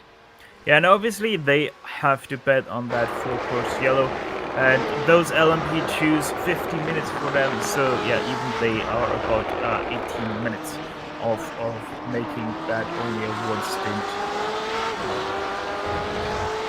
to the end, as Julian Vivlo of SKS Tribute into pit lane, so also he has to make a 1 more stint. Hitting from 3rd out on track. I wonder if they'll go a lap down here. Looks like they will, because Refness is continuing on. So we'll be down. Sorry, Joe. There's been issues behind. This looks like one of our GT Pro drivers. Who is this? Pascal Theis, that was. Of the Fisher Motorsport 84. We're going to take it on the replay with that. Let's see what happened there. has to take quite a narrow line then through Maggots, as we're now looking here at the exit of Cobb's corner, going into the left-hander of Maggots, brakes, and yeah, because of that, on the inside line, just loses it on that tap on the brakes. Save of the race, though. He kept it pointed forward.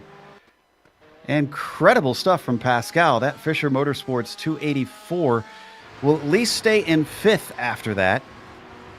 So it wasn't ideal, but man, that was some beautiful driving. It's like Rote is in. It's the SKS. But didn't we just see the SKS tribute car in recently? Am I thinking of another one? You are thinking of another one. Okay. Olsen also pits. Olsen from 2nd place. All right, I want to take a little bit of that pit stop attention now to Christian Frank in the Team Heusenfeld number 248 Porsche 911 GTE car, because they are now with 1 hour and 7 minutes to go, not too far away from making this a one-stopper till the end. Now, obviously, I think Christian Frank is going to give over the steering wheel to Jan Sitkowski once again. On that final stint, and if that is the case, that they're able to stay out for another 6 minutes, that's about 3 laps or 4 laps actually that they have to do on this stint, they will be one of the few cars to actually make it on that last one stopper option and not have to make a splash and dash at the end. Yeah, I'm looking behind them. The Hellraisers Heresy have been out for 3 laps, so they definitely have to stop one more time. And it looks like Overgaard in the Kinetic Racing 260, they need one more stop, so they're doing a 4-stopper for this race. What's interesting about the 248 is they've got Christian Frank in the car. Now, Frank is not slow, but Ryan, it seems like you have thoughts on how they should do the strategy towards the end. Yep, I would do what they've done every race and just hand the car over to Jan Sitkowski, since, as you say, Joey, Christian's not slower, or not slow by any means, but Jan just seems to be able to get the job done all the time in the closing stages of the race. So if I was the team manager, I would hand the car over to him and let him do the finish and make sure to wrap up the win. Looking pretty good for them thus far, but you really cannot count your chickens in this series. As you can see, stuff can go wrong in a flash for you. Looking through to see where everybody sits as we quickly approach that 1 hour mark. Yeah, I'm pretty sure that Christian has another 4 laps to go in his fuel tanks. Both of them have managed to drive about 30 laps on their stints. So it should be interesting for these guys. So yeah, I'm pretty sure that they can make it to that lap 90, where if they pit on that, they will be sure to go to the end with that last stop that they have to do. We got our 7th penalty for the day. Torque Freak Racing Sunset finds things going from bad to worse. Ewens is getting a black flag for contact with the 285. And it'll be a 20-second stop and hold. They ran into the back of that car. Wasn't quite able to find it.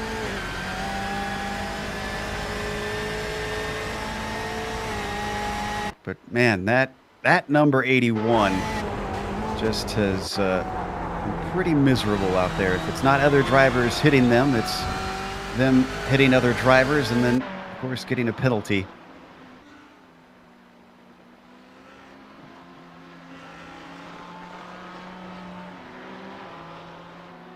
So we'll see when they serve that. Down in GT Pro, though, we've got a little bit of a battle for 12th coming together. Ludwig Gemmer for Element Sim Racing Water. He took over for Niels Hundhedge, but he's being chased by Joel Hafner. Absolute Unit of Racing's number 269. Robin Rosenvinge was in that machine before. this battle has been building up slowly, and it's about to get about to get even more exciting between these two. It's at the moment Ludwig's been managing to keep the gap or stay in front of Joe, but I think it's only a matter of time before Joe gets by him, possibly. Yeah, it seems like he's got pretty good pace at this point. As we watch them come out of Luffield. It's Bryce Watson behind them. That is the GT Am class, so that's not involved in this fight. Oh, and our leader has pitted. Already finished his stop and doesn't even lose the lead. Mateo will need one more to finish this out.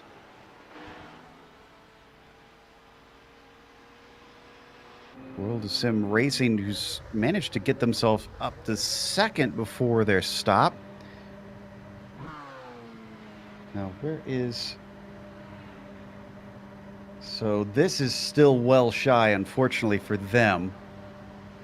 So they will need at least one more from what we think, which looks to be due to their early stop.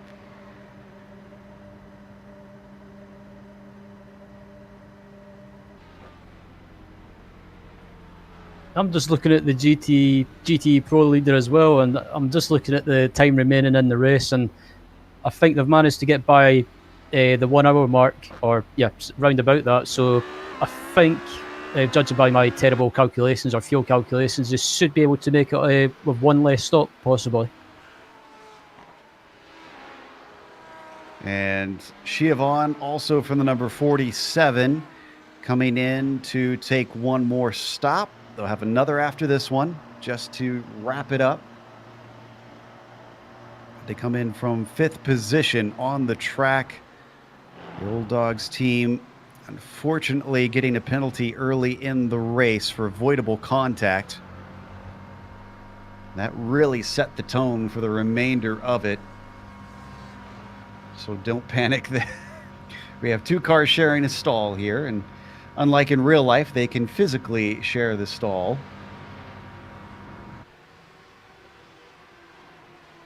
Meanwhile, I got a nice little fight in the LMP2s. This is for 5th place. World of Sim Racing comes back out with Benetti leading ahead of Fantini.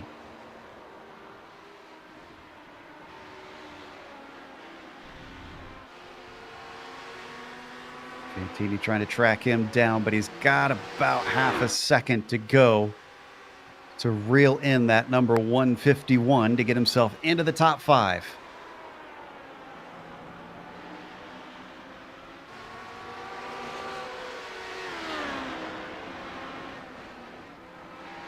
And we are, guys, officially inside the last hour of this race, which means Christian Frank and the Team Heusmann number 248 car will most definitely be able to make it on just one last stop. So every GTE car or GT Pro car that now pits is able to make it on that last stop. Obviously, the later you stop, the less amount of fuel you have to take aboard. And with us hitting that 1 hour mark, that also means it's time to go through our top 5 of each class. Up at the front, PCDC Argonne, having just completed one more stop, not their last one, has Jean-Luc Matteo back in the car. He hopped in and replaced Refnes, who did the middle stint, and now he's going to close it out. It's 22 seconds back in the next car. Hellracers Gluttony have one more stop to go as well, and they've currently got Andreas Olsen in that number 19 machine. It's another 14 seconds back to Patrick Pelchat, but again, these drivers this team has got to be happy with this if they can stay put, because they started in 8th. They're looking at a podium. The number 64 is kind of not surrounded by anybody. They've got another 41 seconds in the next car back, so they're not under threat. Tobias Gruber is the next one. The Element Sim Racing Fire, number 71. He needs to make a 4th stop, though. So does Pelchat in the Satellite Racing car. Then you get it to 5th place. SKS Tribute has Samuel Rote back in for Julian Ribolo. They are another 30 seconds behind the first car right now, a lap down of any of the cars in the field. Steph, tell us about the LMP2s. It's still the story of the CQR Club in LMP2. David E. Baker now behind the wheel of that car. They're still leading quite comfortably, about 32 seconds ahead of the second place car Talk Freak Racing Corkscrew. David Barraclaw once again behind the wheel of that HPD. The 181 most definitely a little bit of a roller coaster thus far, but they have seen themselves now in that second place. That surely gives them a little bit of a boost. Another roller coaster is the one of Adequate Racing. Jonathan Dance behind that lime green car right now. They have seen themselves climb already a few positions. They started in 23rd overall, which was the 13th position in class, to find themselves in 3rd place. That's 10 places gained. Quite a race for them. Nomad Sim Racing HPD not too far off of the Adequate Racing 193, but most definitely that 4th place car not looking as strong as the 3 ahead of him, as they have already lost 2 positions from the starting grid to find themselves in that 4th place. In 5th place and rounding out your top 5 of the LMP2 class, it's the Spanish outfit of World of Sim Racing team. They themselves haven't had the best race thus far, have already had a few troubles with traffic. Not too much though. I don't think, if I'm correct, they haven't had any penalties, but they most definitely haven't had the smoothest run through traffic. And the top 5 in the GT Pro class is Hell Racers here, currently leading. 2nd place is Fussa Motorsports with Pascal Tees. 3rd place is Samba Racing Team with Baz Rovinko. 4th place is Samba Racing Team. I think they've just pitted, but 5th place is Fussa Motorsports, as far as I believe, after the pit stops. And unfortunately for the virtual motorsports with Dennis Garrison, they just had contact with an LMP1 car recently. Not sure that we can get the replay, as it had happened maybe about a minute and a half ago. But regardless, that's obviously set them backwards a little bit, caused a little bit of damage on the car. In the meantime, farther down in the GTMs, we've got Terbium Racing with Bryce Watson in the car, but he's going very slowly. What's happening to Bryce Watson here? Oh, I think he... Oh no, he's out of fuel. He's sputtering as we ride on board. This could cost them the lead. They are a long ways ahead. World of Sim Racing Team Junior was about 42 seconds behind, so they may have made enough of a buffer to get to the end, but what a costly mistake. The 351 with Ruben Roulet is in the 2nd place car right now, so it looks like they made it into their stall. Wow, that is just... Why would you even make that sort of mistake this late in the race? Looks like Roulet is also going to be pitting now. And in fact, this might be... Oh, this is everybody, it looks like, from the GT AM class pitting now to try and get them to the end, because Speed Tech, John Haynes for the 339 also pitting. Right now, 4th belongs to Till Norwig, who's in the 305. He's still having to catch up to the rest of them to get to his pit stop. And then a long ways back to 5th place, which is Lee Norris in the S-Rock Racing car back there. But man, the number 351 eventually finds its way down into his stall. Will certainly have given away a lot of time there. It looks like... Well, did they take a tow here? They may have lost the lead because Terbium's moving. No, excuse me, it was Terbium who was leading. Got confused. So Terbium is in and out, and it is World of Sim Racing who's just finishing up there. So looks like we shouldn't see much in the way of change there for that GTM lead. as they all take their stops. We're going to take a quick break here on the Global Sim Racing channel. We'll come back and take you all the way to the checkered flag. Don't go away for round 5 here in the DGFX series.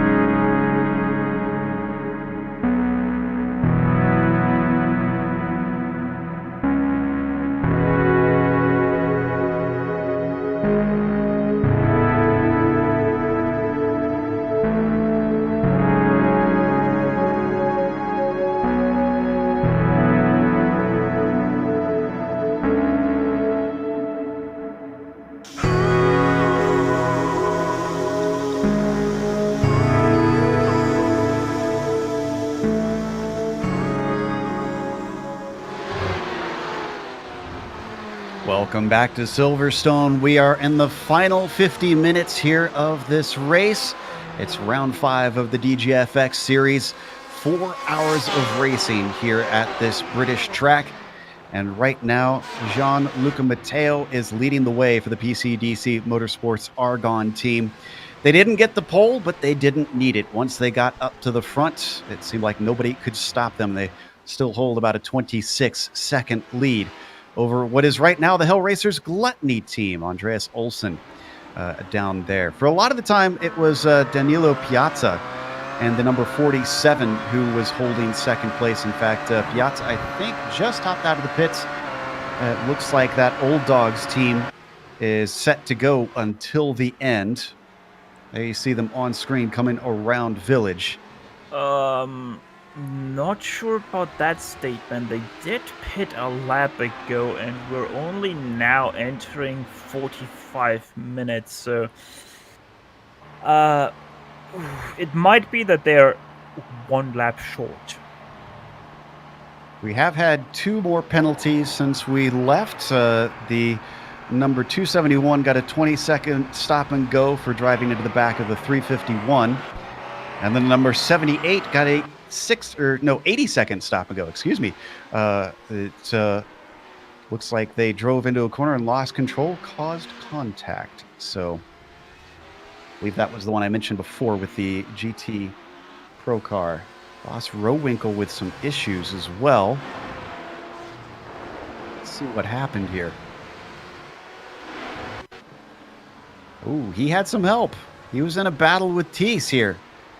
He's in the Porsche, and I think this is for position.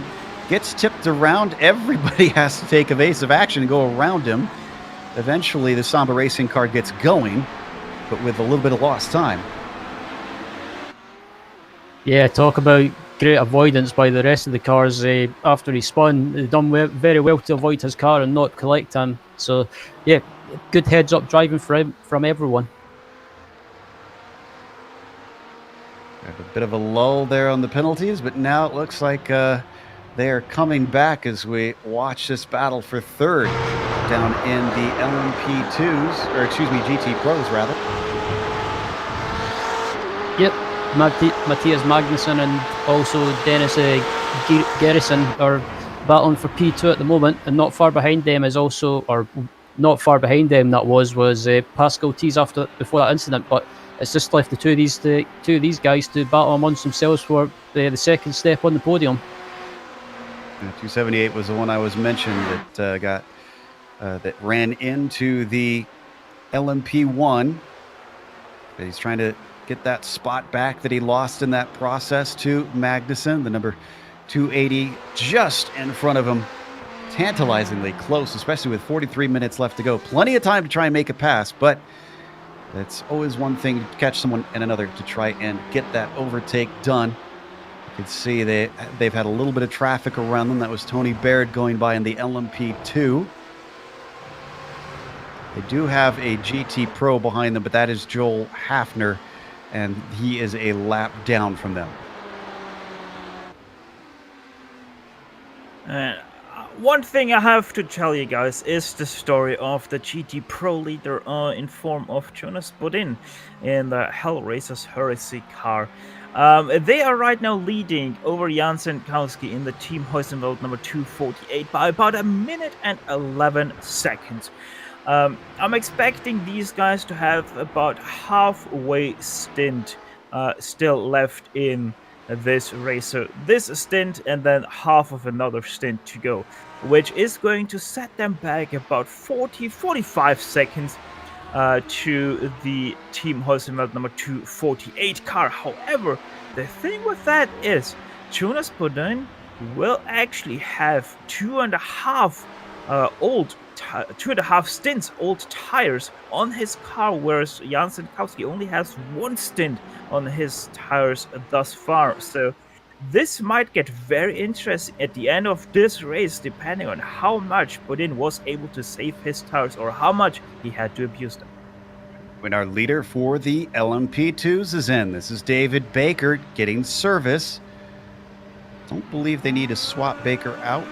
Nope. Looks like he should stay in fact, because Daniel Kraft did the majority of the race thus far. Baker's good to go all the way to the end from here, and doesn't lose the lead in the process. That'll mean that Tony Baird will give us a timing and scoring gap here soon. He's running in the Nomad car in second place, and unfortunately, though, that Nomad car still needs to make another stop because it's been 20 laps since his last one. So he's not going to stay there. But it's about 8.5 seconds between himself and the CQR Club machine.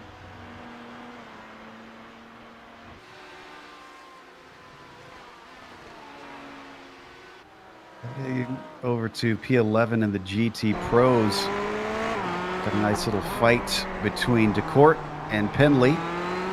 This is between the Graphite Racing Pro car and the SpeedTech SimSport 239. Piazza goes by, not wanting to bother them. It's about half a second splitting these two. This is for position. Just outside of the top 10 in this class. For those hoping that a caution could maybe give them a chance to get back into this race, it has thus far not been forthcoming. And 40 minutes left to go means we've only got about 10 minutes worth of time that we could see a caution. At this stage of the race, I can't see a caution coming out for these guys in towards the back of the GTE Pro class. Yeah, it's been a bit of a unlucky race, you could say, for the Graphite Racing guys. I mean, they're normally up at the front or close to the front anyway, and they always seem to be consistent. But luck just hasn't went the way today, and it's unfortunate. But it's just the way it goes sometimes. Up in GT Pro, though, in third place. Remember, we were talking about Garrison and Magnussen before. They've gotten even closer together now. They're just behind Bryce Watson, our leader in the GTM. They're going to want to get by soon here. But again, Watson probably not interested in giving up too much time, especially with how much he gave up during that last pit cycle, running out of fuel. So he's certainly not pulling over. Magnussen maybe going to send one up the inside. Yep, he gets off to the right. Watson's not going to fight them, let them both through.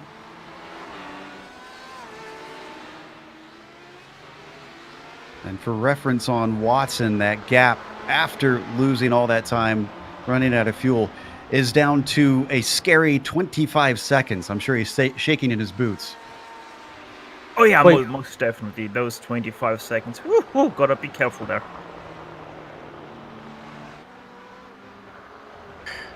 Magnussen now leading them around Luffield. Matthias doing a good job, at least, of keeping Dennis from having an opportunity to attack. As close as the 278 has gotten, it just doesn't seem like he's able to get within reach. He's just kind of too far behind to try and make a lunge at anything. That BMW in a straight line, it's quite quick, but also I believe the BMW's had a bit of a handicap. I think some weight added after, I think some BOP or something like that. I know BOP is a bad word, but I think it's been hindered a little bit. But the Ferrari's not fallen back by much. But it's been a good race for these guys with the kinetic racing velocity car. They've used a strategy to their advantage. They've managed to get themselves up to the front and currently P2. But at the moment, on older tyres, they seem to be quite possibly they might be struggling a little bit. The Ferrari sticks with it. Dennis Garrison, who you see on screen in the orange and black machine, is going to get overtaken now by Gunnar Meeson. Meeson's not the last one in that LMP1 class. He's second to last, but he's no danger of being passed by the PCDC Xenon car, which is still multiple laps down. That LMP1 car still hasn't made its way out of the LMP2s, honestly. Still working on getting laps back on those machines. Meanwhile, on screen, battle here between two of our LMP2 drivers, Benetti and Fantini. We were wondering when this one would kick off. Fantini's got the outside. Oh, but could he duck one in? Nope. Looks like even though back to the racing line for Benetti, he's not going to get the chance, and he falls back. He was close, but just didn't quite work out for him. Oh, and actually, no, it was Benetti who was making the overtake on Fantini. I correct myself. Yeah.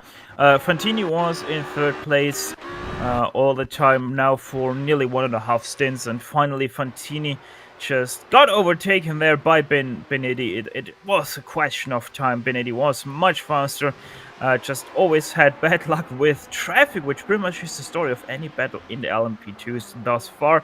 But also Fantini, he was the slower car and also made quite a lot of small mistakes, So yeah, Fantini once again with a big slide out of Vale just confirms of what I was trying to say there. Fantini a little bit slower of those two and also with a lot more mistakes than a Benetti. Just checking the steward sheet and haven't seen anything new crop up there. We almost need to keep a little bit of an eye on second place in the GT Am class. It's not really a battle right now. Norwig and Roulet about 3 seconds apart from one another. We've seen that traffic could make those gaps disappear, so they've got to stay on it. Yeah, for example, the last lap, sorry, Ryan, it was 2 seconds faster in favor of Till Norwig in the TSB racing car, so might see something happening there very soon, Ryan. I was just about to say it. The gap between P2 and P3 and GT Arm is slowly coming down, but the World of Sim Racing guys seem to be able to lap around about the same pace as the TSB racing guys as well. So, sorry, there has been a wreck between the Real Pixel Motorsport 3 and the Talk Freak Racing Megads car. They are heavily out of contention in both their classes respectively, but that was a wreck that happened through Cobb's Corner. Let's look at the replay. The 312 getting hit by the 261. It was very light contact. Oh, at least at first. We're going to watch the replay.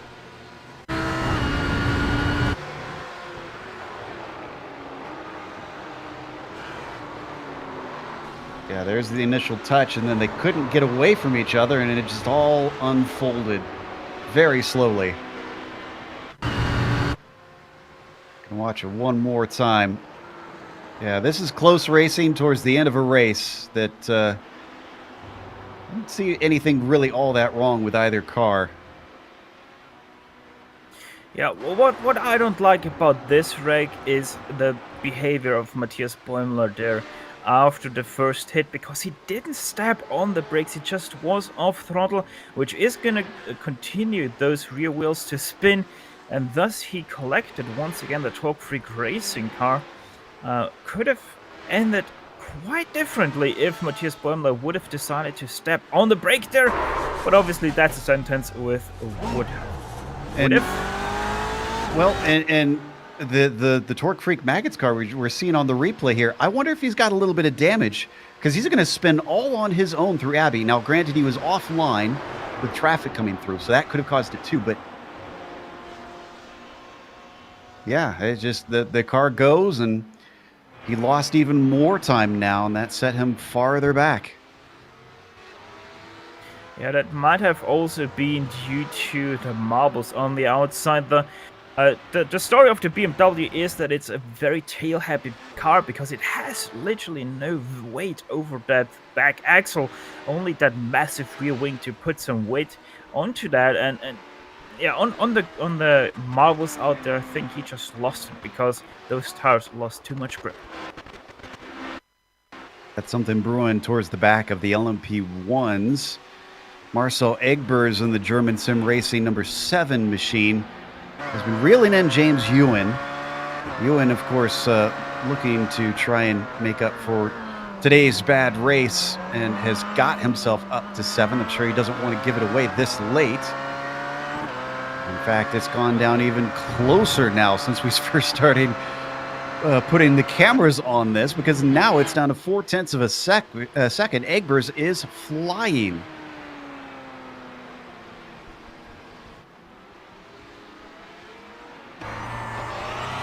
Gonna get a little bit of traffic here. Let's see if this affects it. Oh, yes, it definitely will. That was a big holdup for Ewens. Oh, but didn't work out well for Egbers. So he gets off the corner a little bit slow and isn't able to capitalize. Yeah, I would say that Egbers just decided to not boost as much down Wellington Straight, whereas Ewens boosted nearly all the way down to the next corner. So most definitely way different strategies where they apply their boosts, as Egbers now down into Cobb's corner way closer. Most definitely deciding to boost that little bit more down at that straight. Maybe saving something coming up here for the Hanger Straight. Let's see what he's got underneath him. Off of Chapel Corner. Oh, he's gaining quickly. Here he comes. But there you can see stalls out nearly halfway through that straight, so most definitely that was all that he wanted to boost there, and thus he only got closer to Ewens, and then the Porsche 919 top speed made the difference there, because the Audi R18 is a lot slower down the straight than that 919, just so much more about that downforce in the corners. Well, those two are fighting towards the back of the field in that class. The leader in the LMP1s has brought it in. Matteo in the PCDC Argon car hits his stall, and this will definitely be it. He is done for the day now. Oh, and a little bit of development there in the GT Pro class with Jonas Bourdon in the last lap. That happened at the start of lap 103. He's now on lap 104. He did spin through turn 2. He lost himself about 15 seconds, which means that that lead is now only down to 50 seconds. And I'm expecting him to lose somewhere between 30 and 40 seconds on his last pit stop to the Team Moismelt number 248. And on those fresher tires, Jan Senkowski is closing that gap about a second to 1.2 seconds per lap. So this race is still not over for the first place for the Hersey car. Ryan, you've been watching this car for a little bit here. Not Santowski, who we see on screen, but Bowden. And you seem to have noticed kind of the same thing that Steph has. I was watching Bowden for a few laps, for probably about 4 or 5 laps, and I did notice he was starting to slide around a little bit, especially in the high-speed corners. And I think his tyres might just be basically holding on for dear life. So for the remaining whatever we've got left, it's going to be a big task for Bowden to hold on to the car and hold on for the finish. But I think it's only a matter of time, possibly, before Jan Sentowski catches him. All right, the Nomad team is taking the car in for the final time this race. Tony Baird, a very quick stop, actually, to be expected, as he only needed a splash and dash. So the 122 is going to return. Where are they going to be? Looks like about 5th place. Yeah.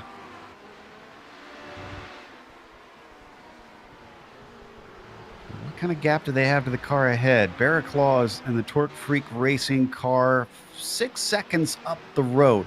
Not impossible for them to run them down.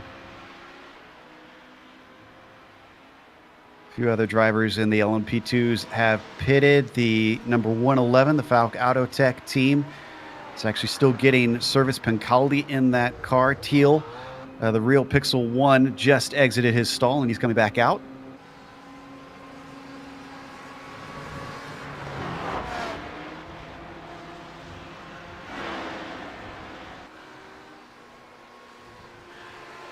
To less than a half an hour to go. We will not get any more cautions from here on out unless something dire happens. Oh, wow, sorry. On my screen, if we want a bit of a hairy moment, I was just looking at Marcel Egbers and the number 7. He was starting to chase down the Torque Freak car, and then traffic, unfortunately, forced him to check up. Let's look at the replay. Onboard would definitely be good on this one.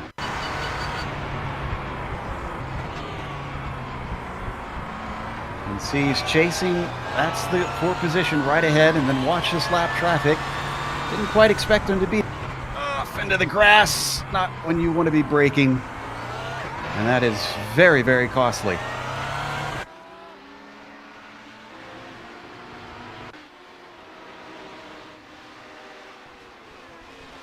Didn't lose a position, but certainly lost some time that he's going to have to make back up on Ewan's.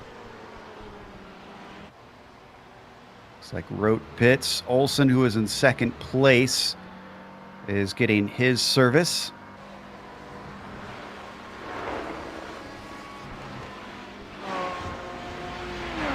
Rote is out and done. The SKS Tribute teams can take it all the way to the checkered flag from here. Now Olsen didn't even lose second. He comes back out in the same spot.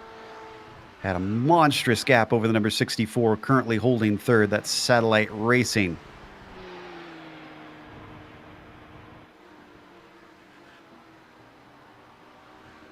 In fact, I think Satellite might have to make another stop. They're on 11 laps currently. Need to check and see when they last pitted.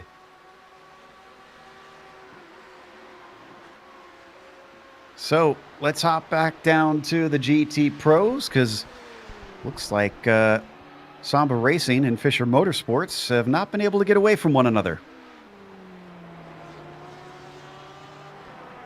They've not been able to separate themselves for quite some time. So this battle has been going on for a while, and it doesn't appear to be settling down. Apologies for interrupting, Joe.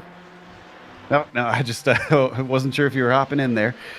So as we continue to watch this fight between Rowinkle and Teese, Boss still leading by just under 2 seconds.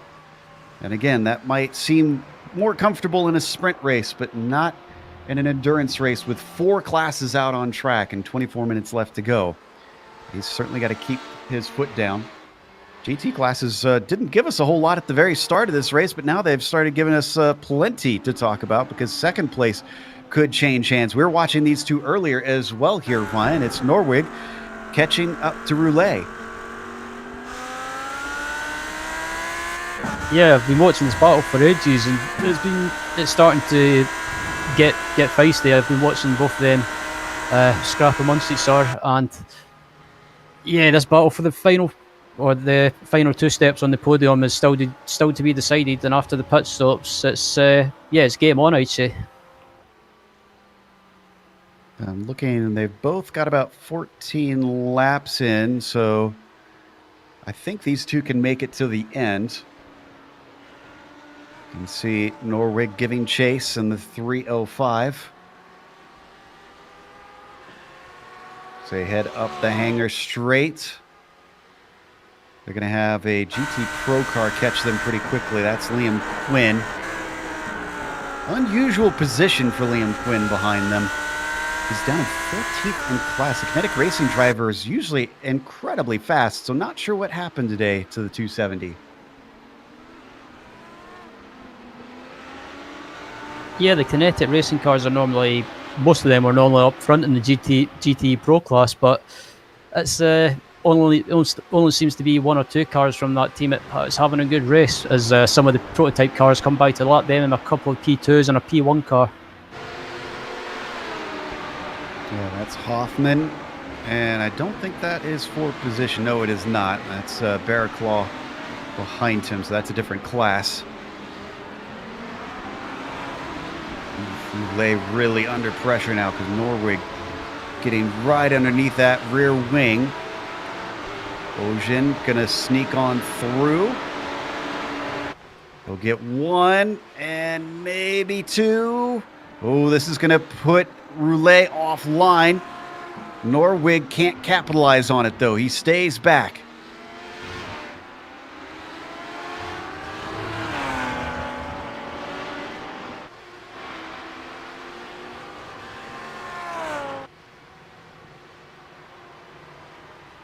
Then sounds like we got another penalty here. Steph, I see you looking at the sheet. What have you got? Yeah, it's that is that wreck that we saw between the GTE and GT3 car at Cobb's Corner, and Jan-Philipp Ried, that is the number 2, the 312 of Real Pixel Motorsport 3. There we go. They got a black flag for aggressive driving. That was a 20-second stopping go penalty for them. Matthias Bäumler in that car. So yeah. I wouldn't call that aggressive driving, just unlucky moment there for both of them, as I also just spotted Roberto Pancaldi of the Fach Autotech Sim Racing number 111 to have no nose cone on their HP. If I could speak, how long ago did we get that penalty for the Real Pixel 312? Because they just came out of the pits. Yeah, that was for that penalty. Okay, yeah, I was going to say, if they have to go back in again, that is going to hurt even more. But they're already down to 7th out of 8 cars still running in their class. For what was a day where they needed to perform, they dropped the ball. They have really put themselves behind the 8 ball in terms of the championship, I'd say. And speaking about the championship, Hell Racers Horsey has just pitted. They just came out of the pit lane again. They're still ahead of Jan Senkowski, who is in 2nd place, that Porsche there. Let's wait until the timing and scoring has updated that gap between those two, and it's only down to just 10 seconds. So most definitely Jonas Bodun has to perform now, because Jan Senkowski continued to be at least 0.8 of a second faster than Jonas Bodun ahead of him, and those old tires only will get worse for Jonas. And Ronnie Fantini has pitted from 2nd place in the LMP2s. So that hands over P2 to Carlos Benetti. That's in the World of Sim Racing 151, but I think they're going to have to get one more stop in. So that should switch back around. Boy, the pit strategy has just been the talk of the day here in most of the classes. Without much in the way of cautions, it's really caused the teams to have to think far ahead, and some of them seem to have. Others maybe have let one loose, unfortunately. Absolutely. As I was watching Bowden just trying to lap a GT car, and he came so close to collecting the GT car, and luckily managed to get it away. But if I was in Bowden's shoes, I would be putting the foot down and trying to go as quick as possible to try and maintain that gap to Senkowski. Absolutely. And again, this is where they need to catch up and gain points on the Heusinkveld team. This is a direct battle in the championship. Granted, they do get double points at Barcelona. So it is not like we said at the start of the broadcast, and they are able to still be in it at the final rounds, even if they finish behind Heusinkveld. But they'd rather, of course, be a little bit closer. One thing that I really am amazed by is that not a single team has yet gotten a penalty for exceeding the incident limit during this race. We all know how easy it is in some of these corners to get those incidents, especially at Cobb's Corner, and especially also at Stoke Corner. Those two especially is where you can run off track and get an easy 1x. So yeah, kudos to everyone staying inside the track limits. Second that. Did we lose the Falk Autotech car, though? I feel like someone had mentioned that recently, and so much has been happening. I've lost track, but they've been in for about 2 minutes. Yeah, these guys, very interesting. They were in pit lane, then did exit pit lane again, but they didn't have a nose cone, and they just went back in after one lap, and it seems like they have so much damage that Elvis Bonello now also decided to retire that car. Or they pulled forward and backed up, so it looks like they're trying to get something repaired, but they've left the car, and they might be our only 3rd retiree if Oh, they've hopped back in. They're trying to figure something out because they're doing a lot of weird stuff right now. We'll try and keep you up to date once we get information. But Grindel now pits for the Vikings Fenris machine. That'll finish them out. Boy, a lot of drivers really took it close on fuel, but not many seem to be able to take it all the way to the end. We're watching this battle between Norwig and Roulet earlier, and it's still within a second of one another. 16 laps to go. I have to imagine, Ryan, that both drivers are absolutely pushing it to the limit because there's no point in holding back at this point. Absolutely. If I was Bowden, you've just got to go for it. You've just got to push as much as possible. Even if you make a mistake, you can't let off the gas. You've just got to go for it. And same with Senkowski as well. Just got to go for it. Push as much as possible. Try and catch that gap. I'm looking at the gap now, and Senkowski has managed to get the gap down to about 6.1, 6.2 seconds. It's been creeping downwards and downwards. Senkowski is coming. And we've got 15 minutes left to go. How wild is it, though, that these two different strategies are coming to within seconds of each other after 4 hours of racing? And what's even more amazing is it's two different makes of cars, too. It's fantastic. Just watching these two cars and two teams going at it, Hammer and Tom, just pushing as much as possible in the closing stages. It's fantastic. But if I was to predict a winner in GT Pro, just judging by pace and consistency, I've got to go for the Team Huskenveld guys. They just seem to be able to claw the time back and close that gap. And Boding, I think, is just going to be... It's just a matter of time, possibly, before he's a sitting duck. Yeah, Heusenfeld has a history of just being incredible, especially under pressure. So I'm with you. I think my money would have to go on to Senkowski. Just watching the AM battle now for second place. Ruben versus Till.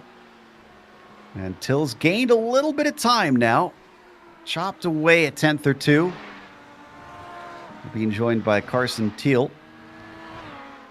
He's going to be able to go, well, maybe not around the outside. Thought he was going to be able to.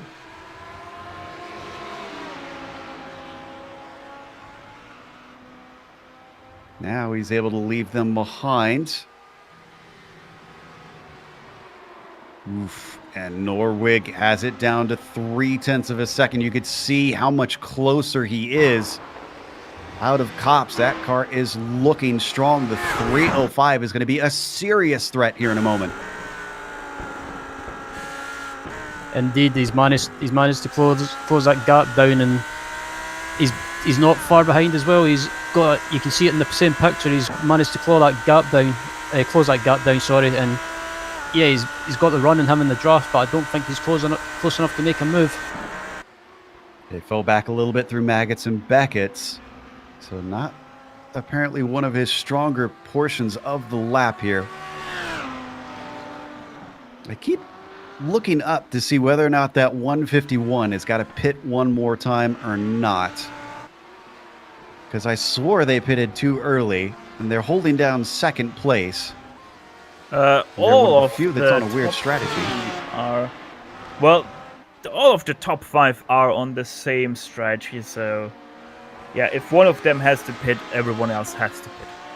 No, CQR pitted 16 laps ago, whereas the 151 was 27 laps ago at this point. Oh, I'm sorry, 151. I was understanding 351. Yeah, okay, yeah, that makes sense. Sorry. Yeah, Barraclaw was 20 laps ago, though, and I think that Torque Freak number 181 should be able to get to the end.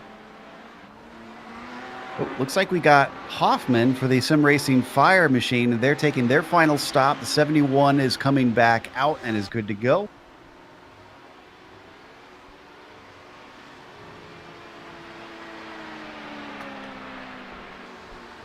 Seems like, though, the timing and scoring is showing that Santowski, did he have a mistake somewhere? No, I think that was just a little bit of a hiccup in timing and scoring. Jan Santowski still continues to be faster. Last lap, he was 0.3 faster than your GT Pro leader. So the gap is now down to 5.4 seconds, continuing to creep up to the back of that Harris's Heresy Ferrari. I wonder if that's enough, though. If he's only doing 0.3 a lap with Oh, no, five no, and no. a half seconds to go. That was that. He had a small mistake because of running together with a GT3 car where he did catch him at the wrong point. But he is continuing to be at least 0.8 a lap faster than Jonas Budin ahead of him. Oh, and Boda just got a slowdown penalty. Oh, and this is going to spice it up even more. So now it's down to 3.1 seconds. Santowski can now see Jonas up ahead. He is there, and he is ready to pounce. Let's watch the replay, see where this slowdown took place. Oh, it looks like it was somewhere in the Maggots and Beckett sequence. Probably was out of Chapel. Let's have a look on that. There he comes through Beckett's, and didn't really see that there. Maybe it happened through Maggots. Either way, slowdown is a slowdown is a slowdown, and thus that gap is now down to just 3.4 seconds. Yep, if I'm Santowski, I would be absolutely grinning from ear to ear, closing the gap down and seeing your competitor in front of you. And I think Jan now is just, I guess he's a bit of like a hungry dog looking for food. So probably trying to close the gap down as much as possible, and don't rule him out and Team Huskenveld have won in this race just yet. Yeah, it is looking like they've got a very good opportunity on their hands. And 2:48, it's got it down to 2.5 seconds now as we ride on board with Santowski. They gave him a task. Again, had to really try and push hard to try and fight for the win here. And he's got himself this far, but can he take it all the way? Can he actually peel the victory away from the Hellracers Heresy team in the final stages? And that is going to be gutting if the 219 is not able to finish this thing in first place. Absolutely. I mean, yeah, the Hellracers team have been doing an amazing job for most of those races to get lapped by a P1 car. They've been doing a great job, and I think just watching Bowden as well when he got that slowdown just before it. I think he might be feeling the pressure a little bit and just letting it get to him instead of just relaxing and settling down and just doing his own thing. But Santowski is right behind him, and he's closing the gap down really, really quick. Oh, and we finally got the World of Sim Racing answering our question on if they can make it or not. The answer is no. Where is Barraclaw? He's coming out of the final corner. He's going to get by them. I do not think the 151 can get out in time, but it will be pretty close because they only had 9 seconds of fuel. Burns has got the speed, or Bearclaw's got the speed, rather. And he is by, and it's going to be about 2 seconds between them, but 8 minutes left on the clock. So, can we see Benetti actually run down and pass Bearclaw? Don't forget about that 4th place HPD as well. Tony Baird, Nomad Sim Racing, HPD. They are smelling that podium just ahead of them. And they've got about 4.5 seconds to make up, so that is going to have to take a lot of speed from the 122. But like you said, it's there if they want to try and push and take it. But let's go back to that battle for the lead and the GT Pro, because it's now down to 2 seconds between Bowden and Santowski. Just watching Bowden as well. Oh, there's a GT3 car off on the side of the track. Be careful, Bowden. He manages to get by without no issues. But yeah, Bowden is really struggling for traction on the exit of corners, especially the slow speed corners. And it's allowing Santowski behind them to close the gap. And he's not that far behind now. He literally, you can see both of them in the same picture. And you see they're split by that car that was getting back on track. That's Baumler. So So Baumler's not really fighting with anybody. He could pull out of the way, but he's not going to. He's going to stay put, and that is certainly not going to make Santowski happy since he had it down to 1.5 seconds.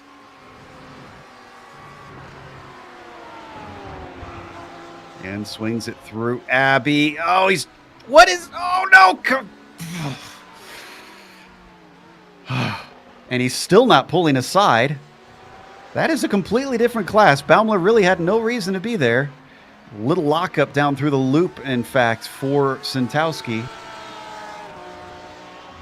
Oh, he has got to be fuming in that car. It's gone back up to 2.3 seconds. If that costs him the win, I suspect he'll have some words from Matthias after the race. Absolutely. If I was Jan, I would be absolutely fuming right now. I mean, there was no need for that GT3 car to try and fight him. As you said, Joe, it's a different class. So he should have... I know it's multi-class racing and you've got to stick to your line, or it says in the rules you should stick to your line, but there's just no need for that. So, yeah, I think you might be seeing an angry Jan right now. In the rules it says that you should stick to your line, but also in the rules says that you, once you're side by side with a faster class, you should make everything in your spectrum to be able to make that pass easier for both of you. That means obviously, well, lifting if you're side by side, and that's most definitely not what Matthias Bäumler did there. Most definitely making it very hard for Jan Santowski to get past that GT3 car, but now also it's getting a little bit interesting for Jonas Bodin into Vale Corner as he now gets overtaken by Patrick Elchard, and that's most definitely not what he would have liked to see going side by side through Vale with an LMP1 car. Yeah, we keep talking about the emotions that Santowski is feeling. What about poor Bodin right now? How nervous has he got to be in that cockpit, knowing that he's on old tires and he's trying everything to keep this gap up so that Santowski won't have a chance in the last few laps to try and make an overtake. Now this traffic's certainly not helping the situation. Especially he's only 3 laps away from a victory with 4 minutes 43 remaining.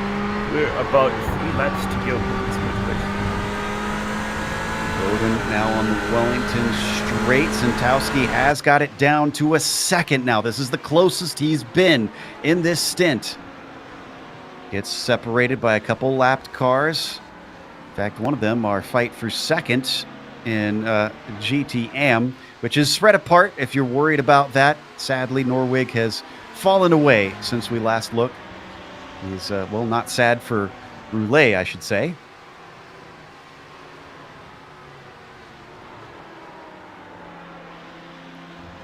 Yeah, I keep mentioning the GT Pro lead battle, but yeah, this is just so close. This is too good to not to watch. So yeah, if I was Bodin, I would probably be nervous or a nervous wreck. I would say so. But he just needs to keep calm. He just needs to relax. Just keep doing what he's doing. He's managing to maintain that gap to Jan behind him, but the gap now is around about 1 second. Yeah, it's awful close. He just got overtaken by Baird. Bodin's going to have to be overtaken by the LMP2 as well. He's going to pull off to the left, try and let him through, but that still puts him on a very horrible shallow line down into Vale. What was 1 second is now 0.6 of a second in just a couple corners. Less than 3 minutes on the clock. And Bodin can now see him in his mirrors. Yep, and yeah, less about 2 laps to go, and Jan is right behind him. It's only a matter of time, I think, before Jan makes a move. But I don't think Bodin's going to make it easy for him. And why should he? It's a battle for the lead, and it's going to go right down to the last lap, I feel. Why can he make that Ferrari? And Porsche is going to be a bullet for sure. Come down into Brooklands. A little bit of an early turn-in from Bodin. Already feeling like he has to go slightly defensive here. They're going to get joined by Marcel Egbers, the German sim racing machine. Well, he's going to be able to pick his way through on one. and the other, and doesn't interrupt the battle. But now you can see just how close. 0.3 of a second. It'll be white flag for these cars next time by, we believe. What can Santowski do in a lap? I don't even think he needs one lap. I think this is going to be facilitated either through Stowe or through Vale, as now he also has the HPD sister car of himself. That's Team Hoismel number 101 going past those two. As Santowski stays in the draft. Now he goes into the draft of his sister team, but he gets cut off a little bit by the 488. Tries to go to the right side, though doesn't really make that happen. He has to stick behind through Stowe, but once again, very squarely for both cars on the throttle out of Stowe. Jansen goes over to the left side. Does he have the guts to brake later? No, he does not. Jonas Bodin still ahead in this battle for first place in the GT Pro class. I'm surprised Bowden left the door open, but we've gotten the white flag for Matteo. I'm keeping half an eye on the battle as we watch this victory lap for the PCDC car, which has won 4 out of the 4 rounds and is about to make it 5 for 5. Just phenomenal performance. As we watch him, there was another defensive move, and I think we're going to get the pass for the lead. Oh, and he gets his nose in. They almost make contact, but he's got that better grip off the corner. The lead now goes to Jan Santowski.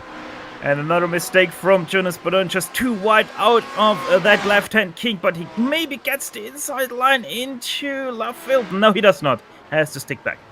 Oh, on the final lap, and he couldn't hold him back. Just gutting. Not so for this team. The number 18 is going to head into the final round, not with the championship clinched up, but having won every single race. And that is going to certainly put a lot of pressure on the other teams, certainly emotionally, mentally, to try and pull one over on them. The number 18 takes victory today here at Silverstone. See who our next team to cross. I believe it's going to be our GT Am leader, Turbium Racing, with Bryce Watson in the car. A good 30-second lead. We didn't see a whole lot of him. He didn't probably want the drama. As Z comes through Vale and then up and through Club. This is going to be a nice bit of points for the number 365 team who wins here today in England. Next up, behind the Turbium Racing car, is going to be finishing the Team Heusenfeld number 248. Just 2 more corners to go, and they have secured a very well-deserved victory ahead of the bittersweet second-place driver of Jonas Bodin in the Hellraiser's Heresy 488. Man, what a drive. What a drive by both cars, and I do feel for Bodin. But now let's head over to the CQR Club machine, the number 116. Another pretty big gap here for the lead. 37, almost 38 seconds between Baker and Barraclaw. Baker started this race up in what was 11th overall. And I believe he's going to finish exactly there as well. I need to check to see where he started, if that was on pole for the CQR machine. Certainly going to be the first spot at the finish, as he's our last car to cross the line to win here today in the 4 Hours of Silverstone. And indeed, he did have the pole in his class. That's going to take us to a quick break here on the Global Sim Racing channel. After 4 hours of coverage, we're going to rest our voices, but we will be back with the post-race interviews as well as the unofficial results. Stick around, because we'll show you all the upcoming races here on GSRC.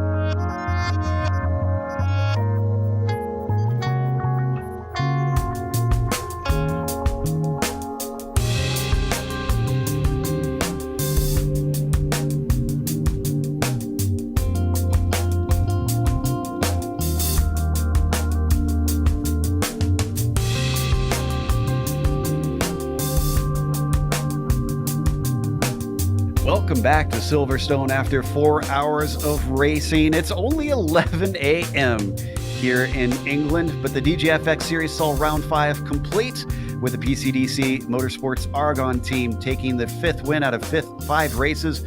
Hell Racers Gluttony did try to give it their best, but they had to settle for 2nd place, a whole 50 seconds behind. Only 3 cars were on the lead lap in that LMP1 class. Satellite Racing wound up in 3rd, having qualified in 8th. They certainly raced better than they qualify, and I think they'll be happy with that. Element Sim Racing Fire finished in 4th, with SKS Tribute finishing exactly where they started, in 5th position.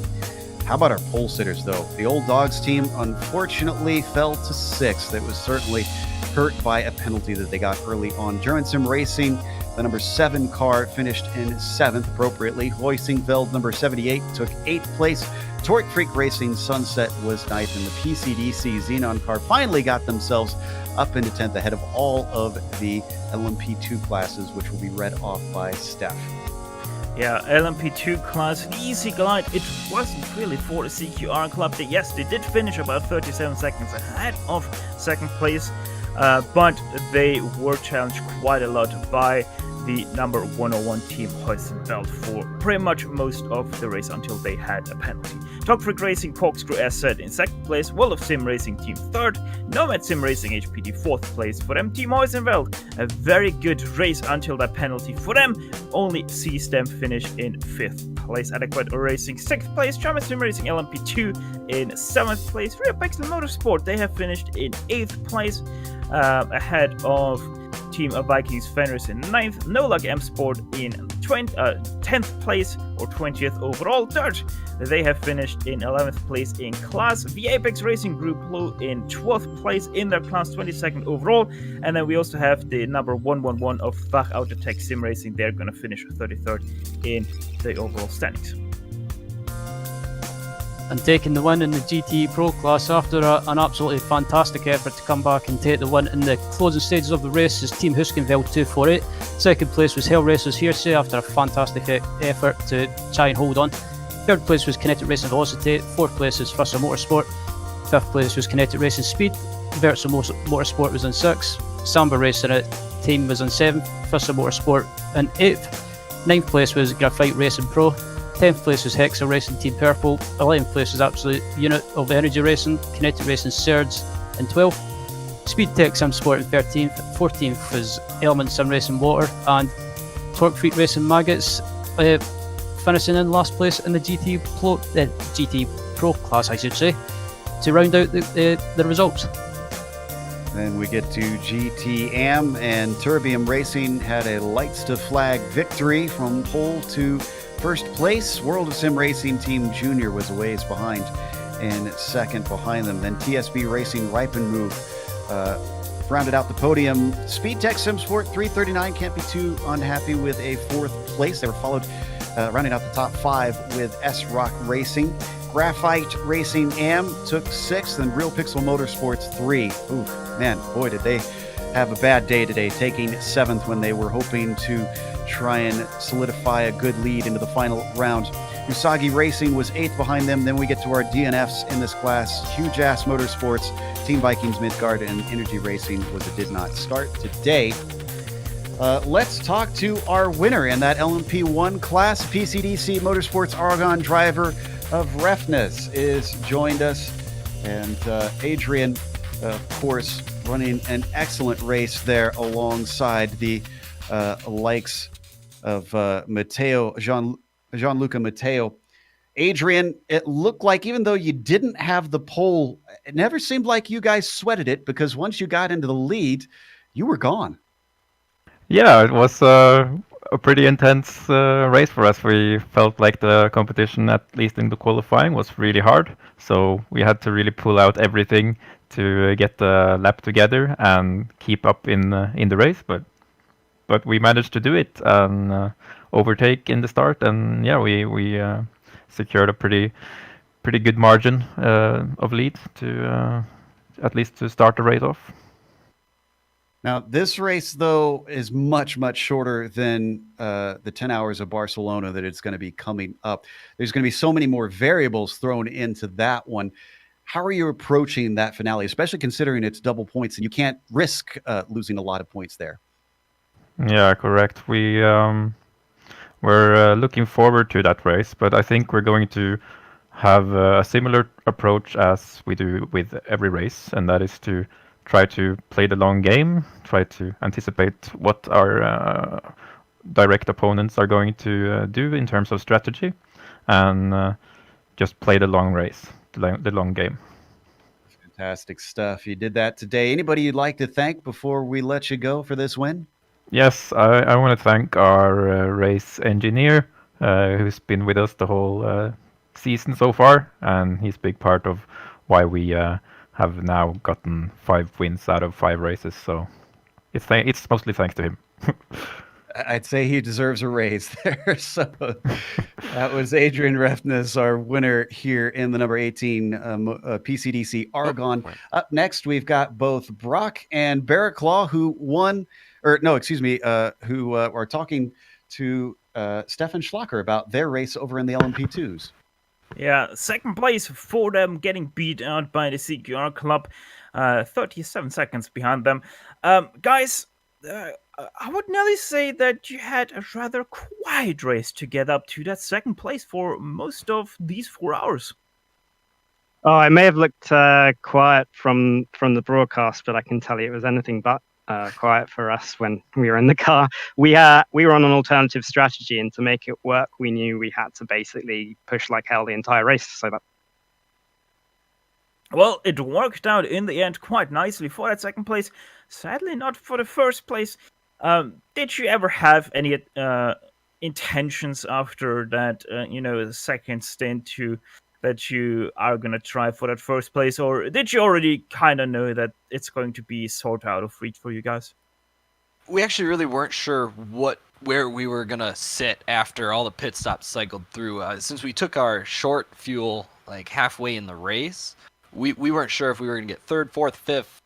Like it was just as it happened, what fell into our lap and where we were at. And David did an awesome job there at the end, fighting for that P2 finish right there, down to the white flag. So no, it was more of just what happened and how our strategy worked out.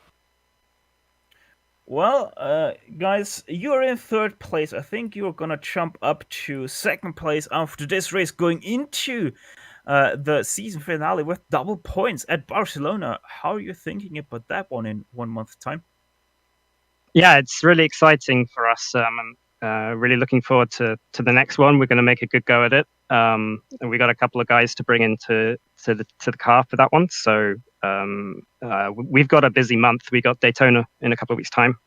Dawson and I both racing, which we need to prepare for. But after the iRacing 24 hours, the Rolex 24, we'll be straight on to gunning for that championship. And I mean, hats off.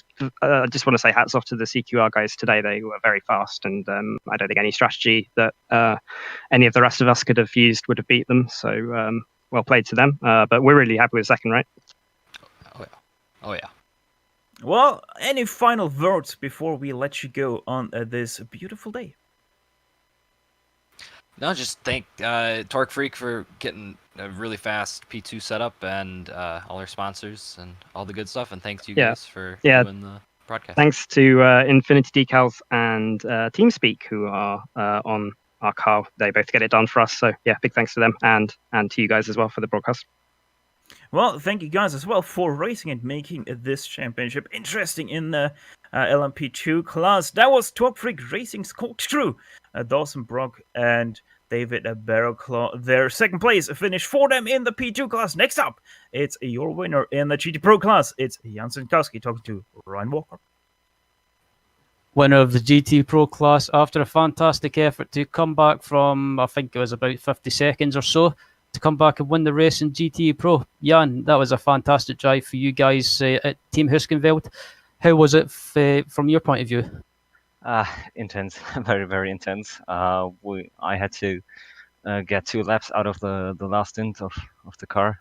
So I was all the time since I left the pit, just saving fuel. And then I think the guys in front of us, Jonas Bodin, I think he had to spin. So we came closer, and then they had to pit to make it to the end of the race. What we wanted to avoid. And so yeah, it got really close at the end.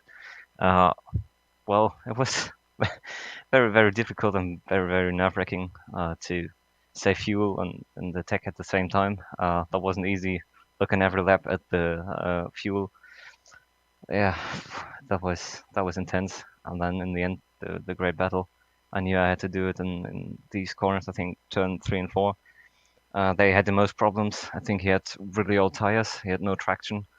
So yeah, I knew I had to do it somewhere there, and yeah, was a nice clean fight. Was hard, but in the end, yeah, was a great outcome for us. How was the battle with Bowden towards the end? I mean, as you say, he was struggling with tires, and what was he like to try and get by? Was he hard? Was he fair? Was there a lot of respect given? I mean, there was times that you were closing on him, and then he managed to maintain the gap, but in the end, you managed to close him down and get by him. Was there good sportsmanship between the two of you? Yeah, it was really great. He when I was just alongside him, he just gave me enough room, but also not more as I expected. So yeah, everything fine, everything good. So yeah, that's the way I like to fight. Just do it as close as possible, not making it easy for the other one, but yeah, also not pushing someone off the track. So everything great, and I really enjoyed the fight, as my teammates did also. Good stuff. Just before we let you go, is there anyone you want to thank quickly? Any sponsors or team names or anything like that? Yeah, for sure, Hoisingveld, as always, for being a big part of our team since years now, making it possible for us to race in these series, and then to my teammates supporting over the race, and yeah, Christian driving for himself. In the end, it all came together to this outcome. So yeah, great one, and very important for the last race. Good stuff. Well, thanks for joining us, Jan, and again, congratulations to you guys on the GT Pro 1, and we look forward to seeing you on track at Barcelona. Thank you, and congratulations to the other winners.